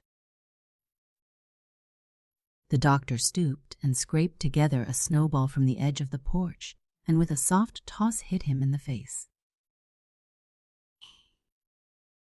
"Take that for speaking to Miss Burney through a window. And Mrs. Burney is not my office boy, and I do the passing out of my own ears to any desired distance." The young husband rode back to the porch, wiping the snow out of his laughing eyes. They looked blue as with the clear laughter of the sky. "That will never do," he said with a backward motion of his head toward the solitary chair at the breakfast table. "What right have you to defraud a girl out of all that happiness?" "I am not defrauding a girl out of all that happiness. I am being defrauded. I am not the culprit. I am the victim. As a consequence of trying to save the lives of other husbands, I have nearly come to my own death as a bachelor. I have about succumbed to inanition. I am a mere Hamlet of soliloquy and abstention." It was the last playfulness of boyhood friendship, of a return to old ways of jesting, when jesting meant nothing. But the glance into the breakfast room, those rallying words, the return of the snowball into the face, were the ending of a past each felt that this was enough of it. As young Ousley rode away, he wheeled his horse at the distance of some yards and called back formally, "Mrs. Ousley would like to see you as soon as you can come, doctor." It was a professional command. "I'll come immediately after breakfast." "Go." "Thank you, thank you, thank you, thank you." They had assumed another relation in life. On one side of a chasm was a young husband with his bride. On the other, the family physician. As Dr. Burney poured out his coffee and buttered his biscuit, he said to himself that now the bread of life was being buttered. When he reached the Ousleys, the youthful husband met him on the veranda and threw an arm around his shoulder affectionately and led him in. And when some time later they reappeared, both talked gravely and parted, bound by a new bond of dependence and helpfulness between man and man. For the next few days there developed in Dr. Burney a novel consciousness that his interest in marriage had enormously deepened, but that interest in his own marriage had received a setback. The feeling was genuine, and it troubled him. The tentative advances into social life that he had been making seemed to have ended in blind paths. The growing ties snapped like threads a paunch which some displaced weight has fallen. What he had been looking for, it seemed to him, that he had found too late in Josephine Ousley. Had he found her before her marriage, he would have looked at no other, nor have wavered a year. The actual significance of this was that he had encountered one of the persistent dreams of mankind, the dream of ideal love and ideal marriage with one who is unattainable. The history of the race, of its art, of its literature, has borne through ages testimony to the vividness and to the tyranny of this obsession, this mistake, or this truth which may be one of nature's deepest. For it may be error and it may be truth, or sometimes the one and sometimes the other. It may be one of the vast forces in nature which we are but now beginning to observe, one of her instincts of intuitive selection which announces itself instantly and is never to be reversed, such an instinct as governs the mating of other lives, not human. But there it is in our own species for us to make out of it what we can. There are men who for the rest of their lives look back upon the mere sight of some woman, a solitary brief meeting with her, as though that were their natural and perfect union. There are women who are haunted by the same influence and allegiance to some man, seen once, perhaps never seen at all except in a picture. Among the dreams of humanity about ideal strength, ideal wisdom, ideal justice and charity and friendship, this must be set apart as its dream of ideal love, and as all high and beautiful dreams about human nature are welcome, provided only we never awaken from them. Let those who dream thus dream on, but the tragedy of it falls upon those who in actual life practically supplant the imagined. Petrarch dream of Laura, let Dante dream of Beatrice, if only the perfections of Laura and Beatrice do not come into judgment against the actual wives of Petrarch and Dantes. Let the ideal love of Romeo and Juliet gladden mankind only as a dream of the unfulfilled. Burney had fallen under the influence of this error, or this truth. The bride of his friend instantly filled his imagination as that vision of perfection which dreams alone bring to visit us. He was not yet in love with her. Not a feeling of his nature had yet made its start towards her. But she had declared herself as for him the ideal woman, ensphered in the unattainable. As proof of this, she released in him from the hour of his meeting her finer things than he had been aware of in his own nature, her countenance, her form, her voice, her whole presence, her spirit, disclosed for him for the first time the whole glory and splendor of human life and of a man's union with a woman. As he tried to withdraw his mind from this and fix it upon his own separate future, he discovered that his outlook was no longer single nor clear. Something stood in his path, an irremovable obstacle. Sometimes in sleep we try to drive around an obstruction in our road, and as often as we drive around it, it reappears where it was before such an obstruction had obtruded itself across his progress. During the following weeks, he was often at the Ousleys, to supper, as a guest in their carriage on visits, and to parties. The three were almost inseparable. One night at supper, young Ousley again brought up the subject of the doctor's marriage and twitted him for hesitancy. Unexpectedly, the subject was thrust back into the speaker's teeth. There was an awkward silence. Very curious. And now there befell the doctor one of those peculiar little progressions or retrogressions which prove a man not to be utterly forlorn. He had ceased to make social calls and had begun to decline invitations. And so into the air there was wafted that little myth which went wandering over the country from house to house.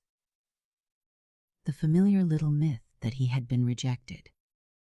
This myth of the rejected, this little death web wound about the unsuccessful suitor.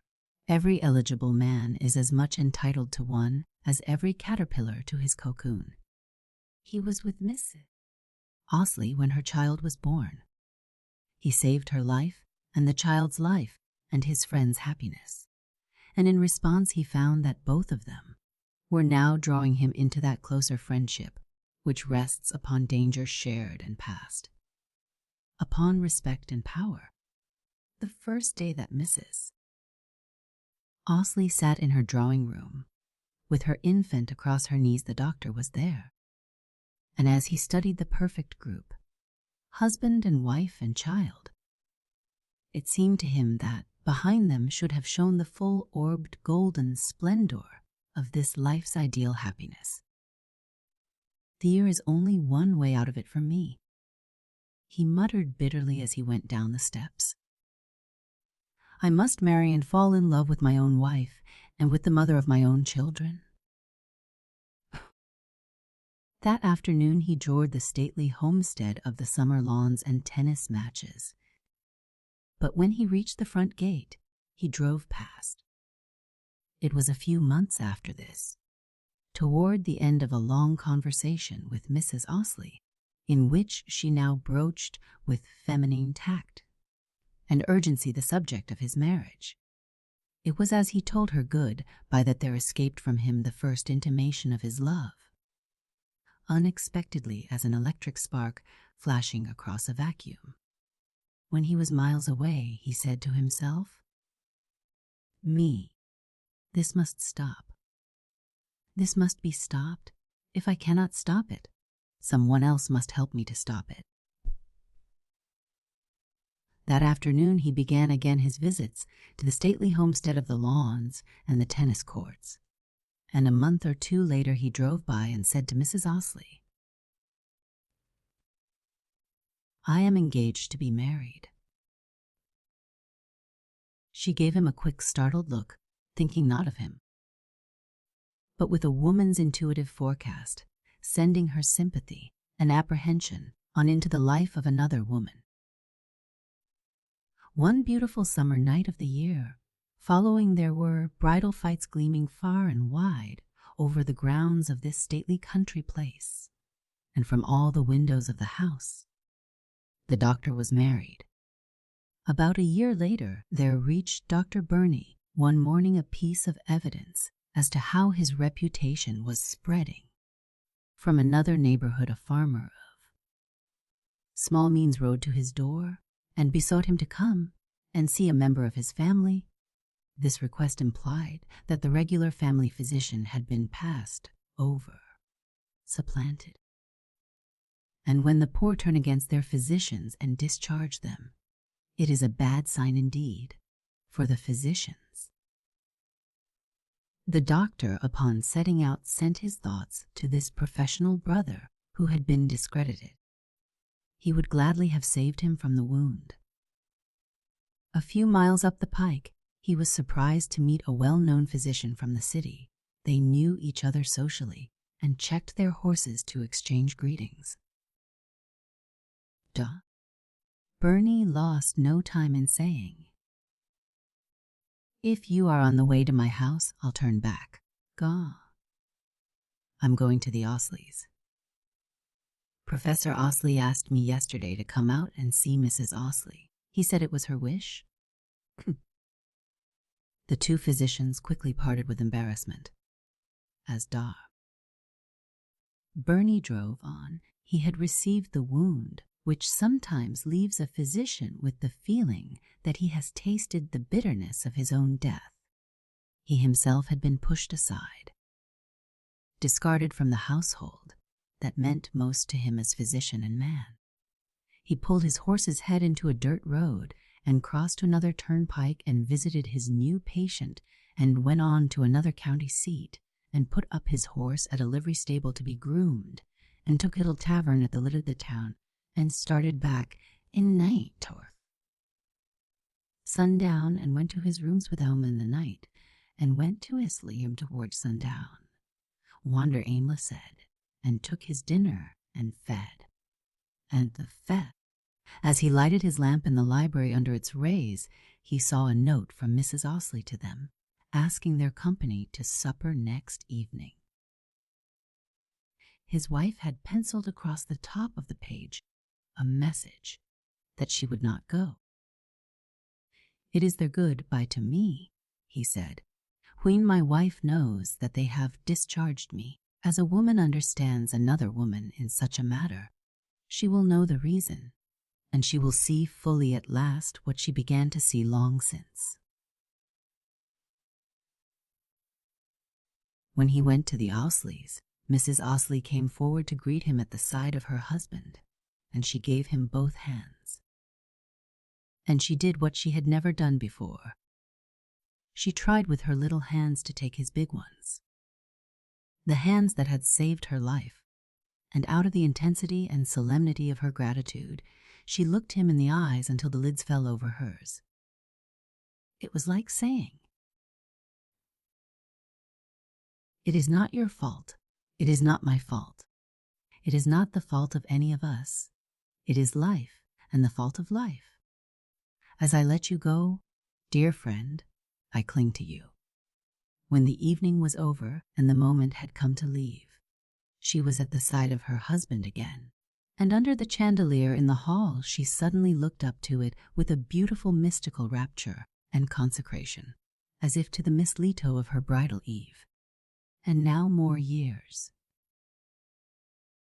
Years. But what effect have years upon the master passions?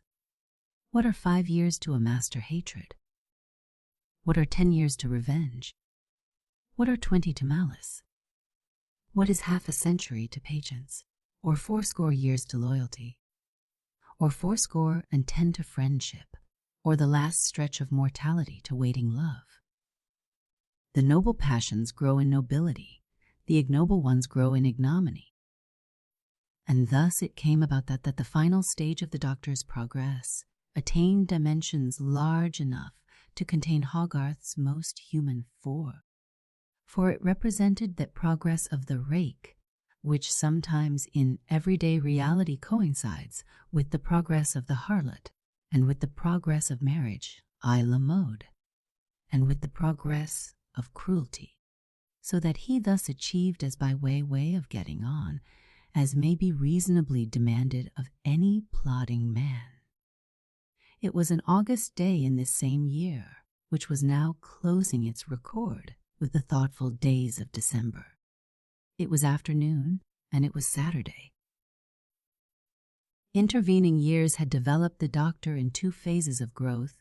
He looked no older, but he was heavier in trunk and limbs, and he was weightier in repute, for he had established far and near his fame as a physician. He had patients in remote county seats now, and on this day he had been to one of those county seats to visit a patient, and had found him mending. As he quitted the house with this responsibility dropped, it further reminded him that within the range of his practice he had not for the moment a single case of critical illness or of any great suffering.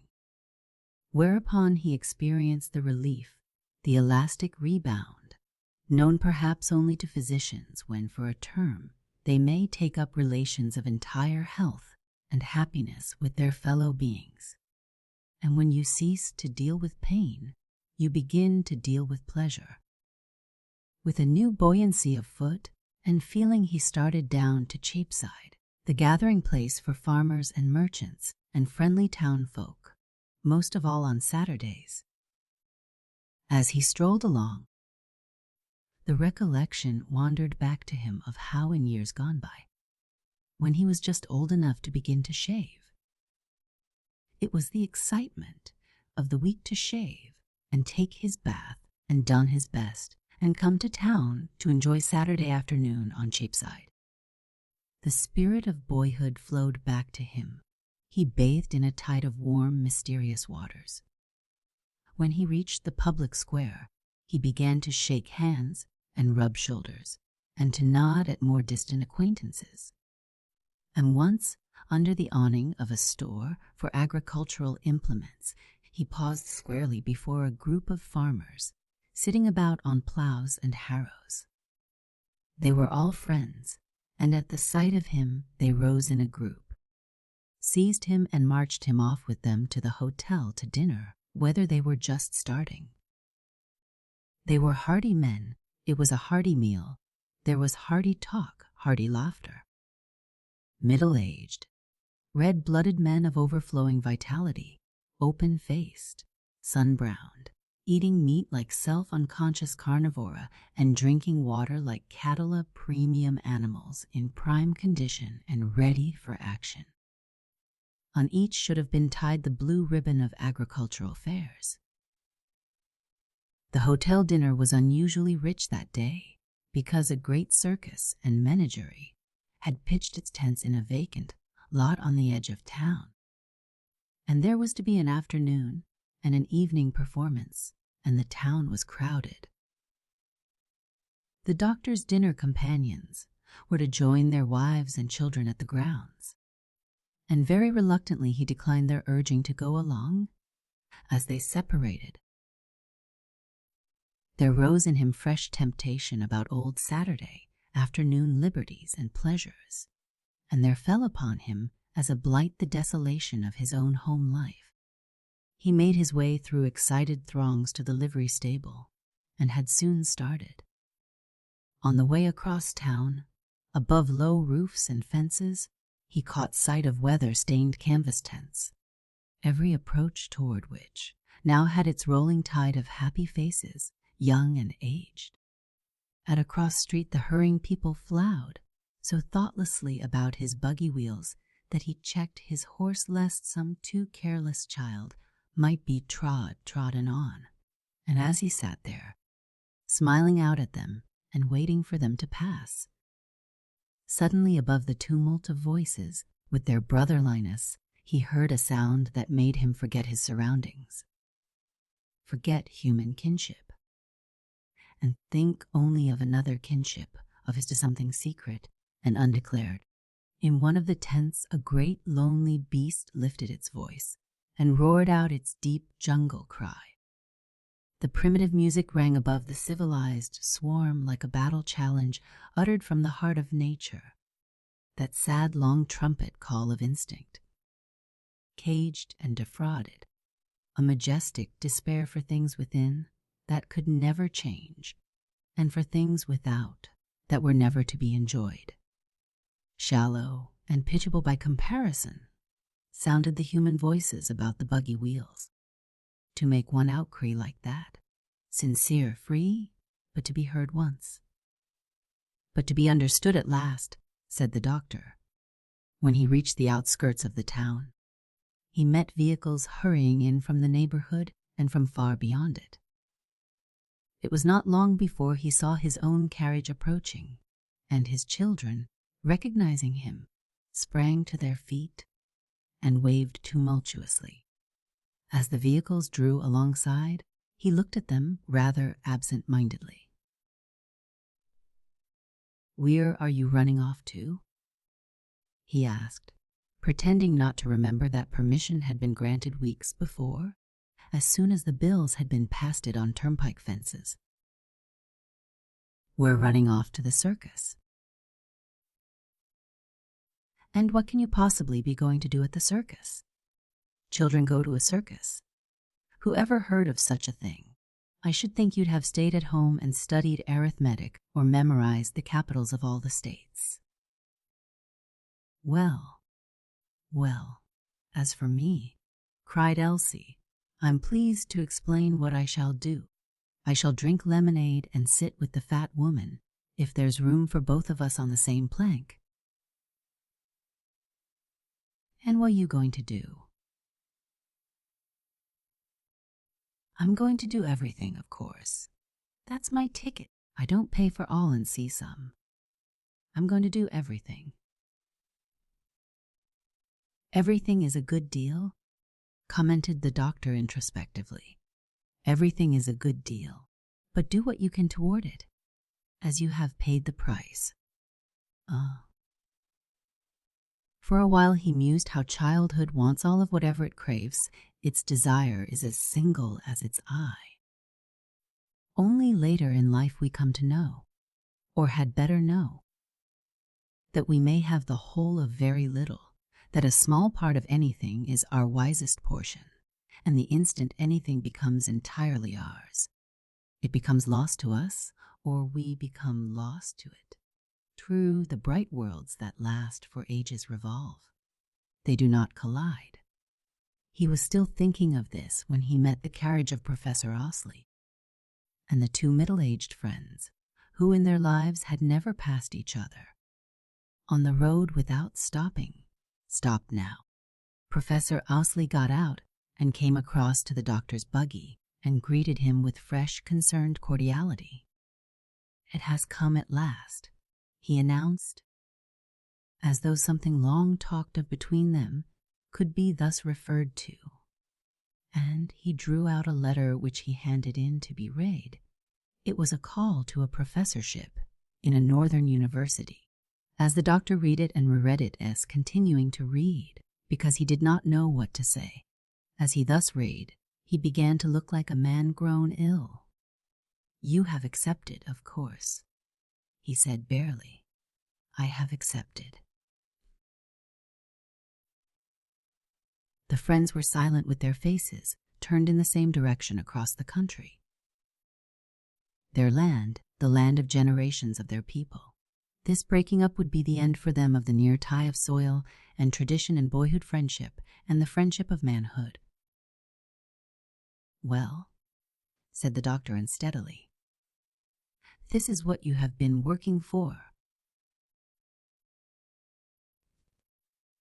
"This is what I have been working for," assented Professor Osley. These intermediate years had wrought their changes in him also, within and without.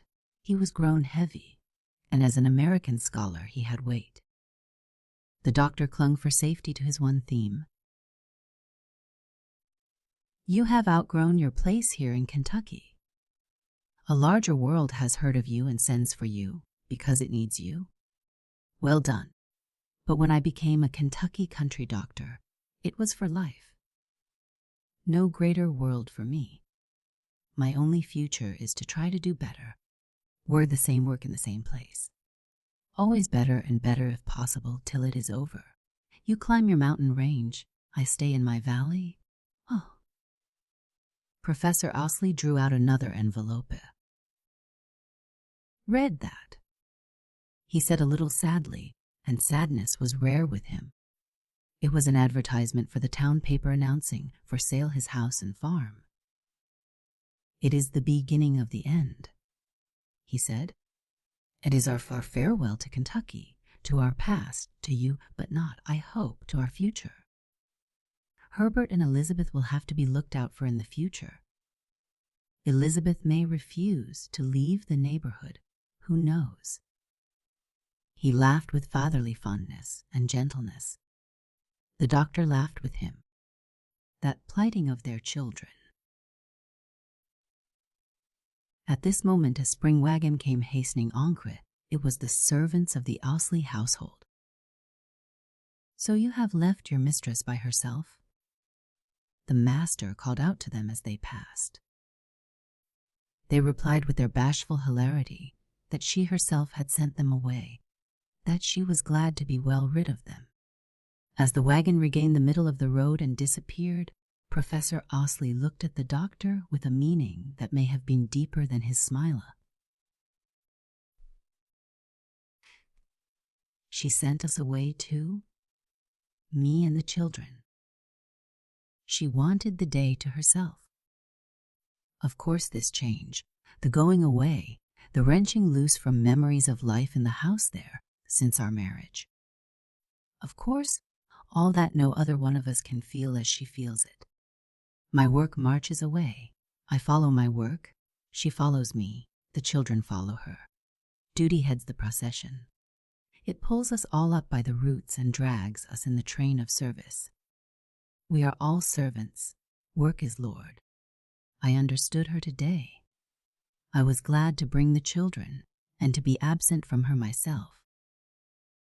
These hours of looking backward and of looking forward are sacred to her. It is her woman's right to be alone.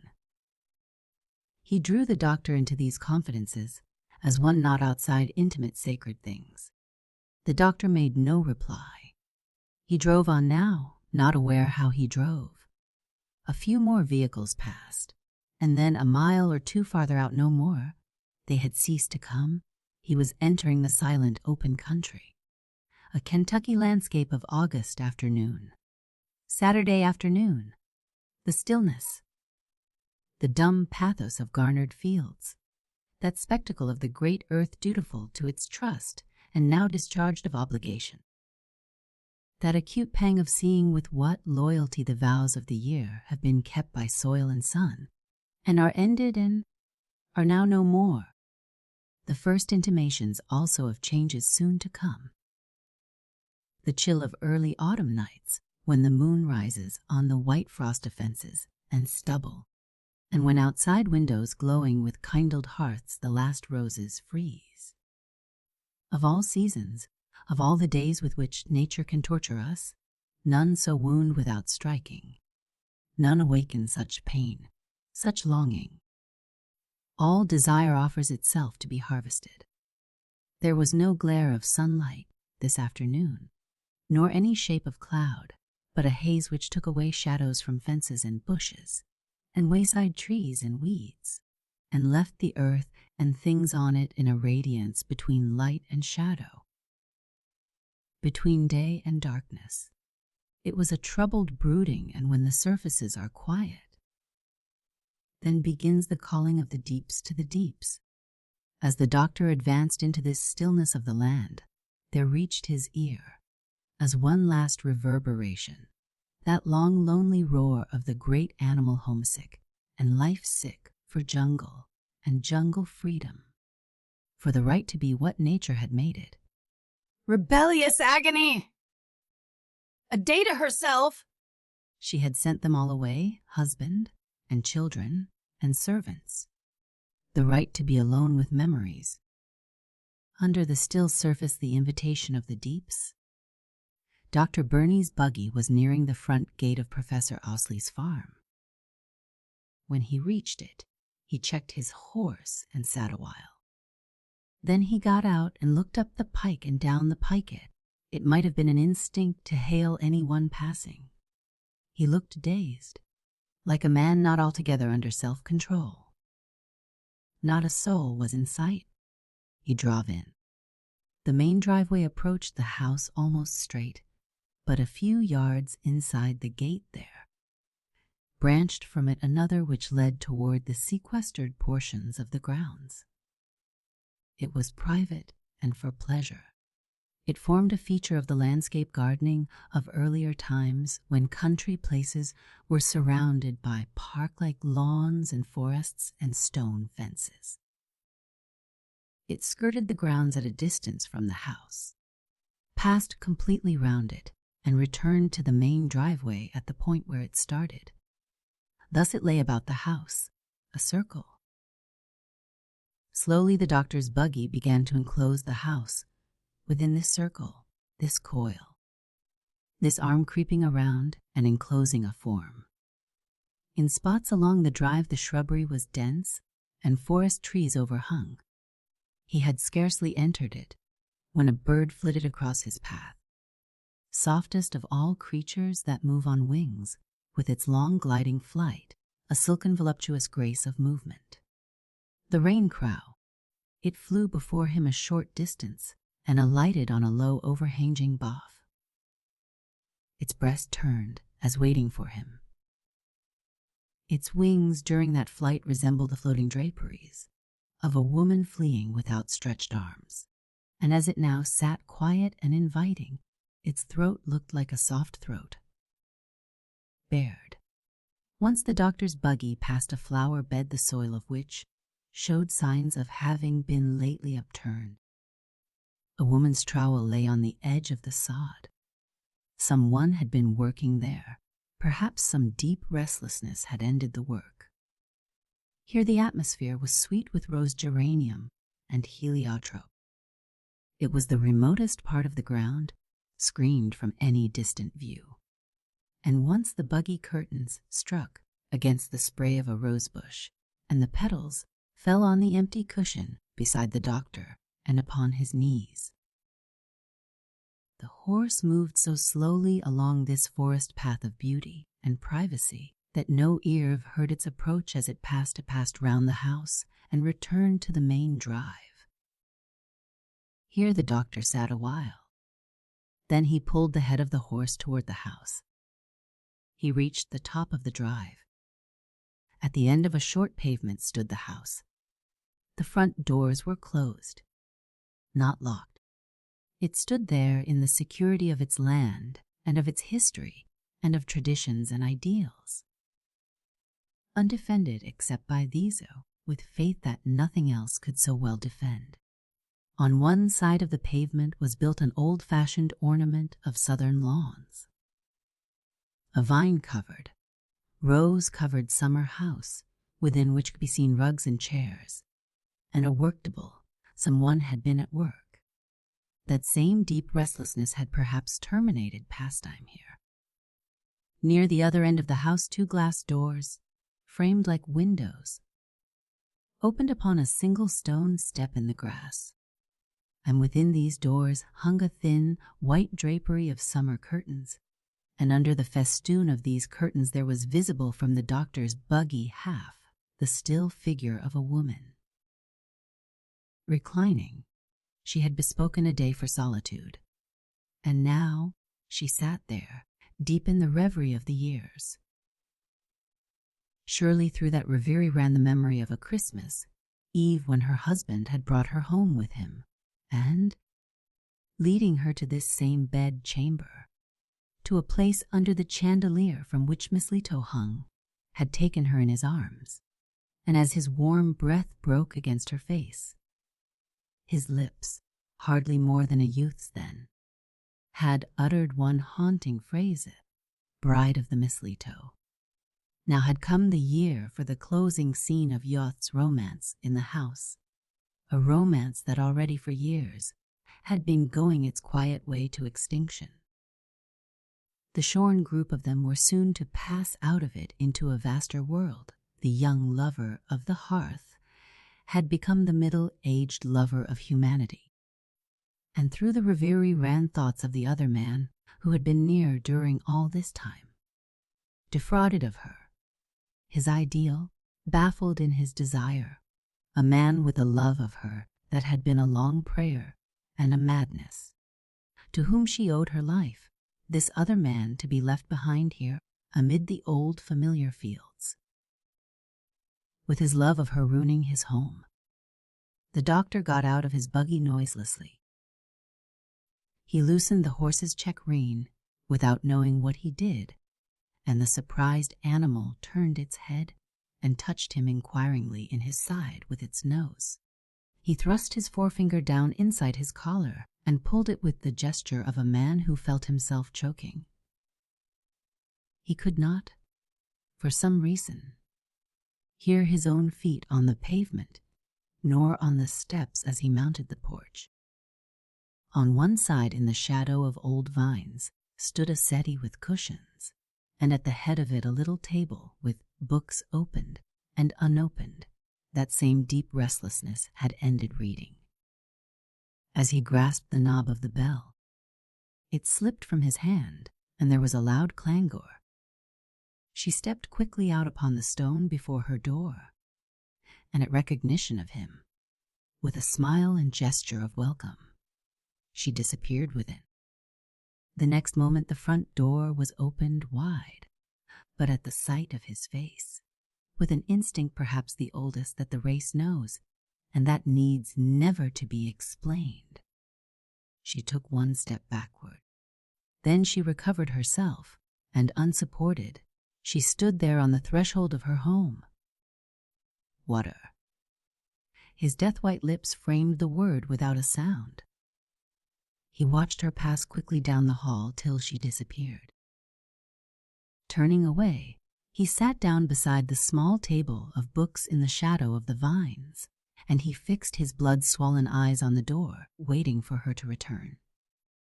She came unwaveringly, and without a word placed the glass of water beside him, and then she passed out of sight behind him. A long time he remained there. Close to his ear, out of the depths of the honeysuckle, came the twittering of a brood of nestlings as the mother went to and fro, elate. Brood, the first having met with tragedy, or the second love mating of the season. Then upon the stillness another sound broke, a plain warning to his ear. It was a scraping of the buggy wheel against the buggy, showing that his horse, finding its check rein loosened, but being too well trained to move, had turned short to crop the grass beside the driveway. How the homely things, the pitiable trifles, reach us amid life's immensities. This overturning of a buggy, the overturning of lives. He started down the steps, and then midway between the house and the buggy he saw her. She stood a few yards from him across the grass, at one of the entrances of the summer house where she had been working at her needlework. She stood there, not waiting for him to come, but waiting for him to go. For years he had followed her as along a path. This was the end of the path. Neither could go farther. And now, turning at the end of the path, she meant to make him understand. Understand her better and understand himself better. And so she stood there facing him, the whole glowing picture of her wifehood and womanhood. Not in fear nor anger, nor with any reproach for him nor any stain for herself, but with the deepest understanding and sympathy in a great tragedy, and with her friendship. Then she turned away and with quiet steps took a slender path which led to those sequestered portions of the grounds where she had left her trowel and geraniums and heliotropes. Slowly along this labyrinth of verdure, under the branches of the old forest trees, she passed. Now a shrub partly hid her. Once the long bough of a rose tree touched her shoulder and dropped the petals of its blossoms behind her. Farther away, then lost down the dim glade. The buggy crept homeward along the pike. The horse hung its head low, the reins lay on the dashboard. With its obscure sense that something was wrong, it struck the gait with which it had always yielded obedience to the sadnesses of the land, and moved along the highway as behind a death, past farms of happy husbands and wives and children, past fences on which, a bare-headed boy, he had once liked to come out and sit and watch people pass, or to meet his uncle as he returned home. Past the little roadside church, its doors and windows so tightly shut now during the week, where years before he had sat one morning and had shot the arrow of a boy's satire at the commandment for men only. 2 voices for him that day, the same 2 that are in every man, the only 2 in any man, the cry of the jungle, I will, and the voice of the mountain top, thou shalt not. 5. Evergreen and thorn tree. 4 months had elapsed since that August afternoon of summer heat and passion, not a lengthy period as reckoned on the mere unemotional calendar. But changes in our lives are not measurable by days. We may spend eventless years with no inner or outer sign of growth, and then some hour may bring a readjustment, an advancement of our whole being.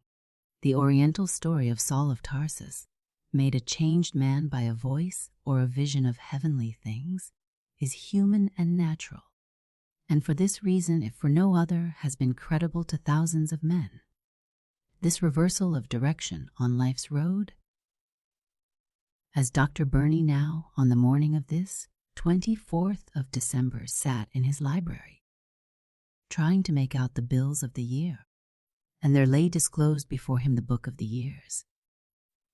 the story of his life from boyhood up. He by and by abandoned the filling out of blanks against his professional neighbors and began to cast up, as at the end of no previous year, his human ideals of his fellow beings, and the beton human debt to the beings and to himself. And nature, who was grievously in his debt, but had no notion of paying. Nature stood at his shoulder and pressed him for settlement in that old formula of hers. You need not have opened this account with nature, but since it has been opened, there is no closing it.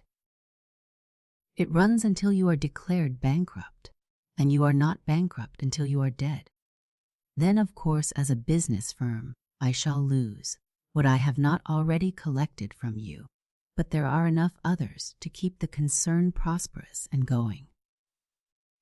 Meantime, make a partial payment now, payment in suffering, payment in expiation, payment in self-repudiation. If you have any funds invested in a habit of inferiority, they are acceptable, I levy on them. One particular fact this morning had riveted Durs. Bernie's attention upon the slow, inexorable grinding of these mills of life. For years, the unhappiness of his domestic affairs, the withdrawal of his wife from him under his roof, had by insensible stages traveled as a story to all other homesteads in that region. In his own house it had always remained a mute tragedy. Each of the two who bore the yoke it made no willing sign. Each turned toward their world the unbetraying countenance. And it must be remembered that half a century ago, unless you might have journeyed inquisitively through the length and breadth of that land, and have found probably not one case of divorce, nor of separation without divorce. Among that people, marriage was truly for better or for worse, a great binding and unalterable sacrament of blended lives. If after marriage love's young dream ended, then you lived on where you were, wide awake. If all gorgeous colors left the clouds, and the clouds left the sky, you stood the blistering sun. If it turned out to be oil and water poured together, at least it was oil and water within the same priceless crude. And the perpetuity of the crude was considered of more value to society than the preservation of a little oil and water. No divorce, then, nor separation in his case, nor any voluntary vulgarization of the truth, and yet a widely diffused knowledge of this truth among neighbors, among his brother physicians, in county seats, and away down on that lower level of the domestic servants, the proudest experience of whose lives is perhaps the discovery of something to criticize in those far above them. Is it not a personal triumph to level a pocket telescope on the sun? And all this Bernie had grown used to through nature's kind indurations. All of us have to grow used to so much, and perhaps there is no surer test for any of us than how much we can bear, but in one of life's directions only, in the direction of his children. His outlook had hitherto been as refreshing to him as sunlight on the young April verdure of the land. In that direction had still been left him complete peace, because there still dwelt spotlessness. But the father had long dreaded the arrival in his children of an age when they must commence to see things in their home which they could not understand, or, in fairness, judge. He carried that old dread felt by so many parents that by and by the children will be forced to understand and to misunderstand the lack of something in the house. It was for this very reason that permission had the more gladly been granted them this year to celebrate their Christmas elsewhere. For this festival brings into relief as nothing else the domestic peace of a fireside, or the discords that mar the lives of those gathered in coldness about its warmth. And now the long expected had arrived. his conversation with his little boy that morning before the two children had darted off. For their Christmas away from home had brought the announcement. The boy was at last mature enough to begin to put his own interpretation upon the estrangement of his parents. Moreover, the son now believed that he had found the father out, had penetrated to his secret, and the doctor recalled the words which had conveyed this youthful judgment to him. If I should get tired of Elizabeth and wanted a little change and fell in love with another man's wife. There was the snow-white Annunciation. There the doctor got insight into the direction that a young life tended to take. There was the milestone already reached by the traveler. That is, his son, out of devotion to him, had already entered into a kind of partnership in his father's marital unfaithfulness. The boy had laughed in his father's eyes with elation at his own loyalty. These tidings of degeneracy it was that so arrested the doctor on this day. The influence of the house had at last reached the only remaining field thus far unreached, and now the seeds of suggestion had been dropped from one ripened life into new soil, sowing the world's harvest over again. That old harvest of tears and tears. Hitherto his tragedy had been communicated to his own generation. Now it had dropped in the next generation.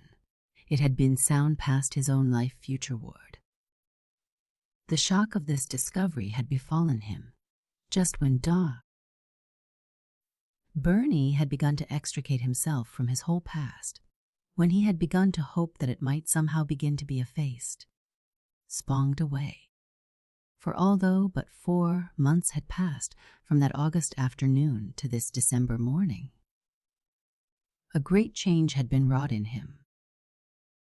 When on the day following that sad August one, he about the middle of the forenoon had driven distractedly into Professor Ousley's yard, he saw that friend of his youth, the man he loved best of men, the most nearly perfect character he knew among men.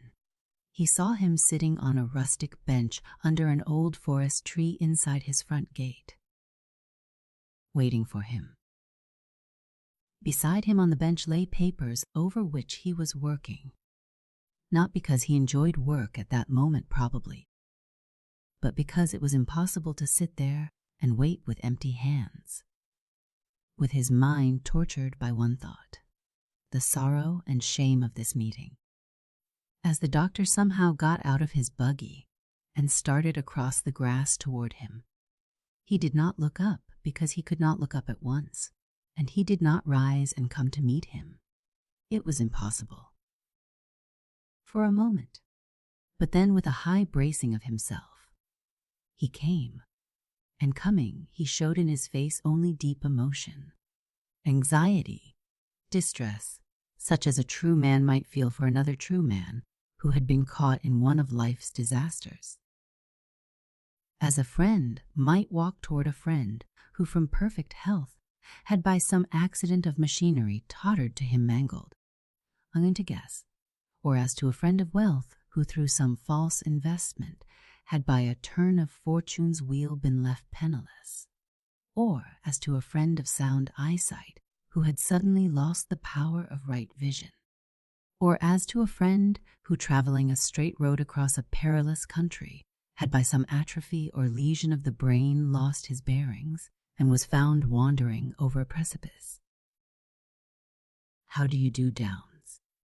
he called out, using the old first name which for years now he had dropped, the boyish name of complete boyish friendship. "Come and sit down," he said, and he wound his arm through the doctor's and all but supported him until they reached the seat under the tree. And then, without waiting or wavering or looking at his friend's face, most of all without allowing him to utter a word, like a man aroused to the battle of a whole life which concentrated itself then and there, he turned to his papers and began to speak of the future. of the professor's ship, with its new work, new duties, new services, to the going away from Kentucky. Not once did he turn the talk away from the new, the future. Except that when he finished, he covered the whole theme by saying that the old ties must hold fast and become the dearer for the separation. He wanted the doctor's advice, insisted upon having it, forced him on into this future. Not a word, not a look of the eye, not a note in the voice about a thing so near, too near. "Now this is the end of that," he said, putting the papers away.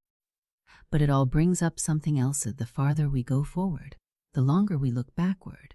And the future, this new future, has turned my eyes all the more toward the past. Downs, our past.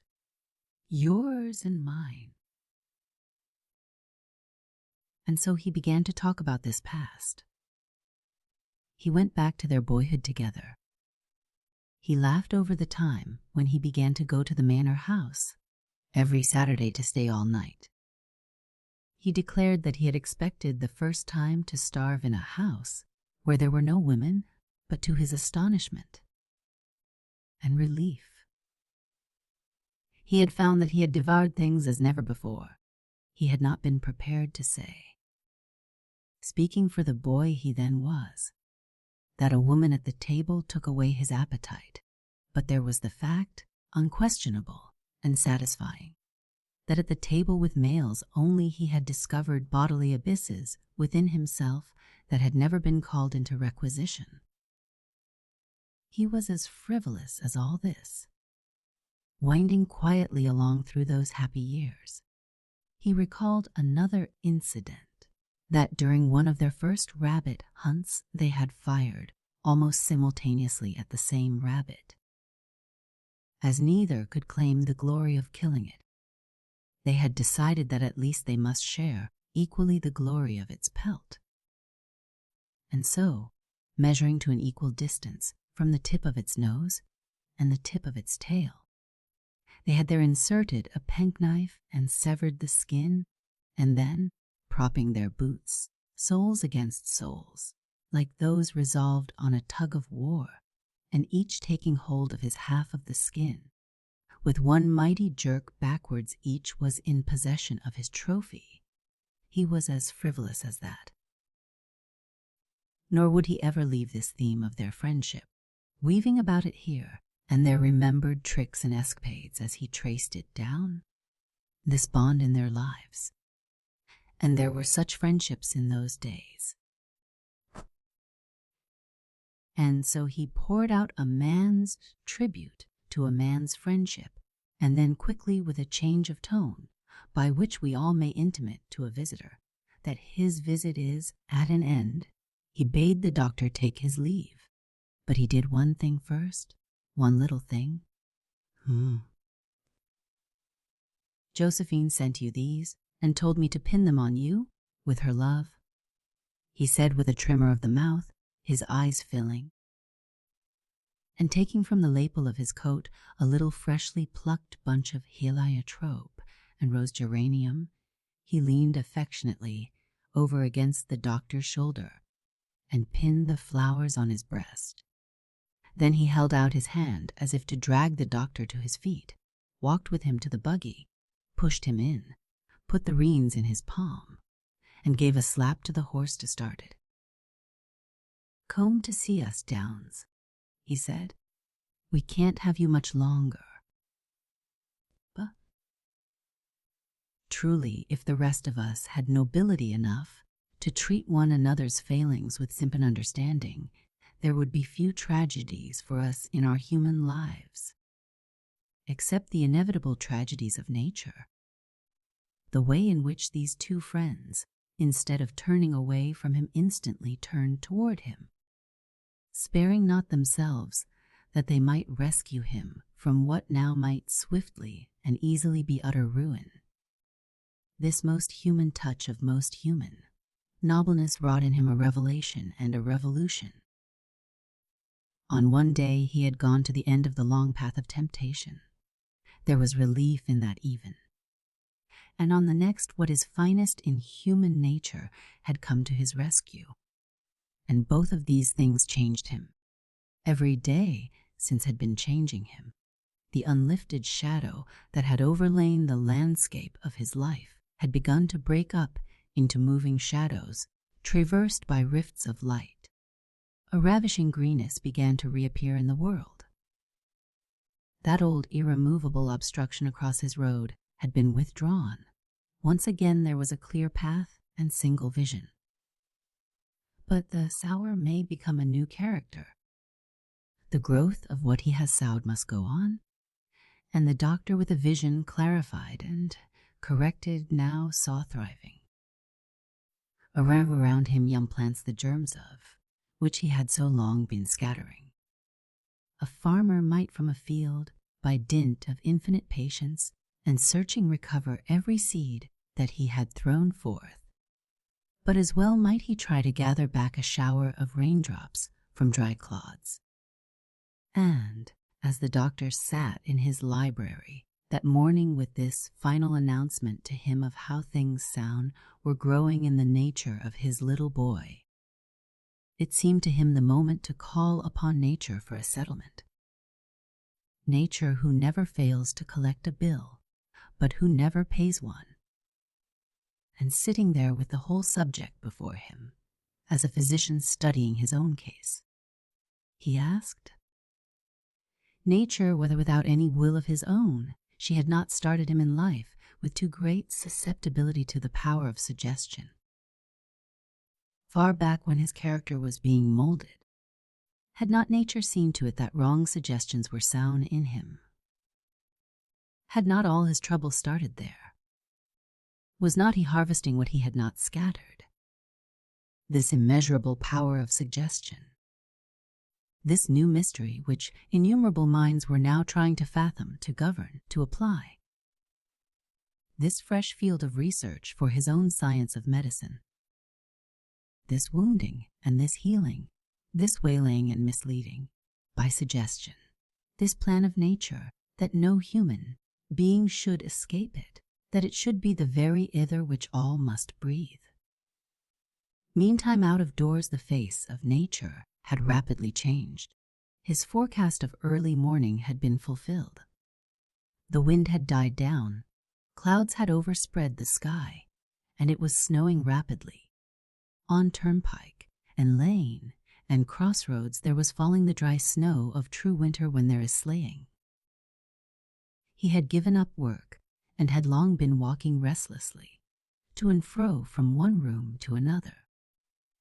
And now, as he stood at a window and looked out at the mantle of ermine being woven for all unsightly things, at the hiding away of the year's blots and stains, under the one new spotlessness, his thoughts buried themselves with getting out his own sleigh, and with his trip across country in the afternoon to the homes of the sick children. But more intimately he thought of the long drive homeward from the distant county seat late that night. With his memories of Christmas Eve, he turned from the window and going to his office set about the work of mending the sleigh bells. For some reason he did this most quietly lest they should send any sound through the stillness of the house. Once as a bell tumbled out of its place, instinctively, he put his hand over it as though it were human, and he must silence its mouth of merriment.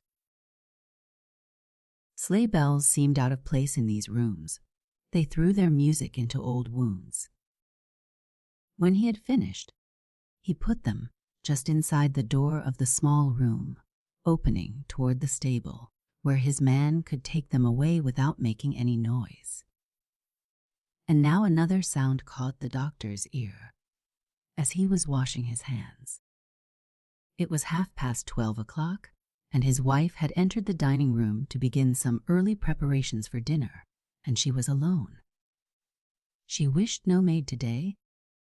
Apparently, at least not yet, and as she moved familiarly about there reached his ear, very low, sung wholly to herself, the melody of a ballad. The doctor knew it, Words and music, it was the ballad of the trees and the master. In this the poet. A southern poet who himself, alike through genius and suffering, had entered while on earth into the divine. In this the poet had represented the Son of Man as going into the woods when his hour was near, into the woods for such strength as the forest only may sometimes give us, the same forest out of which humanity itself had emerged when it began its troubled history of search for the ideal. Thus her song was not of the Christmas tree and of the manger when divine love arrives, but of the tree of the crucifixion and of love's betrayal and sacrifice ere it goes away. It was not the carol of the whole happy world at this hour for Bethlehem, but the hymn of Calvary, the music of the thorn tree and of the crown of thorns. And this from his wife on Christmas Eve, not for his ear, not for anyone's ear, but to herself alone. As he listened, with an overmastering impulse, he walked to the corner of the library and stood before her picture. He noticed that, in the careless haste of holiday house cleaning today, the servant had left on the glass of the frame some fingerprints, some particles of dust. He brought a little moistened antiseptic sponge and a little Red Cross gauze, and softly cleaned it as though he were touching a wound. Then he returned to the window and watched the snow falling and heard his wife's song through to the end. It was she to whom he owed everything.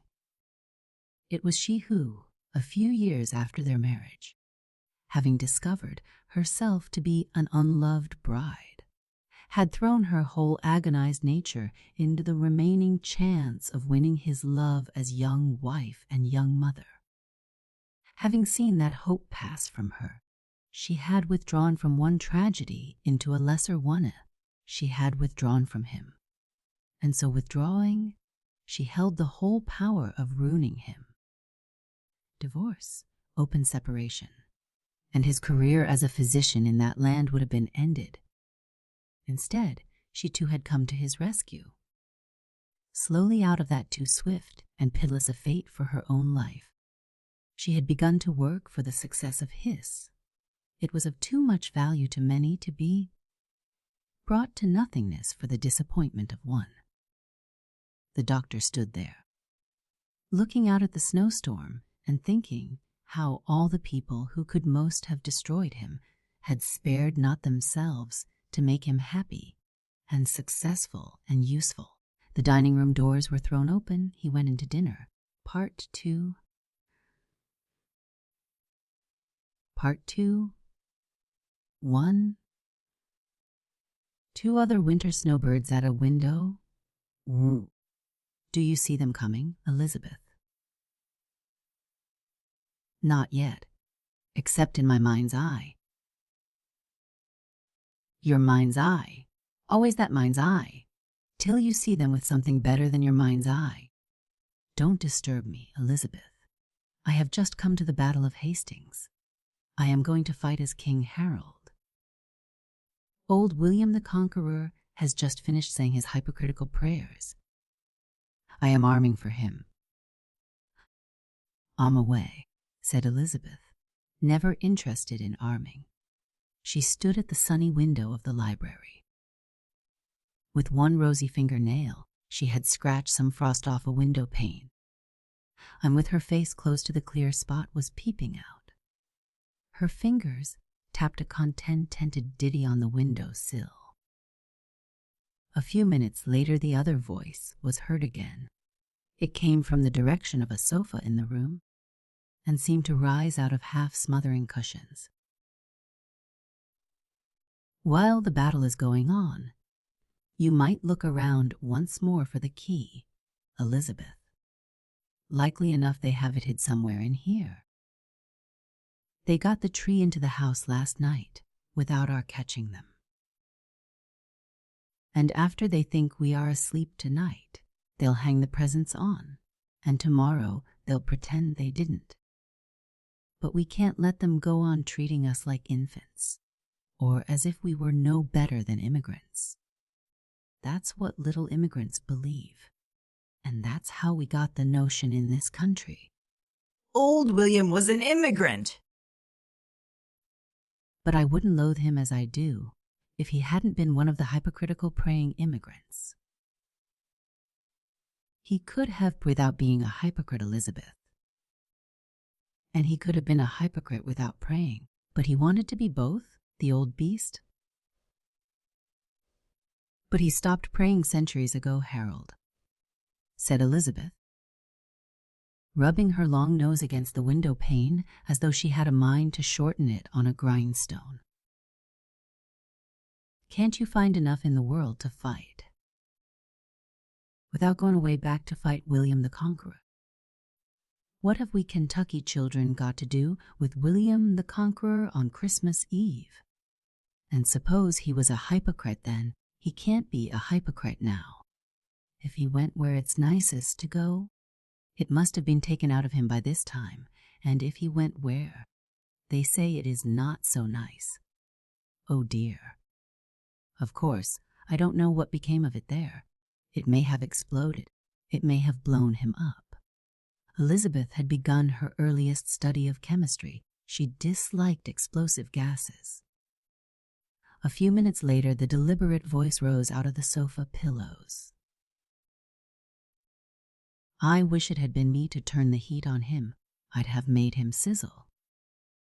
If you find the key, lay it aside quietly, Elizabeth. By that time the moon may be shining down on the battlefield, where I am dead among my common soldiers, all of us covered with gore. Let the king lie. There with them as one of them. Doesn't that sound fine? Not to me, said Elizabeth. It sounds like nonsense. What's the matter with your mind's eye? I beg to inquire. Elizabeth was nondescript. Her hair was golden red and as soft as woven wind. Her skin had the fairness of peach bloom when bees are coming and going in the sunlit air, and there is such sweetness. Under her eyes lay a deeper flush like that sometimes seen on a child's face after a first day's sunburn by the waterside in springtime. Her own face might have been called the face of 4 crescents.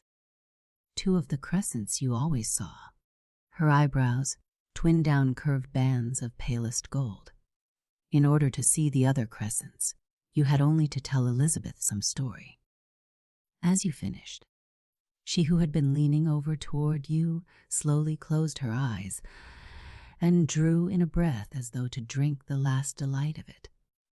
Her thin lips parted tightly across her prosser, pointed little teeth in a smile of thanks, and then in each cheek a curved dimple came out, shaped like what the farmers in Elizabeth's country call a dry moon, when it appears thus set up on end in the evening sky, the water for the month having all run out.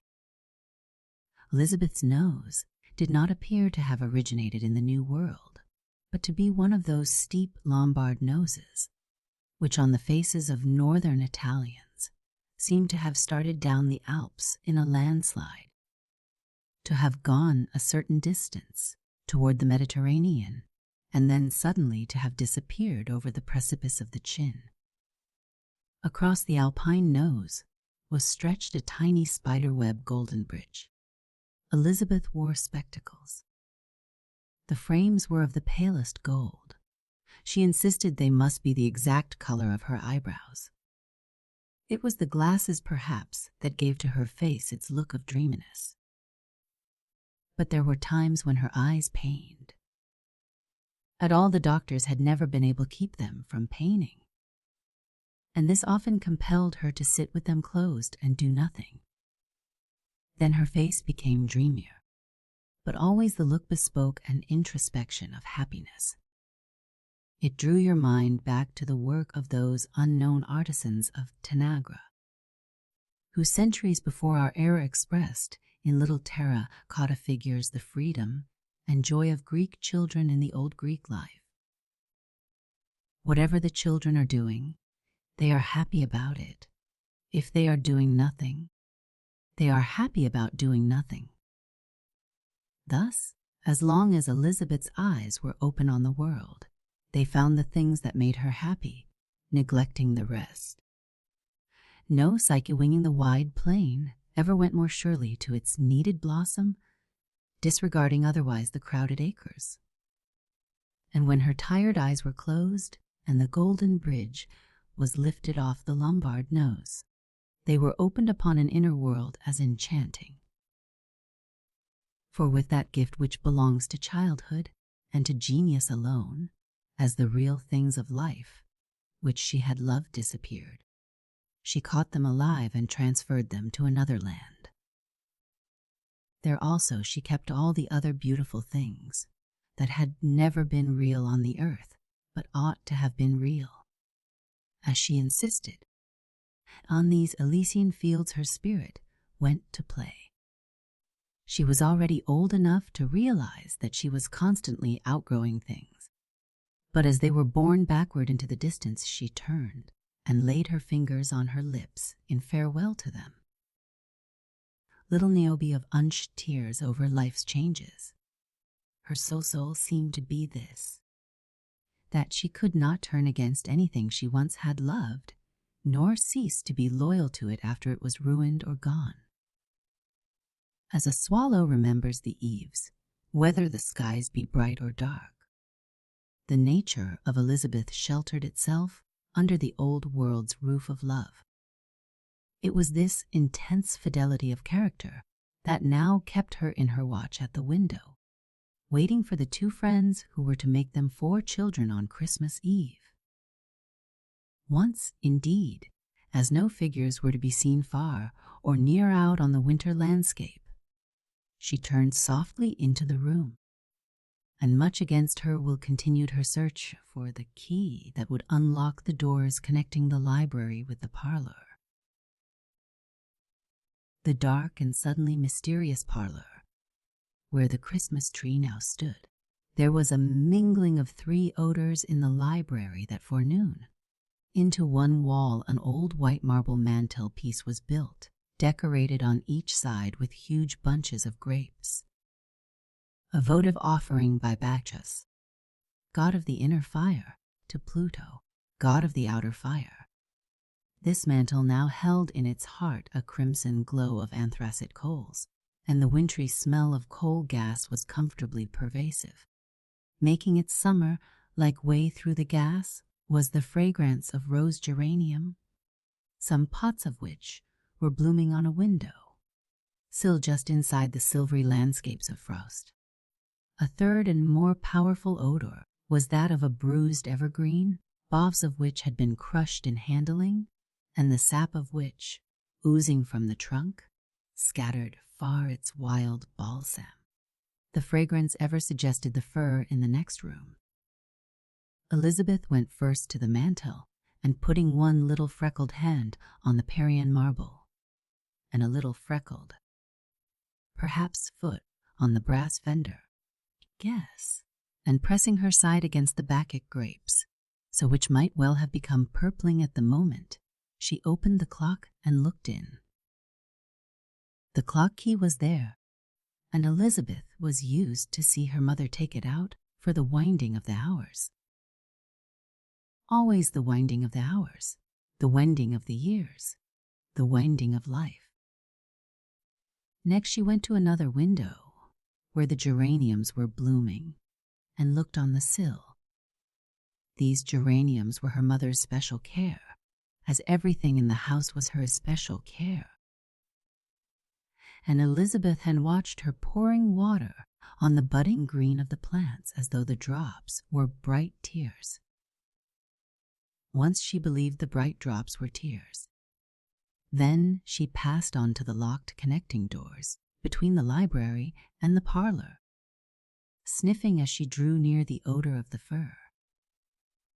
Sniffing it with sensitive nostril, as a fawn on some wild mountainside questions the breeze blowing from beds of inaccessible herbage. Every spring, when the parlor was locked for cleaning, and when children's feet and fingers must be kept from wet paint, She was used to see her mother lock these doors and lay the key along the edge of the carpet. It was not there now, however. Then Elizabeth looked in one more place. The library had shelves along one wall, reaching from the floor well up toward the ceiling in the old Southern way. Filling the shelves at one end were the older books of the house, showing the good but narrow taste of a Southern household in former times. Midway, the modern books were massed, ranging through part of the world's classic literature and through no little of the world's new science, and so marking a transition in culture to the present master and mistress.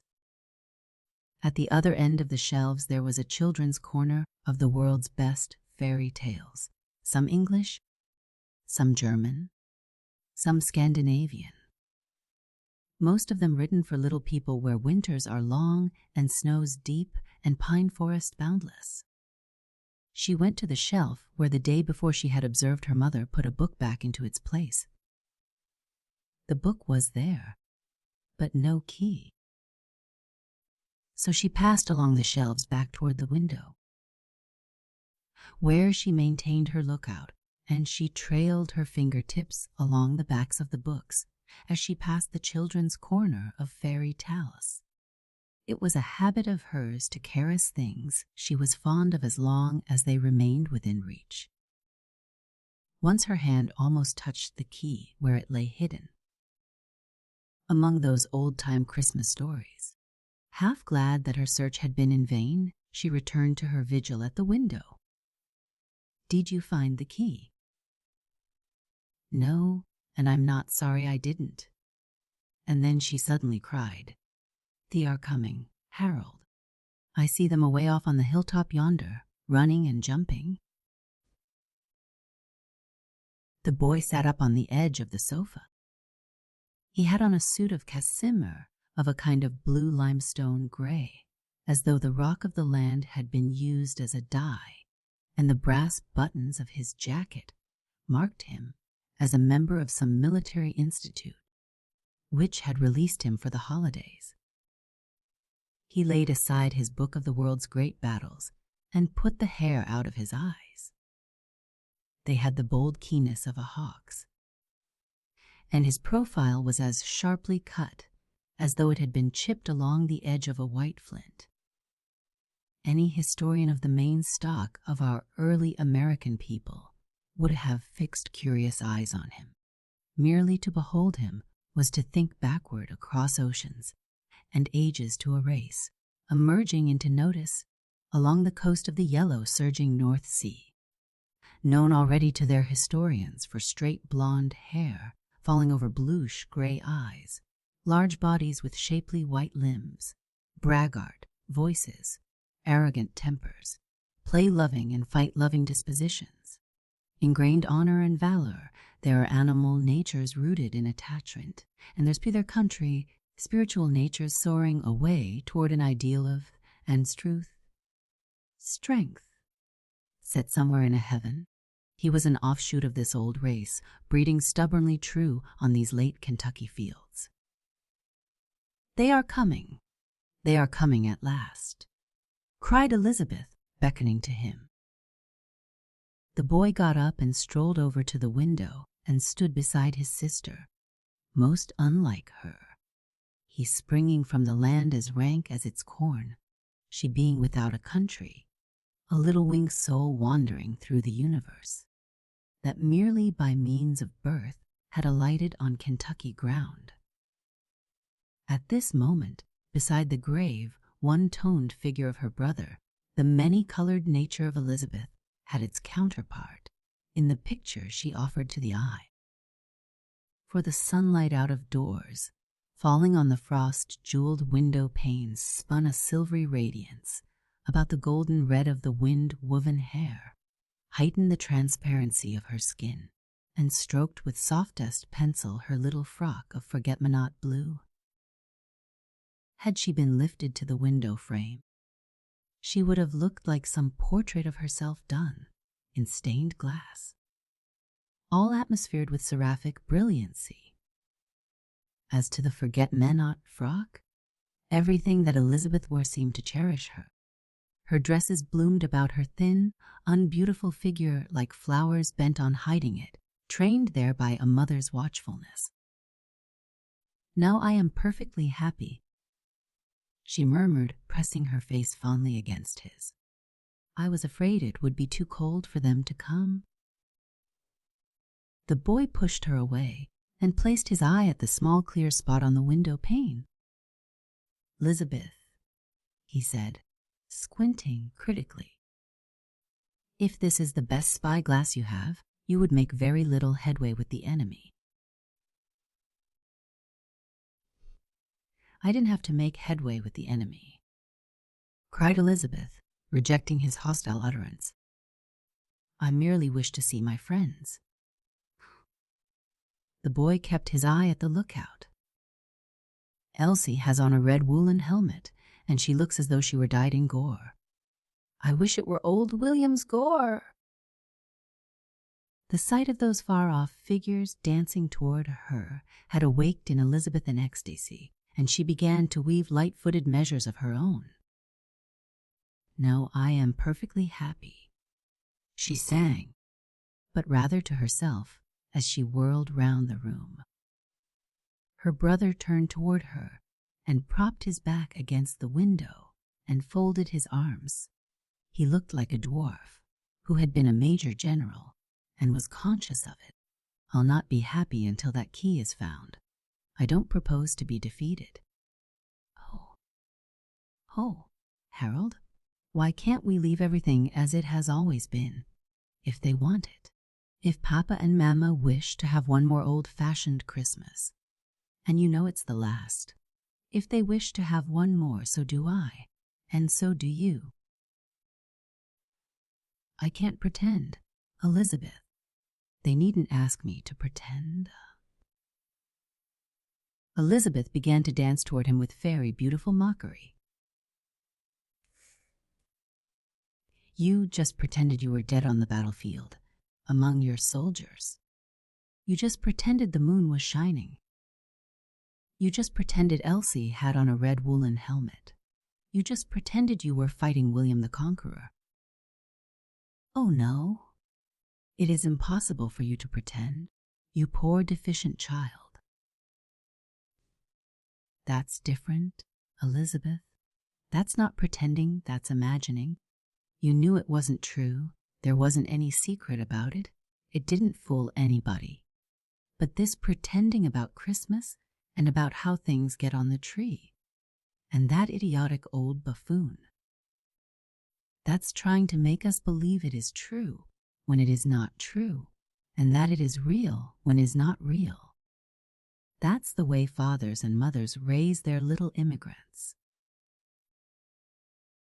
Elizabeth danced before him more wildly, watching him with love and beautiful laughter. "So when Papa says he is Santa Claus, he is pretending. And when you say you are King Harold, you're imagining. Why? What a bright child you are. How did you ever get to be a member of this dull family?" "I didn't expect you to understand the difference, because you girls are used to doing both." "You girls? How could you know the difference between imagining and pretending? You girls. When you are always doing both, you girls. Why, what superior creatures we must be to do so much more than boys," sang Elizabeth. Her head was filled with fragments of nursery ditties, and the occasion seemed to warrant the production of one. With her eyes resting on him, she made a little dance in his honor and at his expense, and she cadenced her footfalls to the rhythm of her words. "The innocent lambs. They have no shams, and they've nothing but wool to hide them. They cannot pretend, because at one end, they've nothing but tails to guide them." She suddenly glided forward step by step, airy self of unearthly joy, and threw her arms around his neck and covered his face with kisses. and then darted away from him again, dancing. With his arms folded, he looked at her as a stone milepost might have looked at a ruby-throated hummingbird. "You promised," he said. "You promised that we'd find the key, and that all four of us would walk in on them tonight. But what do you know about keeping promises? You girls." "I'll keep my promise, but I hope I won't find the key," said Elizabeth, as her dance grew wilder with the rising whirlwind of expectation. "But why shouldn't Papa and Mama have one more Christmas as they wish it? Of course we can't care as much for old times as they do, but be reasonable, Harold." "I can't be reasonable that way. Haven't they always told us never to pretend? Haven't they always taught us not to have secrets? Haven't they always said that a house with a secret, it wasn't a good home for children? Why can't Christmas be as open as all out of doors? Isn't that what they call being American? To be as open as all out of doors. It's the little immigrants who have secrets in them." At that moment there was a sound of feet, muffled with yarn stockings, stamping triumphantly on the porch. "Oh, there they are," cried Elizabeth, darting out of the room to receive her guests.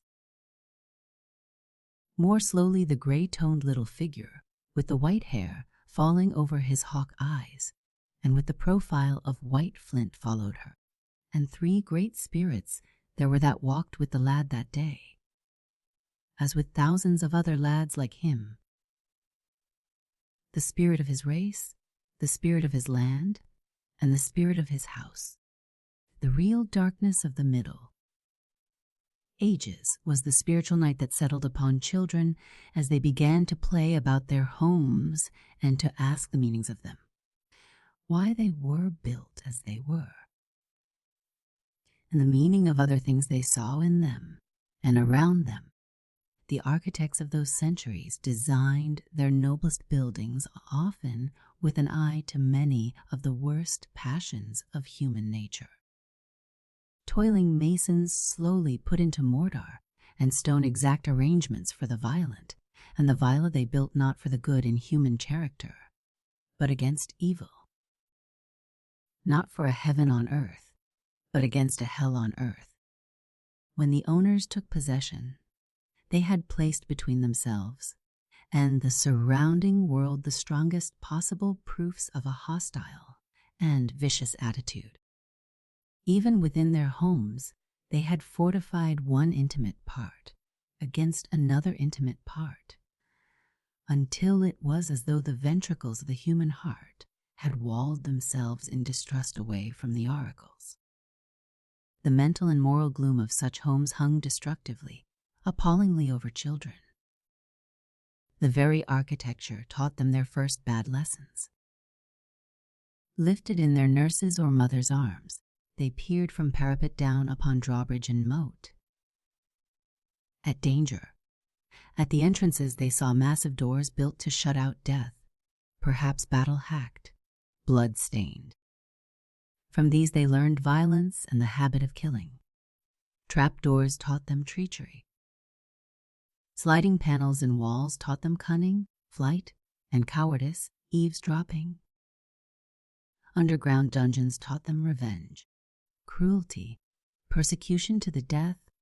They might look down into one and see lying there some victim of slow starvation or slow torture, nearly every leading vicious trait born in them seized upon the house itself for development, and began to clamber up its walls as naturally as castle ivy. Little children of the Dark Ages. Does anyone now ever try to enter into their terrors and troubles and warped souls? Can anyone conceivably nowadays look out upon human life or up to the heavens through their vision? When the Anglo-Saxon, heavens blue in his eyes, sunlight in his hair, the conquest of the future in his brain, the peopling of the future in his loins, breasted fresh waters and reached the distant shore. He had come to a great land where he could build for the best that was in him. The story of the black slave fleeing across a western river from a slave state into a free state, thrilling millions in this country, is as nothing to the story of the white slave of the ages who escaped across an ocean into a world where he became a free man. The cabins of this new world became the nurseries of a new kind of childhood on the earth. There is no possibility of measuring the effect upon a child and upon the man he is to be, even of a door that has no lock and of windows that have no shutters. It was while sleeping behind such undefended doors and windows ours that the gaunt, mated lions and lionesses on the western frontiers of this republic bred in chaste passion their lean cubs. Out of such a cabin without a bolt and with its mere latch string there walked forth a new type of American man, the nation's man, who as a child had trusted the open door in his father's house, and as a man trusted the door of humanity, nor had within himself secret nor secrecy, nor trick, nor guile, nor double-dealing, nor cruelty, nor vindictiveness, nor revenge. The naked American, unpollutable iron of its strength and honor, child of the new childhood, man of the new manhood, with the great silence in him that is in the great. The birthplace of Harold and Elizabeth was one of the thousands and thousands of plain American homes in Kentucky and elsewhere that are the breeding grounds and fortresses of the Republic's impregnable virtue. The house had never taught them a bad lesson. It had never offered them an architectural trait to which their own coarser human traits could attach themselves. It had never uttered a suggestion that there is anything wrong in the human nature dwelling within it or human nature approaching it from without. It was built against one enemy, the climate. And whenever the climate began war on the house, the children had a chance to see how well prepared for war it was. The climate always retreated, whipped in the end. Their land was like their birthplace. The earliest generations of little white Kentuckians had good reason to dread their country. No children anywhere ever had more. It was their dark ages. Death encompassed them. Torture snatched them from the breast. Terror cradled them. But all that was good and great in their parents fought on their side, and through the dark ages of the West shone the luster of a new chivalry. But all that was changed long ago, changed except to history and to gratitude, which is the memory of the heart. On these plains of Kentucky, no wildness any more, nothing unknown lurking anywhere, a deep, strong land completely gentled but not weakened, over it drifting the lights and shadows of tranquil skies, and throbbing always in the heart of it a passion of tenderness that draws its wandering children back across all distances and through all years. Aye, there were 3 great spirits that walked with the lad that day and with the uncounted army of his peers, the spirit of their race. The old Anglo-Saxon race that has made its best share of the world's history by cutting away with its sword the rotting curtains that conceal sham and superstition, the spirit of his country which moves with resistless strength toward the real and the strong, and the spirit of the plain American home, that fortress where the real and the ideal meet. 2. 4 in a cage. The 4 children early that afternoon were shut in the library with instructions from the mother of the household. It was too cold to go out of doors any more. This was given as gentle counsel to the visitors. Their father, here the head was shaken warningly at the other 2. Their father was finishing some very important work in his library and must not be disturbed by noises.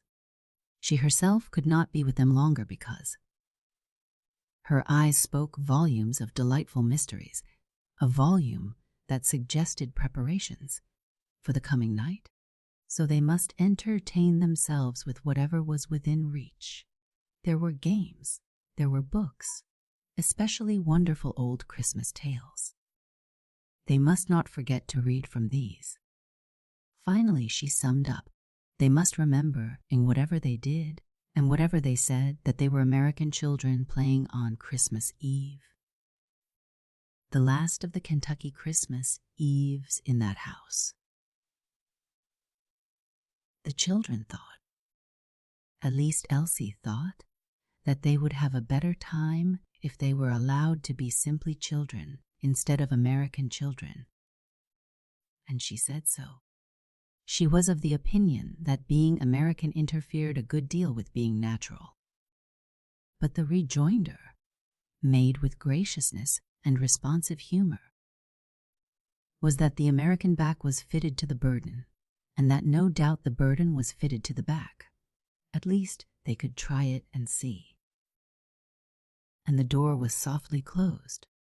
The children gathered almost immediately about a center table on which were books and many magazines, very modern and very American magazines, which were pleasantly lighted of evenings by a reading lamp. The two children who were at home were much used to catching echoes from those magazines as expounded and discussed by mature heads. What attracted them all now was neither lamp nor literature, but a silver tray bearing plates and knives and napkins. "It looks as though we were going to have something delicious," said Elizabeth daintily, and she peeped under a napkin, adding with disappointment, "Oh dear, I am afraid it is going to be fruit." Even as she spoke, there was a knock on the door, as though something had been delayed, and the door was reopened far enough to admit the maternal hand grasping the handle of a massive old fruit basket piled with apples. There was a rush to the door and another protest.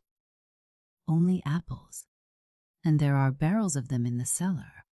Why not potatoes and be done with it? Entertain one's company on apples."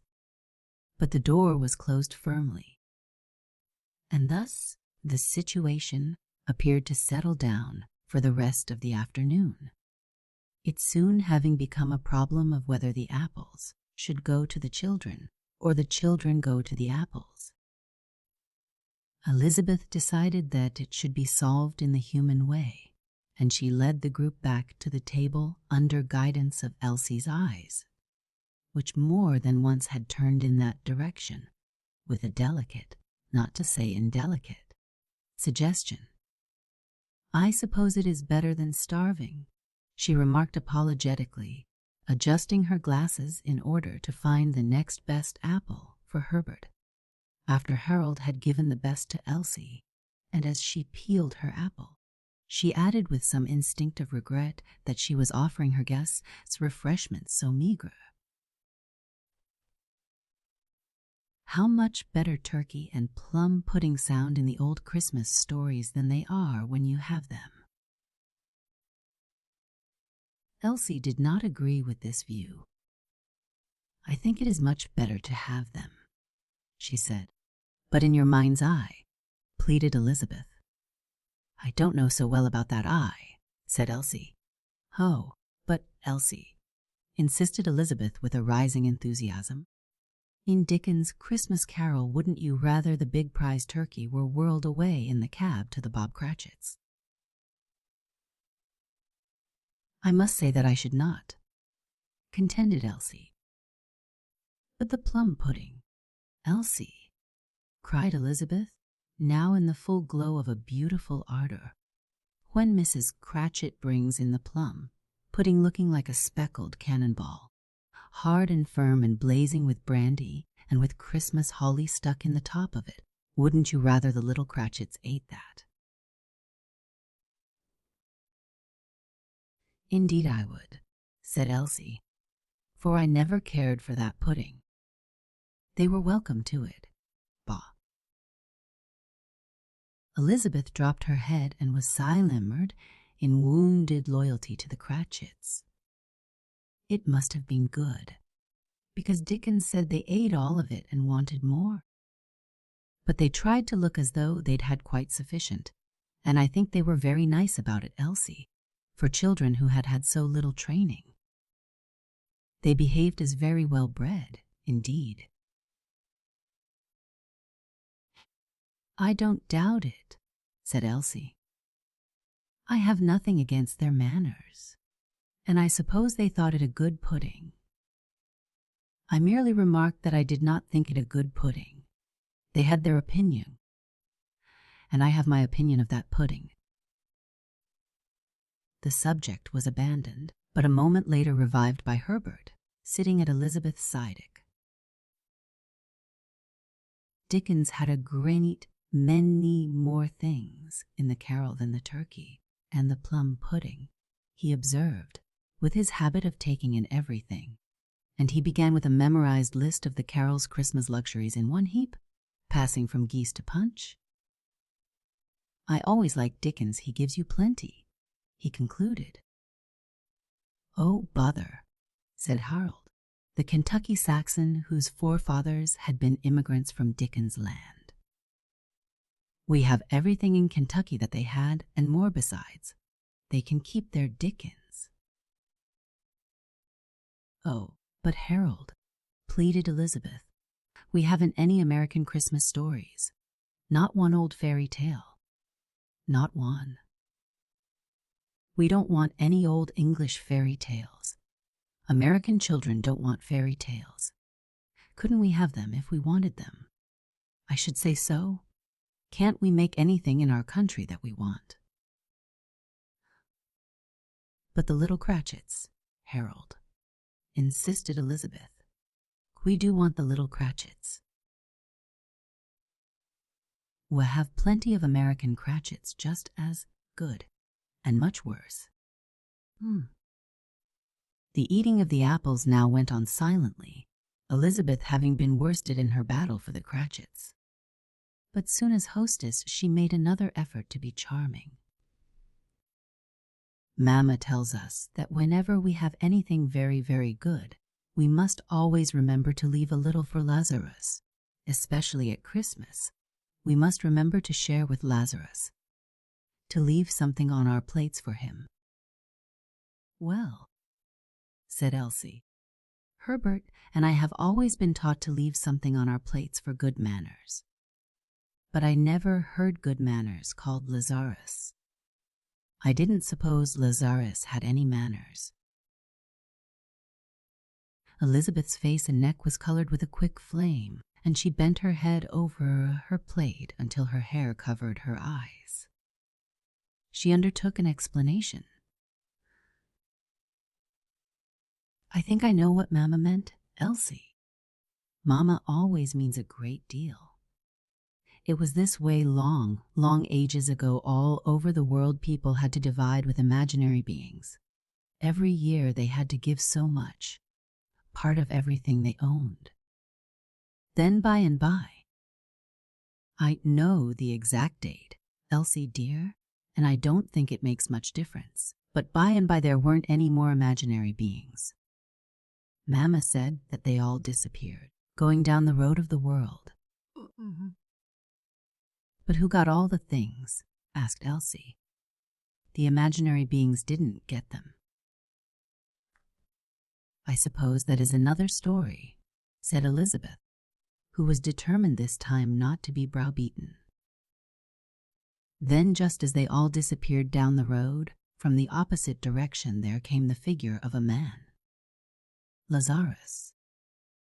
Of course I can't tell it as Mamma explains it to me. But this is what it comes to. That for ages and ages people were compelled to give up a share of what they had to imaginary beings. But now there aren't any imaginary beings, and we must divide with people we actually see. I don't actually see Lazarus, said Elsie, but with your mind's eye. Oh, that eye. Mamma thought she would give us a good send-off for Christmas Eve, murmured Elizabeth with another wound. She had been as unfortunate in her crusade for Lazarus as she had been with her tirade for the Cratchits. Elsie and Harold had pushed back their chairs and frolicked away to a distant part of the room to an unfinished game of backgammon. Elizabeth dipped her fingers in her finger bowl and with admiration watched Elsie in her beauty and bouncing proportions, for she was a beautiful child, with the beauty of round, healthy vegetables displayed on market stalls, causing you to feel comfortable and human. As for Elizabeth, her thinness had been her pathos from earliest childhood. She had been made to realize on school playgrounds and in all juvenile companies that very thin children win. No kind of leadership. With an instinct sure and no doubt wise, children uniformly give their suffrages to the fat and vote by the pound. Now she looked longingly at the bewitching vision of her opposite, at the heavy braids of chestnut, hair hanging down the broad back and tied with a bit of blue checked ribbon. A back that would have made 3 of her backs.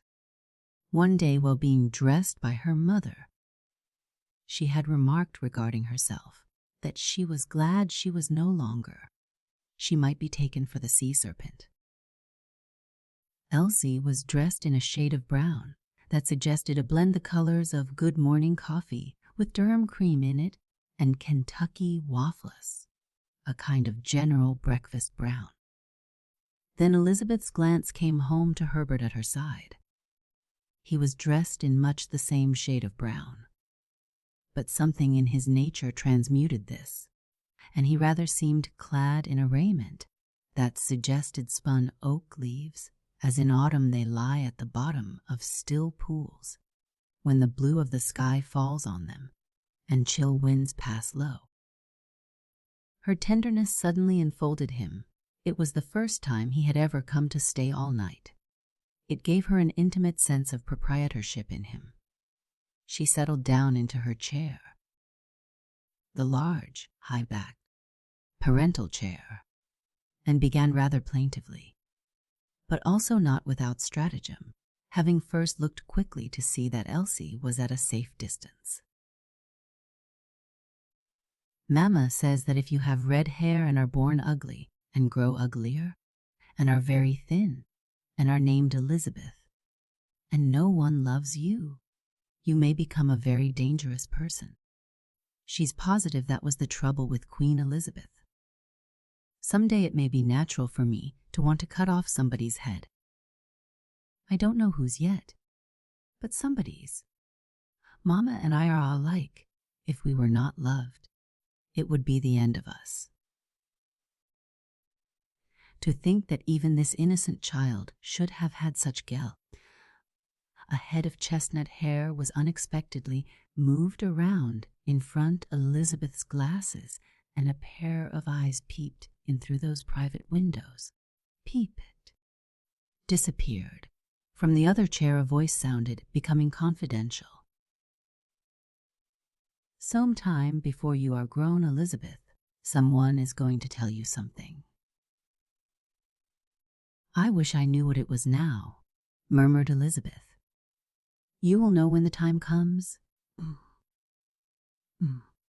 Don't see why the time doesn't come now.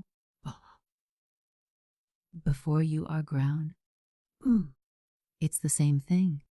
I feel grown for the moment. Elizabeth looked around again to see where Elsie was.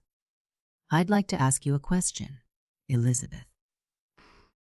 I should be pleased to answer the question. But Father told me not to ask any questions. I was to wait till I got back home and ask him. I think that is very strange. Aren't there questions a boy can't ask his father? A father wouldn't be the right one to answer. You must ask the one who can answer. There was no reply.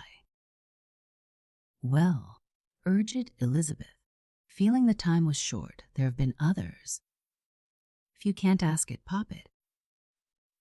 If you can't ask the question, pop the question. And then, clandestinely down behind the backs of the chairs, and not on the cheek, exact style of the respondent not accurately known. Probably early Elizabethan, I'm going to guess. Toward the middle of the afternoon, as they played further about the room in search of whatever entertainment it afforded, they stopped before an old cabinet with shelves arranged behind glass doors. On one of the upper shelves stood some little oval frames of blue or of rose-colored velvet. Hung in the frames were miniatures of women of old Southern days with bare ivory necks and shoulders, perhaps a big damask rose or pen in the breast, or a cataract of curls behind the ear. Women who made you think what must have been the physical and mental caliber of the men who had captured them and held them captured. Elizabeth's grandmothers and aunts on the mother's side. The two girls, each with an arm around the other's waist and heads close together, peered through the glass doors at the vital dames. Don't they look as though they like to dance and to eat and to manage everything and everybody? Said Elsie, always practical. Don't they look proud? Said Elizabeth proudly. Untrue. And don't they look alive? But she linked her arm in Elsie's and drew her away to something else, adding in delicate confidence, I think I am glad, though, Elsie, that Mamma does not look like them. There is no one in the world like Mamma. I am a little like her, but I dwindled. Children do dwindle nowadays, don't they? Not I, said Elsie. I didn't dwindle. Do you notice any dwindling anywhere about me? Please say where. On the middle and lower shelves of the cabinet were some long-ago specimens of mounted wild duck, and on the moss-ragged boughs of an artificial oak, some age-molted passenger pigeons. The boys talked about these, and told stories of their grandfathers' hunting days, when pigeons in multitudes flecked the morning sky on frosty mornings, or had made blue feathery clouds about the oak trees in the vast Kentucky pastures. Following this lead, the boys went to the book shelves, and taking down a volume of Audubon's great folio work on American birds, they spread it open on the carpet, and, sprawling before it, found the picture of the vanished wild pigeon there, and began to read about him.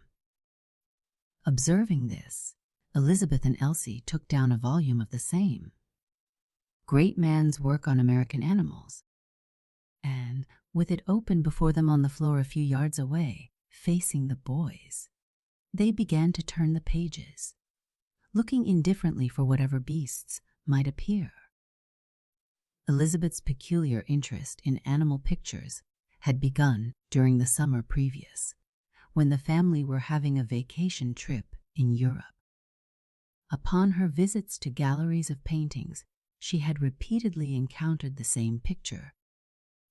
The manger with the divine child as the center of the group, and about the child, half in shadow, the donkey and others of his lowly fellows of the stall, all turned in brute adoration.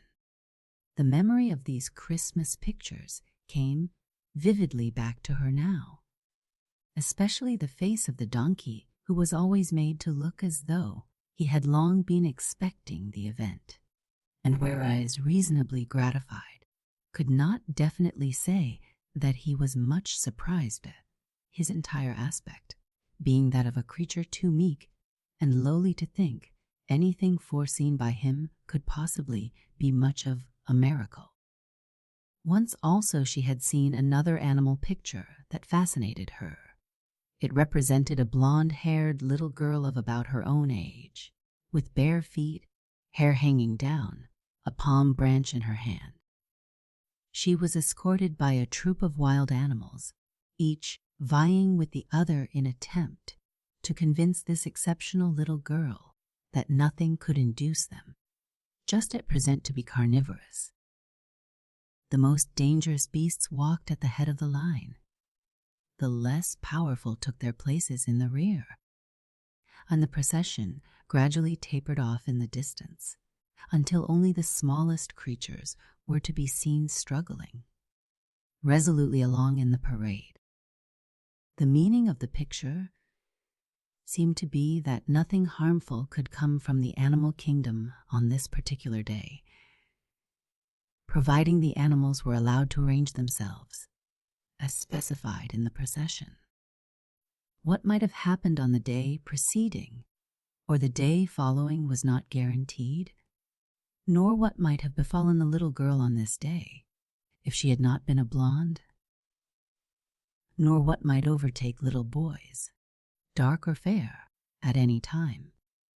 This picture also was in Elizabeth's memory as she turned Audubon's mighty pages, but somehow no American animals seemed to be represented in it, probably absenting themselves through the American desire, ranging through the whole animal kingdom, not to appear sentimental. All, no doubt, would have been glad to parade behind Elizabeth. But they must have agreed that only the sheep in the United States has the right to look sheepish. The boys sitting behind the birds, and the girls sitting behind the quadrupeds, turned the leaves and began to toss their comments and their fun back and forth. "The wild pigeon is gone," said Harold, whose ideas on this subject and others related to it showed that he had listened with a good purpose to a father who was a naturalist and patriotic American. "The wild pigeon is gone, and the buffalo is gone, and the deer is going, and all the other big game is gone, or is going, and the birds going, and the forests are going, and the streams are going, and the Americans are going. Everything is going but the immigrants. They are coming." "Oh, but, Harold, we were immigrants once," admitted Elizabeth. "Where were Anglo-Saxon immigrants?" said the son of his father. "And they're the only kind for this country. If all the rest of the country were like Kentucky, it wouldn't be so bad. And we American boys have got to get busy when we are men, or there won't be any real Americans left. I expect to stand for a big family. I do," he affirmed to Herbert as though he somehow appropriated the privilege and the glory of it. "So do I intend to stand for a big family," replied Herbert quickly and jealously, now that matters seemed to be on a satisfactory basis with Elizabeth. "We boys are going to do our part," called out the Anglo-Saxon to the girls sitting opposite. "You American girls will have to do yours." "We shall be quite ready," Elizabeth sang back dreamily. "We shall be ready," echoed Elsie, not to be excluded from her full share in future proceedings. "And we shall be much pleased to be ready." Hoot. The boys turning the pages of the birds had reached the picture of the American robin redbreast, and the girls turning the pages of the quadrupeds had reached the picture of the American rabbit. Elizabeth was softly stroking its ears and coat. "I think," said Herbert, looking across at Elizabeth, and also of that cordial lusty household bird whose picture was before him, "I think that if a real American were to begin at 20 and keep on until he was, say, 90, he'd be able to down the immigrants with a family." "Why 90? inquired Elizabeth, looking tenderly back at him and apparently disturbed by the fixing of an arbitrary limit. "That's all the Bible allows. Then you take a rest." "Oh, then our family didn't want any rest," exclaimed Harold, "for grandfather had a child when he was 91. Isn't that so, Elizabeth?" "Oh, Harold, you've got that wrong. It wasn't grandmother, you dear lamb.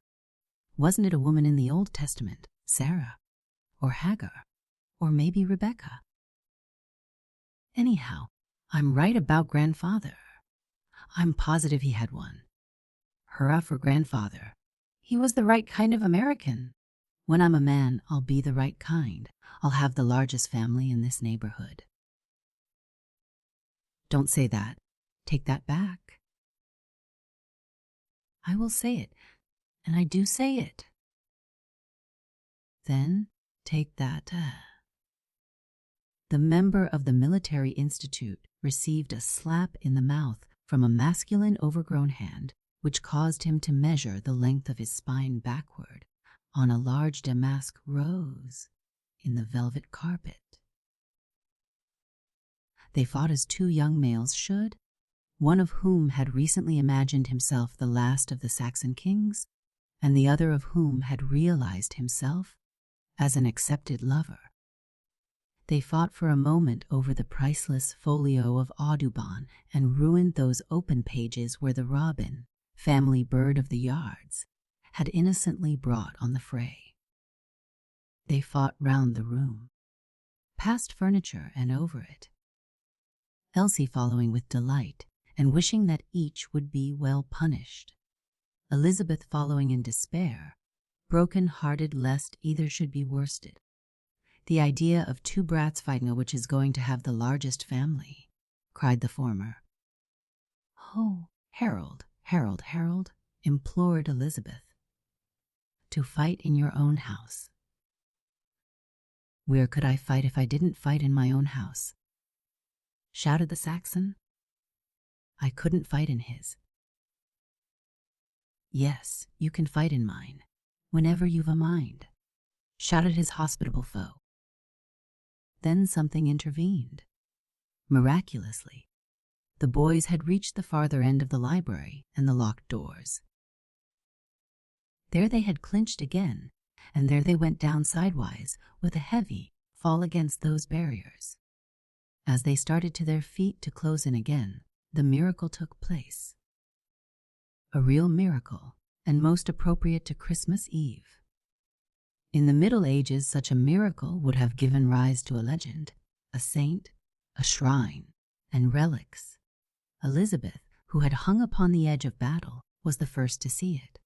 As her brother rose, she threw herself upon him and whispered, "Oh, look, look, Harold. Now you'll stop."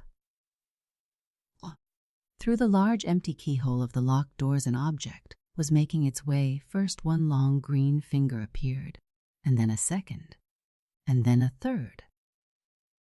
Those 3 sacred fingers, as old as Buddha.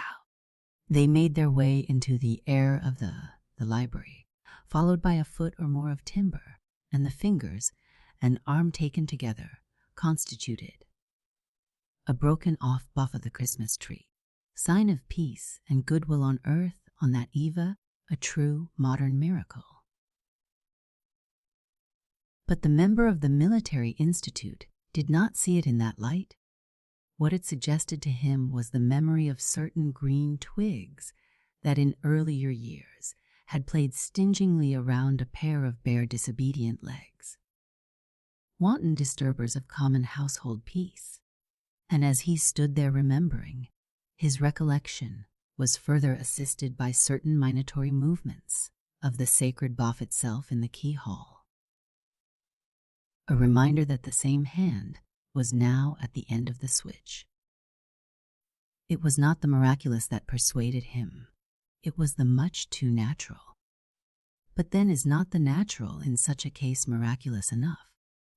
To take a small green cylinder of vegetable tissue and apply it to a larger unclad cylinder of animal tissue with a spasmodic contraction of muscular tissue, and get a moral result from the gray matter of the distant brain, is not that miraculous enough? If people must hunt for miracles and must have them, can they not find all they want in the natural? Wint. There was stillness in the library as that green boff slowly disappeared. The rabbit and the robin, the latter badly torn, got put back upon the shelves in their respective volumes, and presently there was nothing more to be seen but 4 laughing children. and now it was getting late. Outside and all over the land, snow was falling, the longed-for snow of Christmas Eve. And the last thing to chronicle regarding the afternoon was a reading. The little gray-toned lad with the mop of wettish hair and the profile of white flint had straggled back to the story which had absorbed him earlier that day, the book of the world's great battles, and he had read to his listeners seated around him the story of the sad battle of Hastings when Saxon Harold fell, and green Saxon England with its mighty throne was lost to fair-haired Saxon men and women for a long, sad time. This boy was living very close to the mind of a father who was watching the history of his country, and his own brain was full of small echoes, which perhaps did not echo very fully and truly. "That is the kind of battle we are going to fight," he said. "England had to fight her immigrants, and we someday shall have to fight our immigrants, because they will bring into our country old things from their old countries, and we won't have those old things. They are the ones that brought in this silly old Santa Claus. If there is a war," said the son of the doctor, "I'll be the surgeon, and I know of 2 salves already, one for wounds that are open and one for wounds that might as well be. It's a salve that father got in France, and they may have used it at the Battle of Waterloo. That's why there were so many soldiers limping around afterwards." "Well, Herbert," said Elsie, "it couldn't have been such a wonderful salve if it set everybody to limping." Well, it is either limp or be dead, so they limped." "What I like about the French," said Harold, "remembering a summer spent in France, is the big red breeches on the soldiers. Then you've got the gore on you all the time, whether you're fighting or not." Elizabeth's mild beam of humor saw a chance to shine. "Oh, but, Harold," she exclaimed, "they are so dangerous. You know the towns were full of soldiers, and there wasn't one in the country. If a soldier is seen in the pastures, the French bulls get after them. Blue is better, then you aren't chased." It had come Elizabeth's time to read. She made preparations for it with the finest sense of how beautiful an occasion it was going to bear. She hunted for the best chairs. She pushed them together near one of the windows, where the last afternoon light from the snow-darkened sky began to fall mystically. Then she went to the children's corner of fairy tales and softly peered along the shelf, and she drew out a well-remembered volume. Then, seating herself before her auditors, she began in the sweetest, most faltering of voices to read a story that in earlier years had charmed them all. She had scarcely begun before she discovered that she no longer had an audience. Nobody listened. Saddest of all, Elizabeth found that she did not herself listen. She could no longer draw close even to the boundaries of that once magical world. It was gone from her, and now she herself loved it only as she saw it in the dim distance, on the Elysian fields of lost things.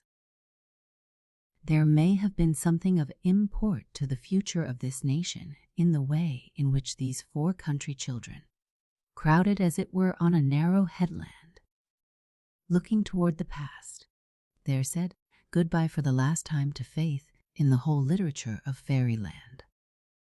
The splendid, the terrible race of creatures which once had peopled the world of imagination for races and civilizations had now crumbled to dust at the touch of those little minds.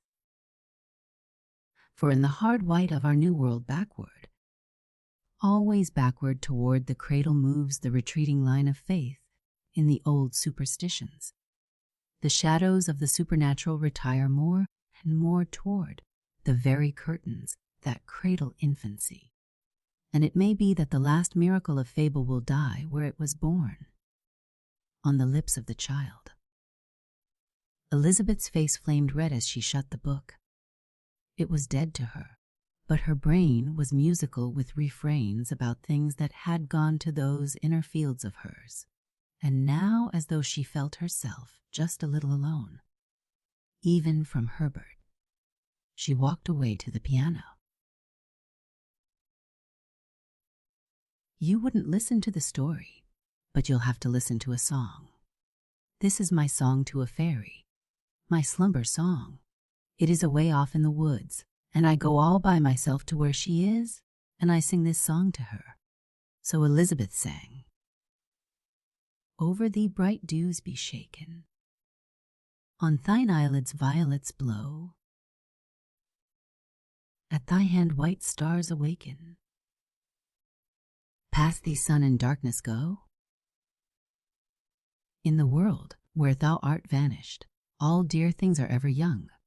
I as thou will soon be vanished, I like thee from naughtum sprung. Slumber, slumber, why awaken? No one now believes in thee. I shall sleep while worlds are shaken. No one will believe in me.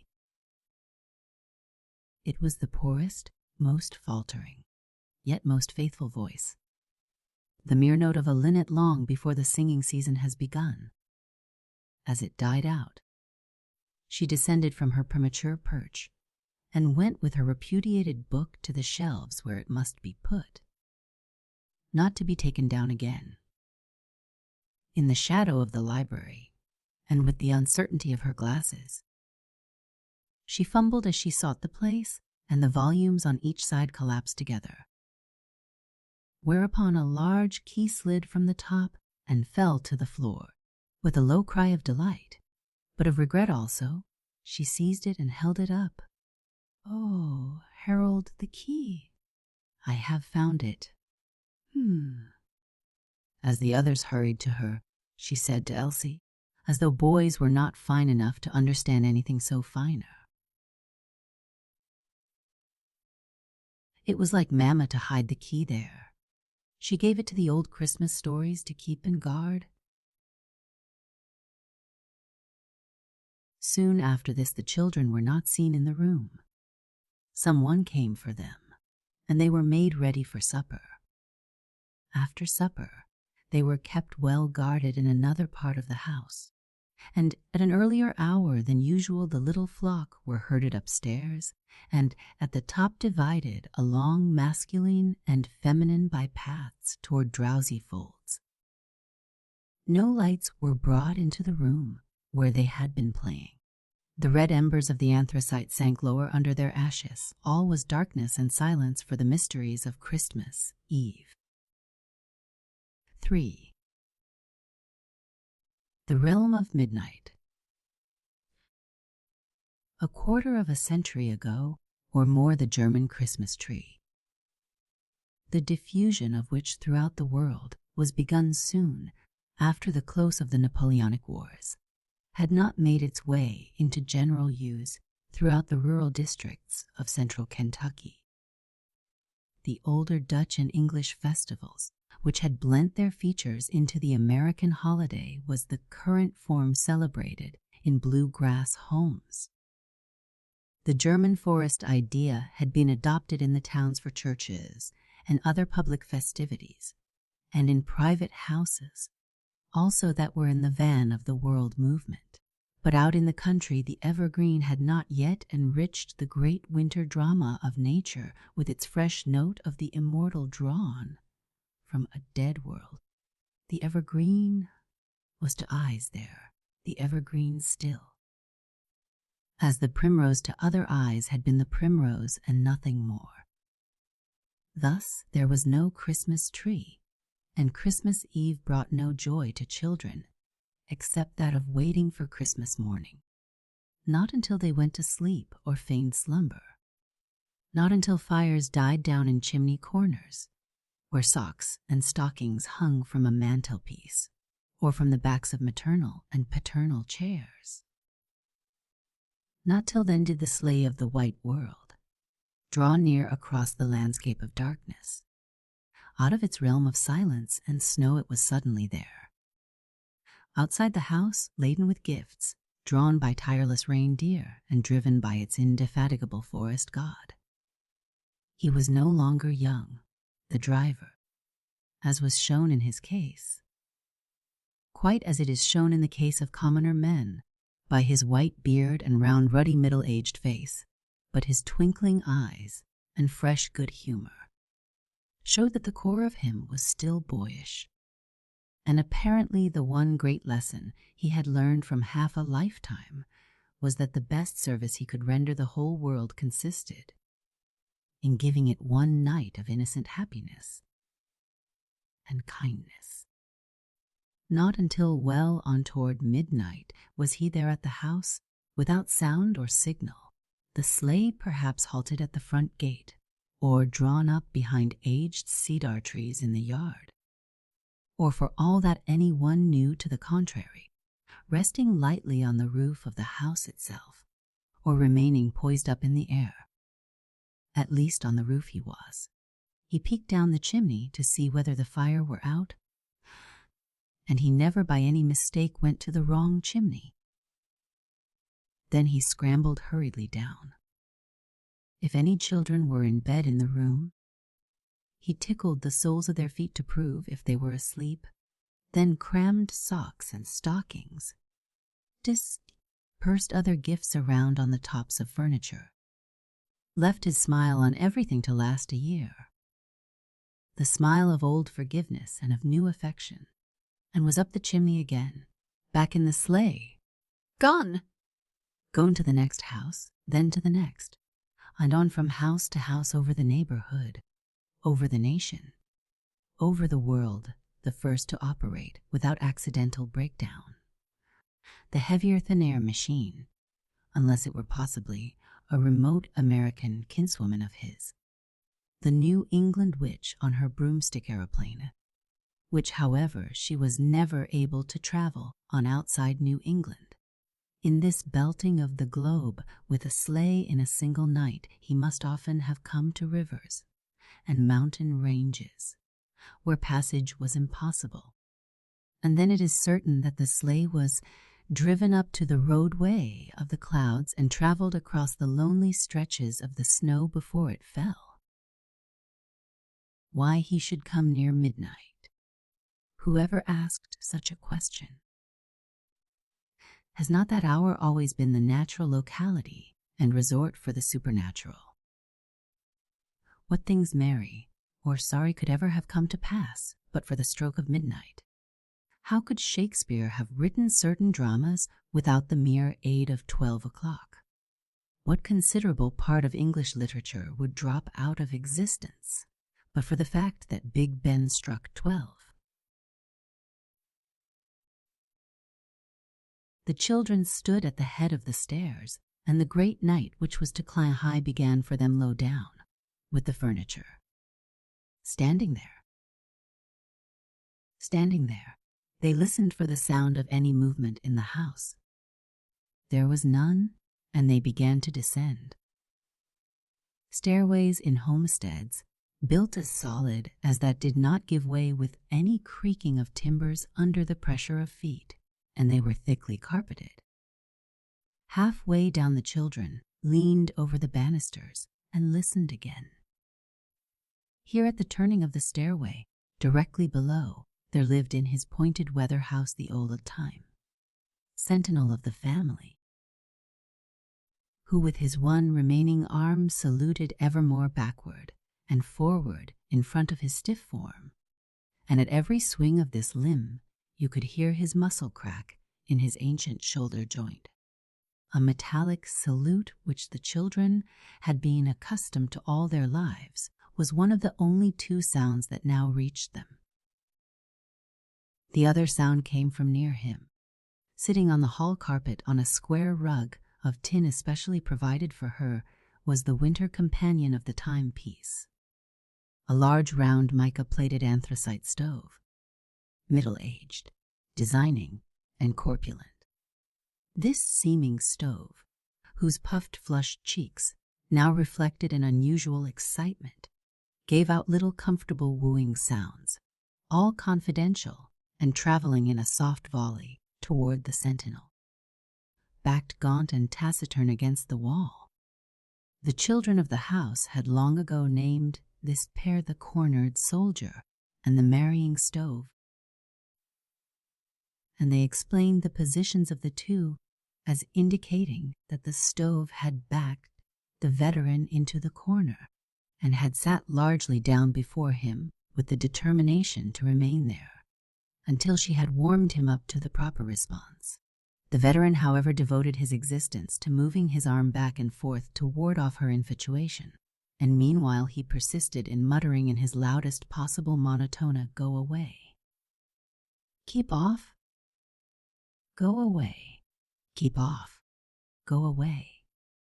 Keep off."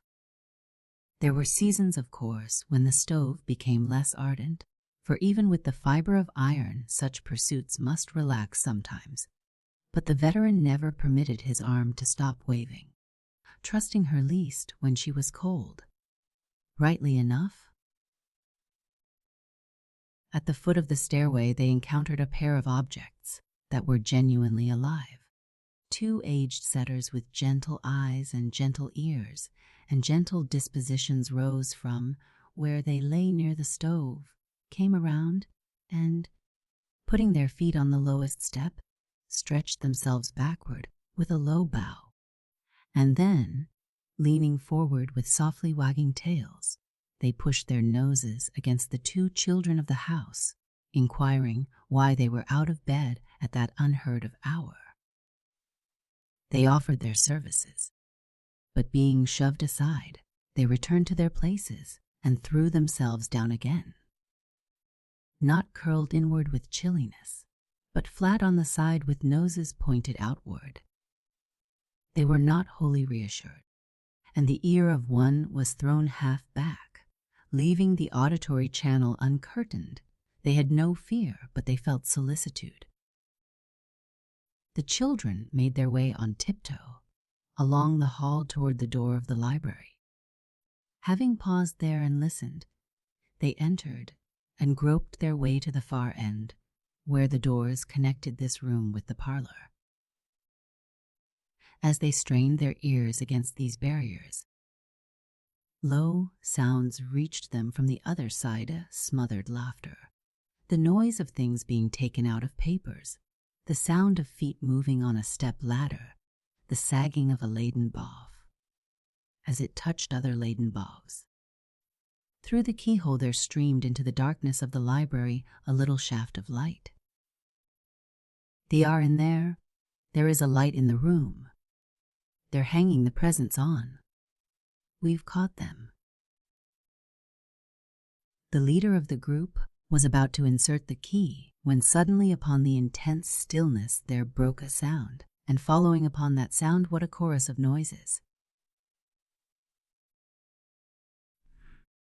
For at that moment the old house sentinel struck 12. The Christmas night 12. The children had never heard such startling strokes, for the natural reason that never had before had they been awake and alone at that hour. As those 12 loud, clear chimes rang out, the two other guardians of the house, drowsing by the clock, apprehensive after all regarding the children straying about in the darkness. These expressed their uneasiness by a few low gruff barks, and one followed with a long questioning howl, a real Christmas ululation. Then out in the hen house a superannuated rooster drew his long-barreled single-shooter out of its feather and leather case, cocked it, and fired a volley point-blank at the rafters. The sound seemed made up of drowsiness, a sore throat, general gallantry, and a notice that he kept an eye on the sun even when he had no idea where it was. The early Christmas clarion. Further away in the barn a motherly cow, kept awake by the swayings and totterings of an infant calf, apparently intoxicated on new milk, stood up on her hind feet and then on her 4 feet and mooed. quite a Christmas mood. In a near-by stall an aged horse who now seemed to recognize what was expected of him on the occasion struggled to his 4 feet and then to his hind feet, and squaring himself nickered. His best Christmas nicker. Under some straw in a shed a litter of pigs, disposed with heads and tails, as is the packing of sardines. Except that for the sardines the oil is poured on the general outside, but for the pigs it still remained on the individual inside. These pigs slept on. The proper Christmas indifference. For there had never been any holy art for them, nor miracles of their manger. They had merely been good enough to be eaten, never good enough to be painted. They slept on while they could, mindful of the peril of ancestral boar's head, and of the modern peril of brains for breakfast and sausage for supper. Then on the hearthstone of the library itself, not far from where the children were huddled, the American mouse, which is always found there on Christmas Eve. This mouse, coming out and seeing the children, shrieked and scampered, a fine Christmas shriek, whereat on the opposite side of the hearth a cricket stopped chirping and dodged over the edge of the brick. Clever Christmas dodge. All these leaving what a stillness. As noiselessly as possible the key was now inserted, the lock turned, and the door thrown quickly open, and there on the threshold of the forbidden room, the children gasped, baffled, gazing into total darkness. The coals of mystery forever glow, even under the ashes in the human soul, and these coals now sent up in faint wavering flashes of a burnt-out faith. They were like the strange delicate wavering northern lights above a frozen horizon. After all, in the darkness, amid the hush of the house, at the hour of midnight, with the perfume of wonderful things wafted thickly to their sense, after all, was there not some truth in the legend?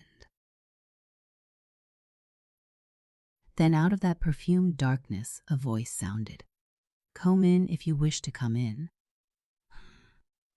And the voice was wonderful, big, deep, merry kind, as though it had but one meaning. The love of the earth's children. It betokened almighty justice and impartiality to children, and it betrayed no surprise or resentment at being intruded upon. After a while it invited more persuasively, "Come in if you wish to come in." And this time it seemed not so much to proceed from near the tree as to emanate from the tree itself, to be the tree speaking. The children of the house at once understood that the nature of their eruption had shifted. Their father in that disguised voice was issuing instructions that they were not to dare question the ancient Christmas rites of the house, nor attack his sacred office in them. For this hour he was still to be the Santa Claus of childish faith. Since they did not believe, they must make believe. The scene had instantly been turned into a house miracle drama, and they were as in a theatre, and they were to witness a play. And the voice did not hesitate an instant in its exaction of obedience, but at once entered upon the role of a supernatural personage. Was I mistaken? Were not children heard whispering on the other side of a door, and was not the door unlocked and thrown open? They must be there. If they are gone, I am sorry. If they are still there, you children, I'm glad to see you, though of course I don't see you. We're glad to see you, though we don't see you. You came just in time. I was about going. What delayed me? But strange things have happened tonight. As I drove up to this house, suddenly the life seemed to go out of me. It was never so before. And as I stepped out of the sleigh, I felt weary and old. And the moment I left the reins on the dashboard, my reindeer, which were trembling with fright of a new kind, fled with the sleigh. And now I am left without knowing when and how I shall get away. But on a night like this wonderful things happen, and I may get some signal from them. A frightened horse will run away from its dismounted master and then come back to him. And they may come for me. I may get a signal. I shall wait. But as I said, I feel strangely lifeless. And I think I shall sit down. Will you sit down, please? Where you are, since you cannot see any chairs, he said with the sweetest gaiety. In the darkness there were the sounds of laughing, delighted children, grouping themselves on the floor. Now, said the voice, I think I'll come around to your side of the tree so that there'll be nothing between us. He was coming as the white-haired winter god, forest spirit, of the earth's children. They heard him advance around from behind the tree, moving to the right, trying to guess, and one of them, who possessed the most sensitive hearing, felt sure that another personage advanced more softly around from behind the tree on the left side. However this may be, all heard him sit down, heard the boughs rustle about him as he worked his thick jolly figure under them until they must have hung about his neck and down over his eyes. Then he laughed out as though he had taken his seat on his true forest throne. One I am at home in my own country, he said. I am accustomed to sleep with my back against an evergreen. I believe in your lands you prefer pine furniture. I like the whole tree. A tender voice put forth an unexpected question. Are you sure that there is not someone with you? Is not that a strange question? Yes, but in the old story when St. Nicholas arrived, an angel came with him. Are you right sure there's not an angel in the room with you now? I certainly see no angel, though I think I hear the voice of one. Do you see any angel? With my mind's eye. That must be the very best eye with which to see an angel. But if there were a light in the room? Pardon me. If there were a light, I might not be here myself. If you changed the world at all, you would change it altogether. A bolder voice broke in. You're a very mysterious person, are you not? Not more mysterious than you, I should say. Is there anything more mysterious than one of you children? Oh, but that's a different kind of mysterious. We don't pretend to be mysterious, you do. Oh, do I? You seem to know more about me than I know about myself. When you have lived longer, you may not feel so certain about understanding other people. But then I'm not people, he added joyously, and they heard him push his way further back under the boughs of the tree, withdrawing more deeply into its mystery. Now then, while I wait, what shall we do? 4. Time spirit and eternal spirit. A hurried whispering began among the children, and the result was quickly announced. We should like to ask you some questions. Evidently the intention was that questions should riddle him, make reasonable daylight shine through his mysterious pretensions. On the stage of his own theater he was to be stripped. I treat all children alike, he replied with immediate insistence on his divine rights. And if any could ask, all should ask. But suppose every living child asked me a question. That would be at least 1,000,000 to every hair on my head. Don't you think that would make any head a little heavy? Besides, I've always gotten along so well all over the world because I have done what I had to do and have never stopped to talk. As soon as you begin to talk, don't you get into trouble with somebody who has ever forced a word out of me. How alert he was, nimble, brisk, alive. A marvelous kind of mental Arctic light from him began to spread through the pitchiness of the room as from a sun hidden below the horizon. But everything seems going to pieces tonight, he continued. Maybe I might let my silence go to pieces also. Your request is granted. But remember, one question apiece, the first each thinks of, and not quarrelsome. This is no night for quarrelsome questions.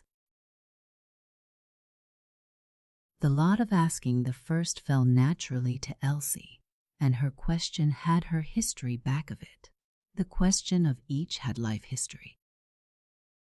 When Elsie first came to know about the mysterious gift bringer from the north, she promptly noticed in her sharp way that he was already old, nor thereafter did he grow older. She found pictures of him taken generations before she was born, and there he was just as old. She judged him to be about 55 years or 60, as compared with middle-aged Kentucky farmers, some of whom were heavy-set men like him with florid complexions, and with snow on their beards and hair, and mischievous eyes and the same high spirits. Only there was one who had no spirits at all except the very lowest. This was a deacon of the country church, who instead of giving presents to the children, once a year pushed a long-handled box at them every Sunday and tried to force them to make presents to him. One hot morning of early summer, he had so annoyed her, when the box again paused tantalizingly in front of her. She had shot out a plump little hand and dropped into it a frantic, indignant June bug which presently raised a hymn for the whole congregation. She hated the deacon furthermore because he resembled Santa Claus, and she disliked Santa Claus because he resembled the deacon. She held them responsible for resembling each other. All this was long ago in her short life, but the ancient grudge was still lodged in her mind, and it now came out in her question. Why did you wait to get old before you began to bring presents to children? Why didn't you bestir yourself earlier? And what were you doing all the years when you were young? If you could have believed that trees laughed, you would have said that the Christmas fir was laughing now. That is a very good question, but it is not very simple, I am sorry to say, and by my word I am bound not to answer it. You were told that the question must be simple. However, I am willing to make you a promise. I do not know where I may be next year, but wherever you are, you will receive, I hope, a little book called Santa Claus in the Days of His Youth. I hope you will find your question answered there to your satisfaction. And now, for the next.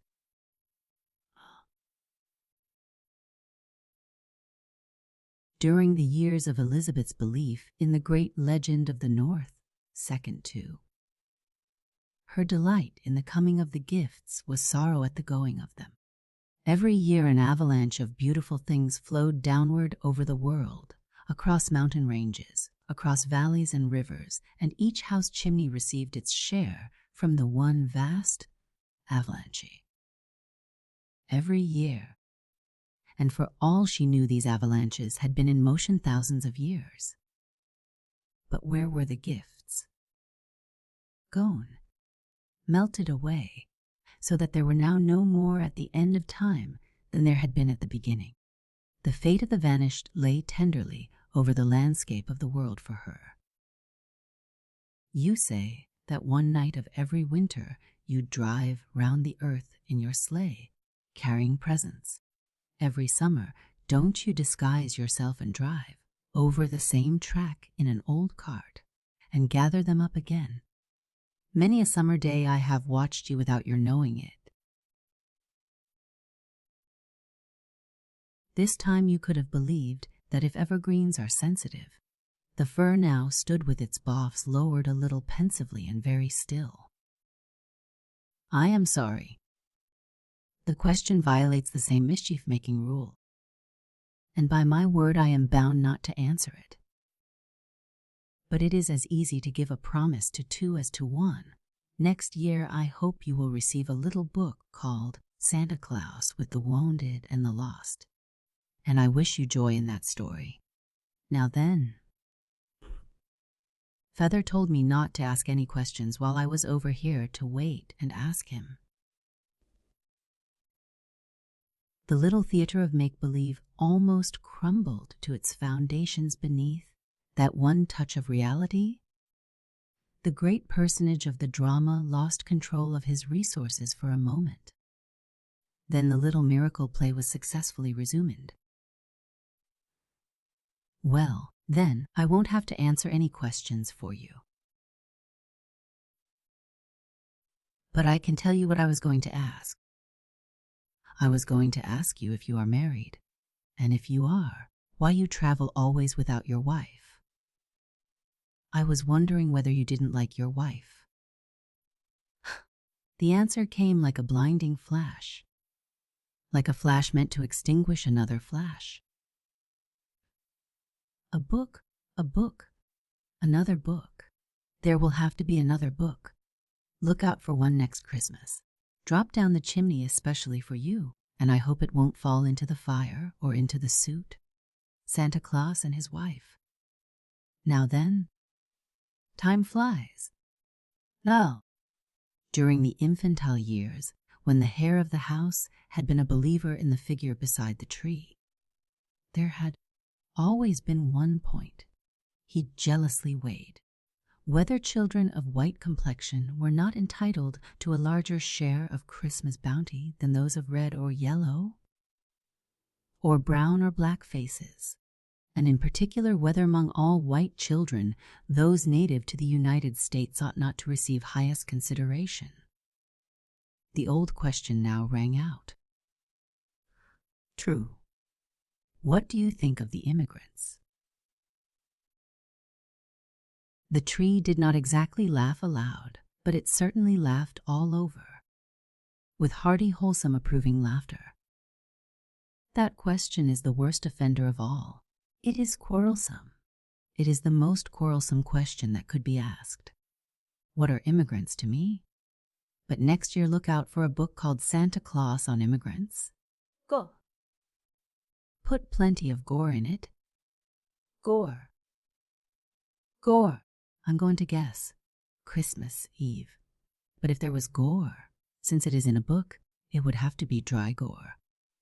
But wouldn't salve be better? Salve for old wounds. If you're going to put salve in, you might use my Waterloo salve. Don't be peculiar, Herbert, especially away from home. Certainly the tree was shaken with laughter this time. See what things grow to when once started. Here were 4 questions, and now they fill 4 books. But time flies. Now I must make haste. My reindeer. His ingenuity was evidently at work upon this pretext, as perhaps furnishing him later on a way through which he might effect his escapee. In this little theater of thin illusion, there must be some rear exit, and through this he hoped to retire from the stage without losing his dignity and the illusion of his early. My reindeer, he insisted, holding fast to that clue for whatsoever it might lead him to. If they should rush by for me, I must be ready. A faint distant signal, and I'm gone. So before I go, in return for your questions, I am going to ask you one. But first there is a little story, my last story, and I beg you to listen to it. Ata. After a pause he began. Listen, you children of this house, you children of the world. You love the snow. You play in it. You hunt in it. It brings the melody of sleigh bells. It gives white wings to the trees and new robes to the earth. Whenever it falls on the roof of this house, and in the yard and upon the farm, sooner or later it vanishes. It is forever rising and falling, forming and melting, on and on through the ages. If you should start from your home tonight and travel northward, after a while you would find everything steadily changing, the atmosphere growing colder, living creatures beginning to be left behind, those that remain beginning to look white, the voices of the earth beginning to die out, color fading, song failing. As you journeyed on, always you would be traveling toward the silent, the white, the dead. And at last you would come to a land of no sun, and of all silence except the noise of wind and ice. You would have entered the kingdom of eternal snow. If from your home you should start southward, as you crossed land after land in the same way, you would begin to see that life was failing and the harmonies of the planet replaced by the discord of lifeless forces. Storming, crushing, grinding. At last you would reach the threshold of another world that you dared not enter, and that nothing alive ever faces, the home of perpetual frost. If you should rise straight to the air from your house atop, as though you were climbing the side of a mountain, you would find at last that you had ascended to a height where the mountain would be capped forever with snow. For all round the earth, wherever its mountains are high enough, their summits are capped with the one same snow. Above us all everywhere lies the upper land of eternal cold. Sometime in the future, we do not know when, the spirit of cold at the north will move southward. The spirit of cold at the south will move northward. The spirit of cold in the upper air will move downward, and the three will meet, and for the earth there will be one whiteness and silence. Rest. Little children, the earth is burning out like a bedroom candle. The great sun is but a longer candle that burns out also. All the stars are but candles that one by one go out in the darkness of the universe. Now tell me, you children of this house, you children of the earth, for I make no difference among you and ask each the same question. When the earth and the sun and the stars are burnt out like your bedroom candles, where in that darkness will you be? Where will all the children of the earth be then? And now at last the great solemn night drew apart its curtains of mystery and revealed its spiritual summit. Out of these ordinary American children had all but died the last vestiges of the superstitions of their time and of earlier ages. They were new children of a new land in a new time, and they were the voices of fresh millions. Voices that rose and floated far and wide as a revelation of the spirit of man, stripped of worn-out rags and standing forth in its divine nakedness. Winged and immortal. I know where I shall be, said the lad whose ideal of this life turned toward strength that would not fail and truth that could not waver. I know where I shall be, said the little soul whose earthly ideal was selfishness, who had within herself humanity's ideal, that hereafter somewhere in the universe all desires will be gratified. I know where I shall be, said the little soul whose earthly ideal was the quieting of the world's pain, who had vague notions of a land where none would be sick and none suffer. I know where I shall be, said the little soul whose ideal of life was the gathering and keeping of all beautiful things, that none should be lost and that none should change. Then, in the same spirit in which the group of them had carried on their drama of the night, they now asked him, "Where will you be?" For a while there was no answer, and when at length the answer came, it was low indeed. Wherever the earth's children are, may I be there with them. As the vast modern cathedral organ can be traced back through centuries to the throat of a dry reed shaken, with its fellows by the wind on the banks of some ancient river. So out of the throats of these children began once more the chant of ages, that deep, majestical organ roll of humanity. The darkened parlor of the Tucky farmhouse became the plain where shepherds watched their flocks. It became the Mount of Transfiguration. It became Calvary. It became the Apocalypse. It became the chorus out of all lands, out of all ages. There were shepherds. The Lord is my shepherd. Unto us a child is born. I know that my Redeemer liveth. I know in whom I have believed. In my Father's house are many mansions. I go to prepare a place for you. Where I am, you may be also. The earth shall pass away, but my word will not pass away. Now is Christ risen from the dead. Trailing clouds of glory do we come from God, who is our home. Thou wilt not leave us in the dust. Sunset and evening star, and one clear call for me. My pilot face to face when I have crossed the bar. In the room was the spiritual hymn of the whole earth from the beginning until now, that somewhere in the universe there is a father and a fatherland, that on a dying planet under a dying sun amid myriads of dying stars there is something that does not die. The youth of man. In that youth all that had been best in him will come to fullest life. All that was worst will have dropped away. The room was very still a while. Then upon its intense stillness there broke a sound. Faint, far away through the snow-thickened air, a melody of coming sleigh bells. All heard, all listened. Hark, hark! Do you hear? Listen! They are coming for me! They're coming! The tree shook as who was sitting under its branches rose to his feet with these words. That is Father's sleigh. I know those bells, those are our sleigh bells.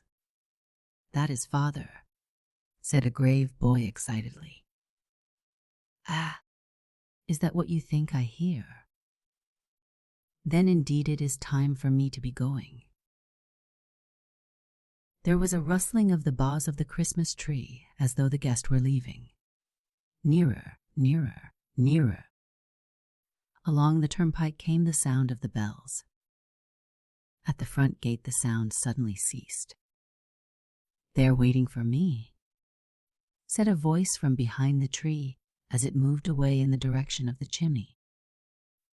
Then all heard something more startling still. The sleigh was approaching the house. Out of the silence and the darkness of Christmas, Eve there was traveling toward the house another story. The drama of a man's life. At the distance of a few hundred yards the sound of the sleigh bells, borne softly into the room and to the rapt listeners, showed that the driver had turned out of the main drive and begun to encircle the house by that path which enclosed it as within a ring, within the symbol of the eternal. Under old trees now snow-laden, past the flower beds of summer, past the long branches of flowering shrubs and of roses that no longer scattered their petals, but now dropped the flowers of the sky. Past thoughts and memories, it made its way, as for one who doubles back upon the track of experience with a new purpose and revisits the past as he turns away from it toward another future. Through the darkness, across the fresh snow. On this night of the anniversary of home life, there and on this final Christmas, eve after which all would soon vanish, he drew this band, binding together all the lives there grouped, putting about them the ring of oneness. That mournful melody of secrecy and darkness began to die out. Fainter and fainter it pulsed through the air. At the gate it was barely heard, and then it was not heard. Was it gone, or was it waiting there? By the chimney side there were faint noises. "He is gone," whispered Elizabeth with one intense breath. 5. When a father finds out about a son. Christmas had passed, bringing up the train of its predecessors, the merry and sad parade of the years. It departed a little changed, and it left the whole world a little changed by the new work of new children, by that innumerable army of the young who are ever usurping the earth from the old, who successively refashion it in their own image, and in turn growing old themselves, leave it to the young again to refashion still further, leaving it always to the child, the destroyer and savior of the race. And yet it is the child that amid all changes believes that it will escape all change.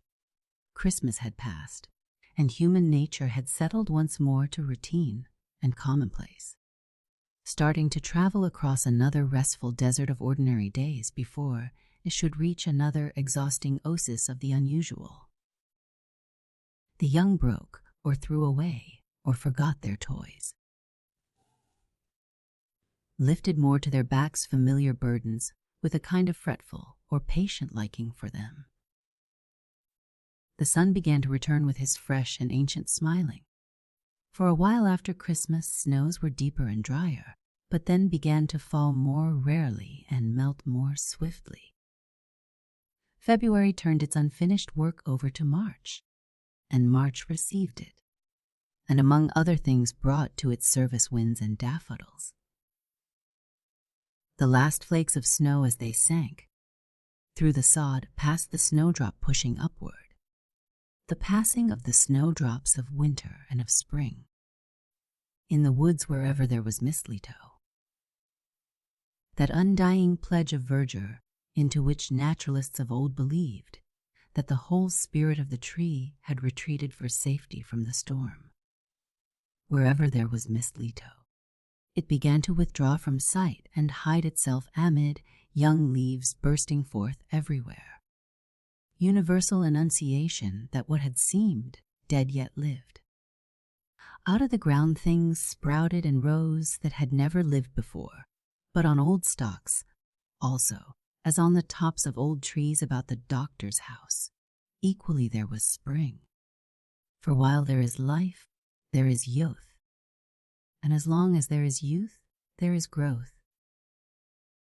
Life is youth, holy youth, and death is not the end of age nor of old age, but only the ending of youth, of briefer youth, or extended youth, but always of youth. Ploughing began in the Kentucky fields, and after the plough the sower went forth to sow.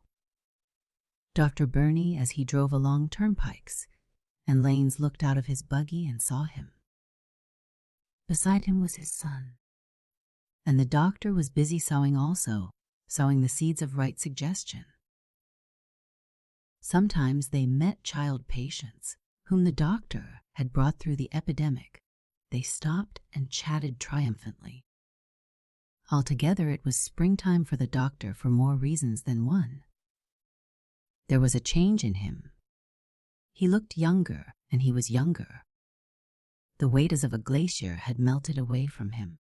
A new verdure of joy started forth. The beauty and happiness of the country about him found counterpart and response in his own nature. One day, as the two were driving across a fine, growing landscape, the doctor was trying to impart a larger idea of service. And so he was saying that there were three fathers. He was the first father, to be looked to for counsel and guidance and protection. This father was to be served loyally. He must be fought for, if there were need, died for. But by and by the first father would step aside, and a second take his place, much greater, more powerful. The fatherland. For this second father also his listener must be ready to fight, to die. He must look to it for guidance and safety. Then again in time the second father would disappear, and the third father would take him in hand, the father of all things, and then I'll have to fight and die for the third father.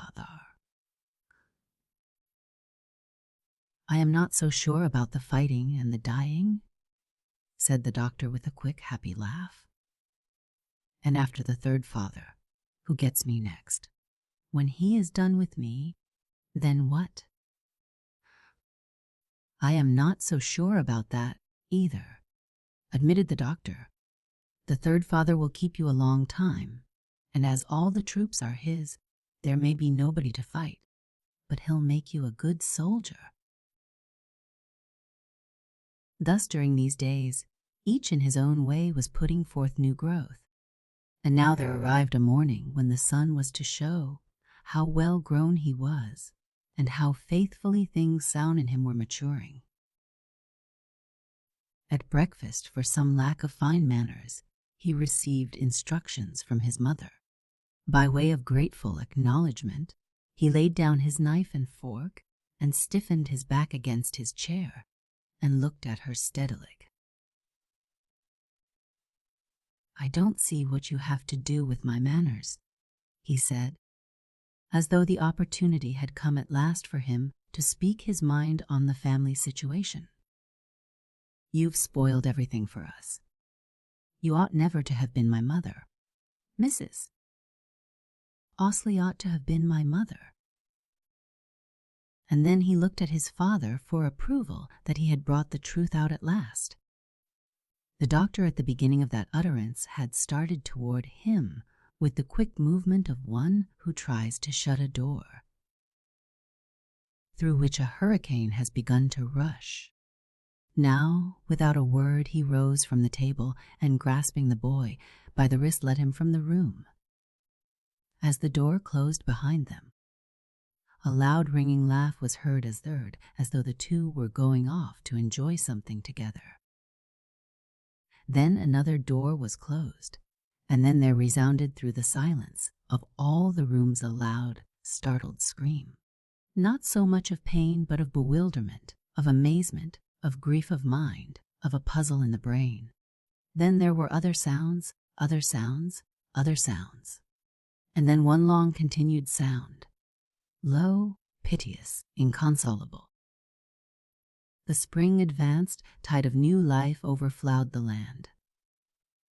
Dr. Burney and his boy were seen driving on all bright days, not toward the sick necessarily. Sometimes they were on their way to a creek or pond to fish. There was a tragic change in the doctor, and there was a grave change in his son. The father's face began to show the responsibility of handling a case that was becoming more difficult, I'm going to guess, on a landscape of growing things. Growing with the irresistible force of nature, how was he to arrest the growth of things in the nature of a child? And the boy was beginning in his way to consider the danger of too much devotion to a father, too blind an imitation of him. In his way, he was trying to get clear hold of this problem of how to imitate and how not to imitate. Something was gone between them, not affection, but peace. Each was puzzled by the other, and each knew the other was puzzled. How completely they jerked shining fish out of the lucent water. But as each dropped his hook into the sea of character, neither felt assured what he might draw up. At times in the doctor's eyes, there was an expression too sad to be seen in any father's, and in the boy's with a look of the first deterioration in life, the defeat of being punished for what he thought was right. Late one cold, rainy afternoon in April, there were several buggies in Dr. Burney's yard, 3 of them belonging to physicians, called into consultation from adjoining county seats. One of the phenomena which baffle the science of medicine had appeared on the doctor's threshold. The sporadic case. Long after an epidemic is over, by an untraceable path infection arrives. It is quite as if a bird that cannot migrate should be found unearned on the opposite coast of a sea. There was little need of the consultation. The disease was well known. The treatment was that agreed upon by the profession. Dr. Burney himself was the most successful practitioner. A well-known disease, an agreed-upon treatment, but a rate of mortality. Others came, not called friends. Neighbors, members of his Masonic order. During all these years, he had slowly won the heart of the whole people, and now it turned to him. The doctor watched the progress of the case like one who must now bring to bear the resources of a lifetime and of a life, who must cast the total of skill and of influence on the side of the vital forces. As the disease ran on in its course, to him it became more and more a question of how the issue would turn upon so-called little things, as the recovery of a patient is probably sometimes secured by merely turning him from side to side, from back to stomach. It was his problem how to drop into one scale or the other scale of the childish balances, some almost imponderable weight, as when good tidings arriving save a life, as when bad news held back saves a life, as when the removal of an injustice from a sensitive spirit saves a life, as when the healing of a wound of the mind in the very extremity saves a life. He felt that before him now were oscillating those delicate balances. Never quite in equilibrium, a joy dropped into one, a sorrow dropped into the other, some pennyweight of new peace, some grain of additional worry. The shadows collected on one side, some beams gathered on the other. No, then, he thought within himself. No, then is the hour when I must be sunlight to him, not shadow. He watched the look in his little boy's eyes. He noted the presence of things weighing heavily. There was a tangle, a perplexity, a tossing of the head from side to side on the pillow, as if to turn quickly away from things seen. Do I cast a light on him? Do I cast a shadow? Does my presence here by him bring tranquility, rest, sound sleep? As he sees into me, does what he sees strengthen? Was his chastisement that morning a sunbeam? It had not struck him like a sunbeam.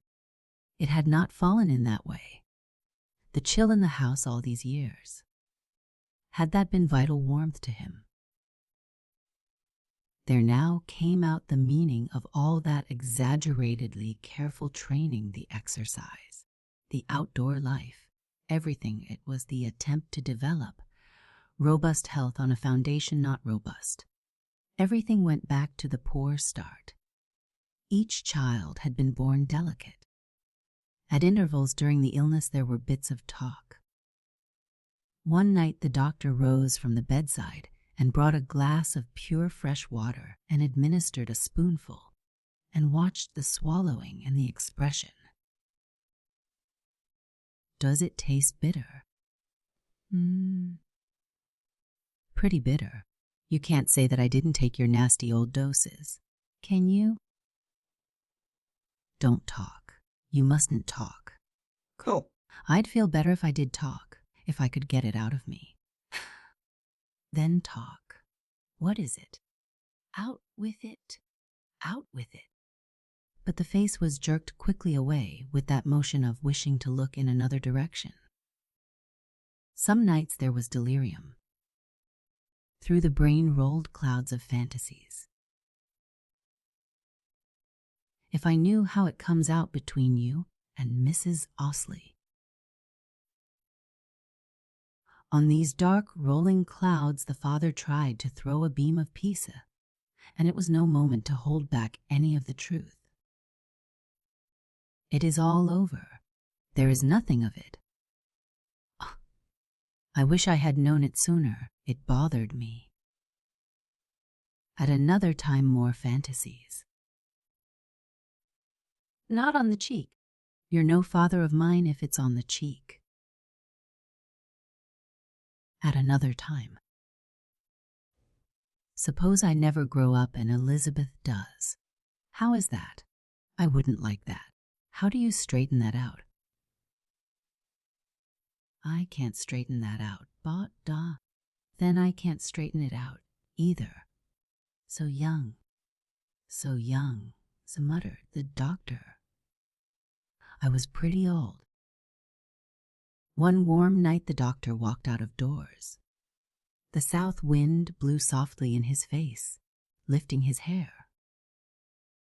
All round the house in yard and garden, and farther away in the woods and fields, everything was growing.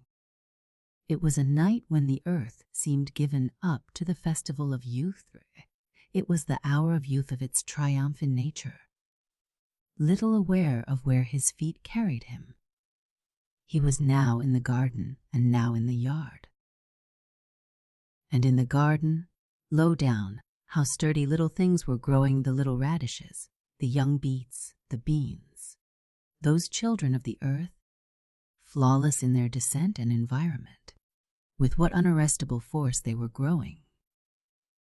Afterwards in the yard, he passed some beds of lilies of the valley. Most delicate breath of all flowers, how fragile but how strong, how safe in their unsullied parentage, in their ample wedlock. All about the house the steady rush of the young, and within it, as a mausoleum, the youth of all youth for him stopped.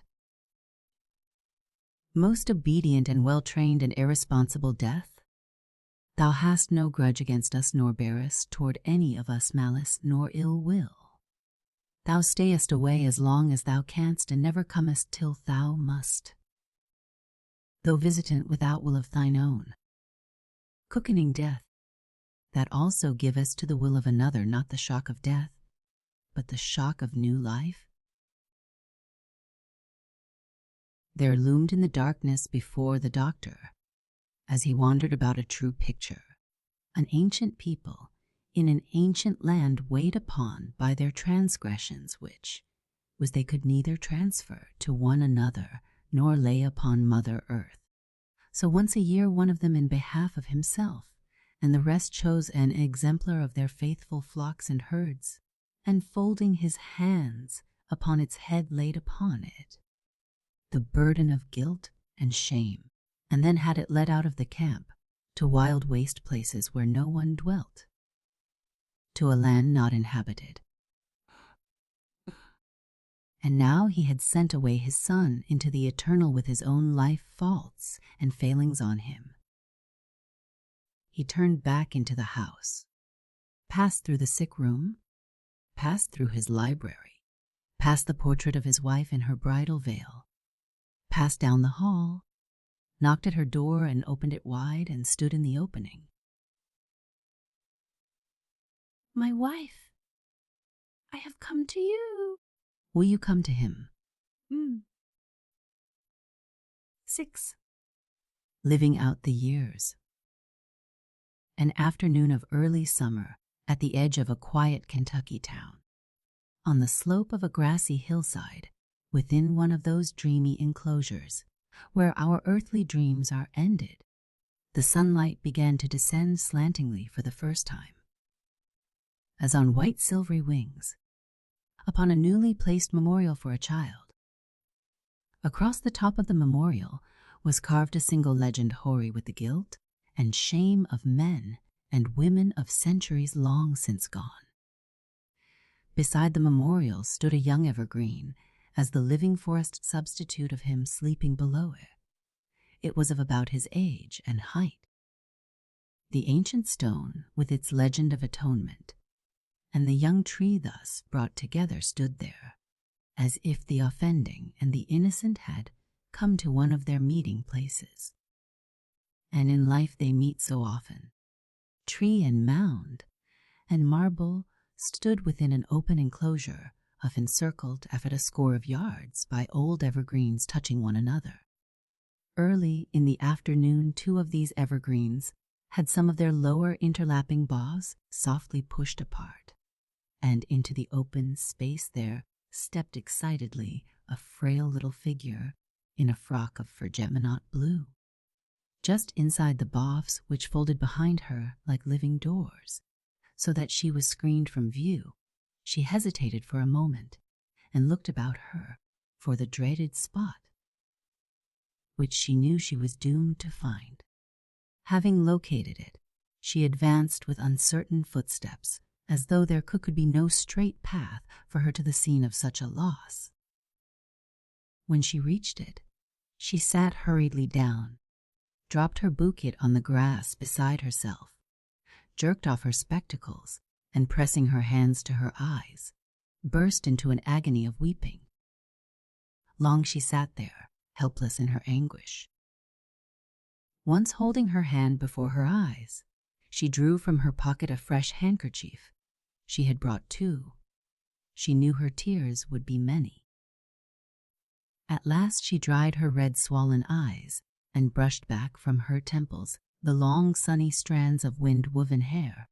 She put on her glasses and picked up her little round brilliant country picnic bouquet, and with quivering lips and quivering nostrils looked where she must place it. With tear-wet forefinger and thumb she forced the flowers apart on one side and peeped at the card pushed deep within. From Elizabeth. She got up then and went slowly away, fading out behind the pines like a little wandering strip of heaven's remembering blue. Later in the afternoon, the sound of slowly approaching wheels sounded on the gravel of the drive that wound near. Then a carriage stopped. A minute afterwards there appeared within the open enclosure a woman in black, thickly veiled, bringing an armful of flowers. Some yards behind her a man followed in deep mourning also, bareheaded, his hat in his hand at his side. The soldierly figure of a man squaring himself against adversity, but stricken and bowed at his post. They did not advance side by side, as those who walk most in unison when they are most bereaved, and draw closer together as fate draws nearer. When she reached the mound, she turned toward him and waited. And when he came up, without a word, she held the flowers out to him. She held them out to him with silence, and with what a face under her veil, with what a look out of the wife's and mother's eyes. There was none to see. He gently pushed the flowers back toward her, mutely asking of her some charity for the sake of all, so that, consenting, she turned to arrange them. As she did so, she became conscious at last of what hitherto she had perceived with her eyes, only the happy little bouquet of a child left on the sod. And suddenly there fell upon her veil, and hung enmeshed in it some heavy tears, of which, however, she took no notice. But she disposed the flowers so that they would not interfere with, not quite reached to, that token of a child's love which had never known, and now would never know time's disillusion or earth's disenchantment. When she had finished, she remained standing looking at it all. He moved around to her side, and they both with final impulse let their eyes meet upon the ancient line chiseled across the marble. "Into a land not inhabited." He broke the silence. "I chose that for him, it is the truth. He has been sent away, bearing more than was his." She looked at a long time, and then bowed as if to set the seal of her judgment upon the seal of his judgment. And, I'm going to guess, moved by some pitiless instinct to look at things as they are. The discipline of her years. With a quiet, resolute hand, she lifted her veil away from her face. It was a face of that proud and self-ennobled beauty that anywhere in the world gives to the beholder of it a lesson in the sublimer elements of human character. There was no feature of reproach nor line, nor shadow of bitterness, but the chastened peace of a nature that has learned to live upon itself after having first cast itself passionately upon others, and that indestructible strength which rests not upon what life can give, but upon what life cannot take away. She stood revealed there as what in truth she was. heroic daughter of the greater vanished people. She dropped her veil and turned away toward the carriage. He drew to her side, and once, hesitatingly, desolately, he put his arm around her. She did not yield. She did not decline. She walked with him as though she walked alone. During all the barren, bitter years, she had not been upheld by his arm. Her staff and her support had been her ideal of herself and of her people. After she had faced the ruined ideal of their lives together and her lost ideal of him, it was yet too soon for his arm, or it was too late altogether. He withdrew it, and he continued to walk beside her as a man who has lost among women both her whom he had most wished to have and her whom he might most have had. And so they passed from the scene. But throughout that long obscurity amid which we are appointed to pass our allotted years, it is not the order of nature that all stars within us should rise at once. There are some that are seen early, that move rapidly across our sky, and are beheld no more. Youth's flaming planets, the influence of which upon us often leaves us doubting whether they were baneful or benign. There are other lights which come out to shine upon our paths and guide us later, and, thanks be to nature, until the very last new stars appear. Those who early have left them they love can never know what late radiance may illumine the end of their road, and only those who remain together to the end can greet the last splendid beacons that sometimes rise above the horizon before the dawn, the true morning stars of many a dark and troubled life. They had half their lives before them. They were growing, unfolding characters. Perhaps they were yet to find happiness together. She had loved him with a love too single and complete, and she loved him yet too well to accept anything from him a second time less than everything. Happiness was in store for them perhaps, and more children. The working out of this lay with them and their remaining days. But for the doctor one thing had been worked out to the end, that year by year he was to drive along turnpikes and lanes. Alone, that every spring he was to see the sower go forth in the fields. That with his whitening hair he was to watch beside the beds of sick children, and often at night under his lamp to fall asleep with his eyes fixed upon the world's path of lessening pain. When the two were gone, it was a still spot that afternoon with the sunlight on the grass. As the sun began to descend, its rays gradually left the earth and passed upward toward the pinnacles of the pines, and lingering on those summits a while, it finally took its flight back to the infinite. Twilight fell gray, darkness began to brood, objects lost their outlines. The trees of the enclosure became shadows. These shadows in time became as other realities. The sturdy young evergreen planted beside the boy as his forest counterpart, having his shape and size, now stood there as the lad himself wrapped in his overcoat. The crimson-tipped madcap little fellow who had gamboled across the frozen fields that windy morning toward his Christmas festival. In this valley of earth he stood there holding upright for all to see the slab on which was to be read his brief-ended tale. Into a land not inhabited. The end.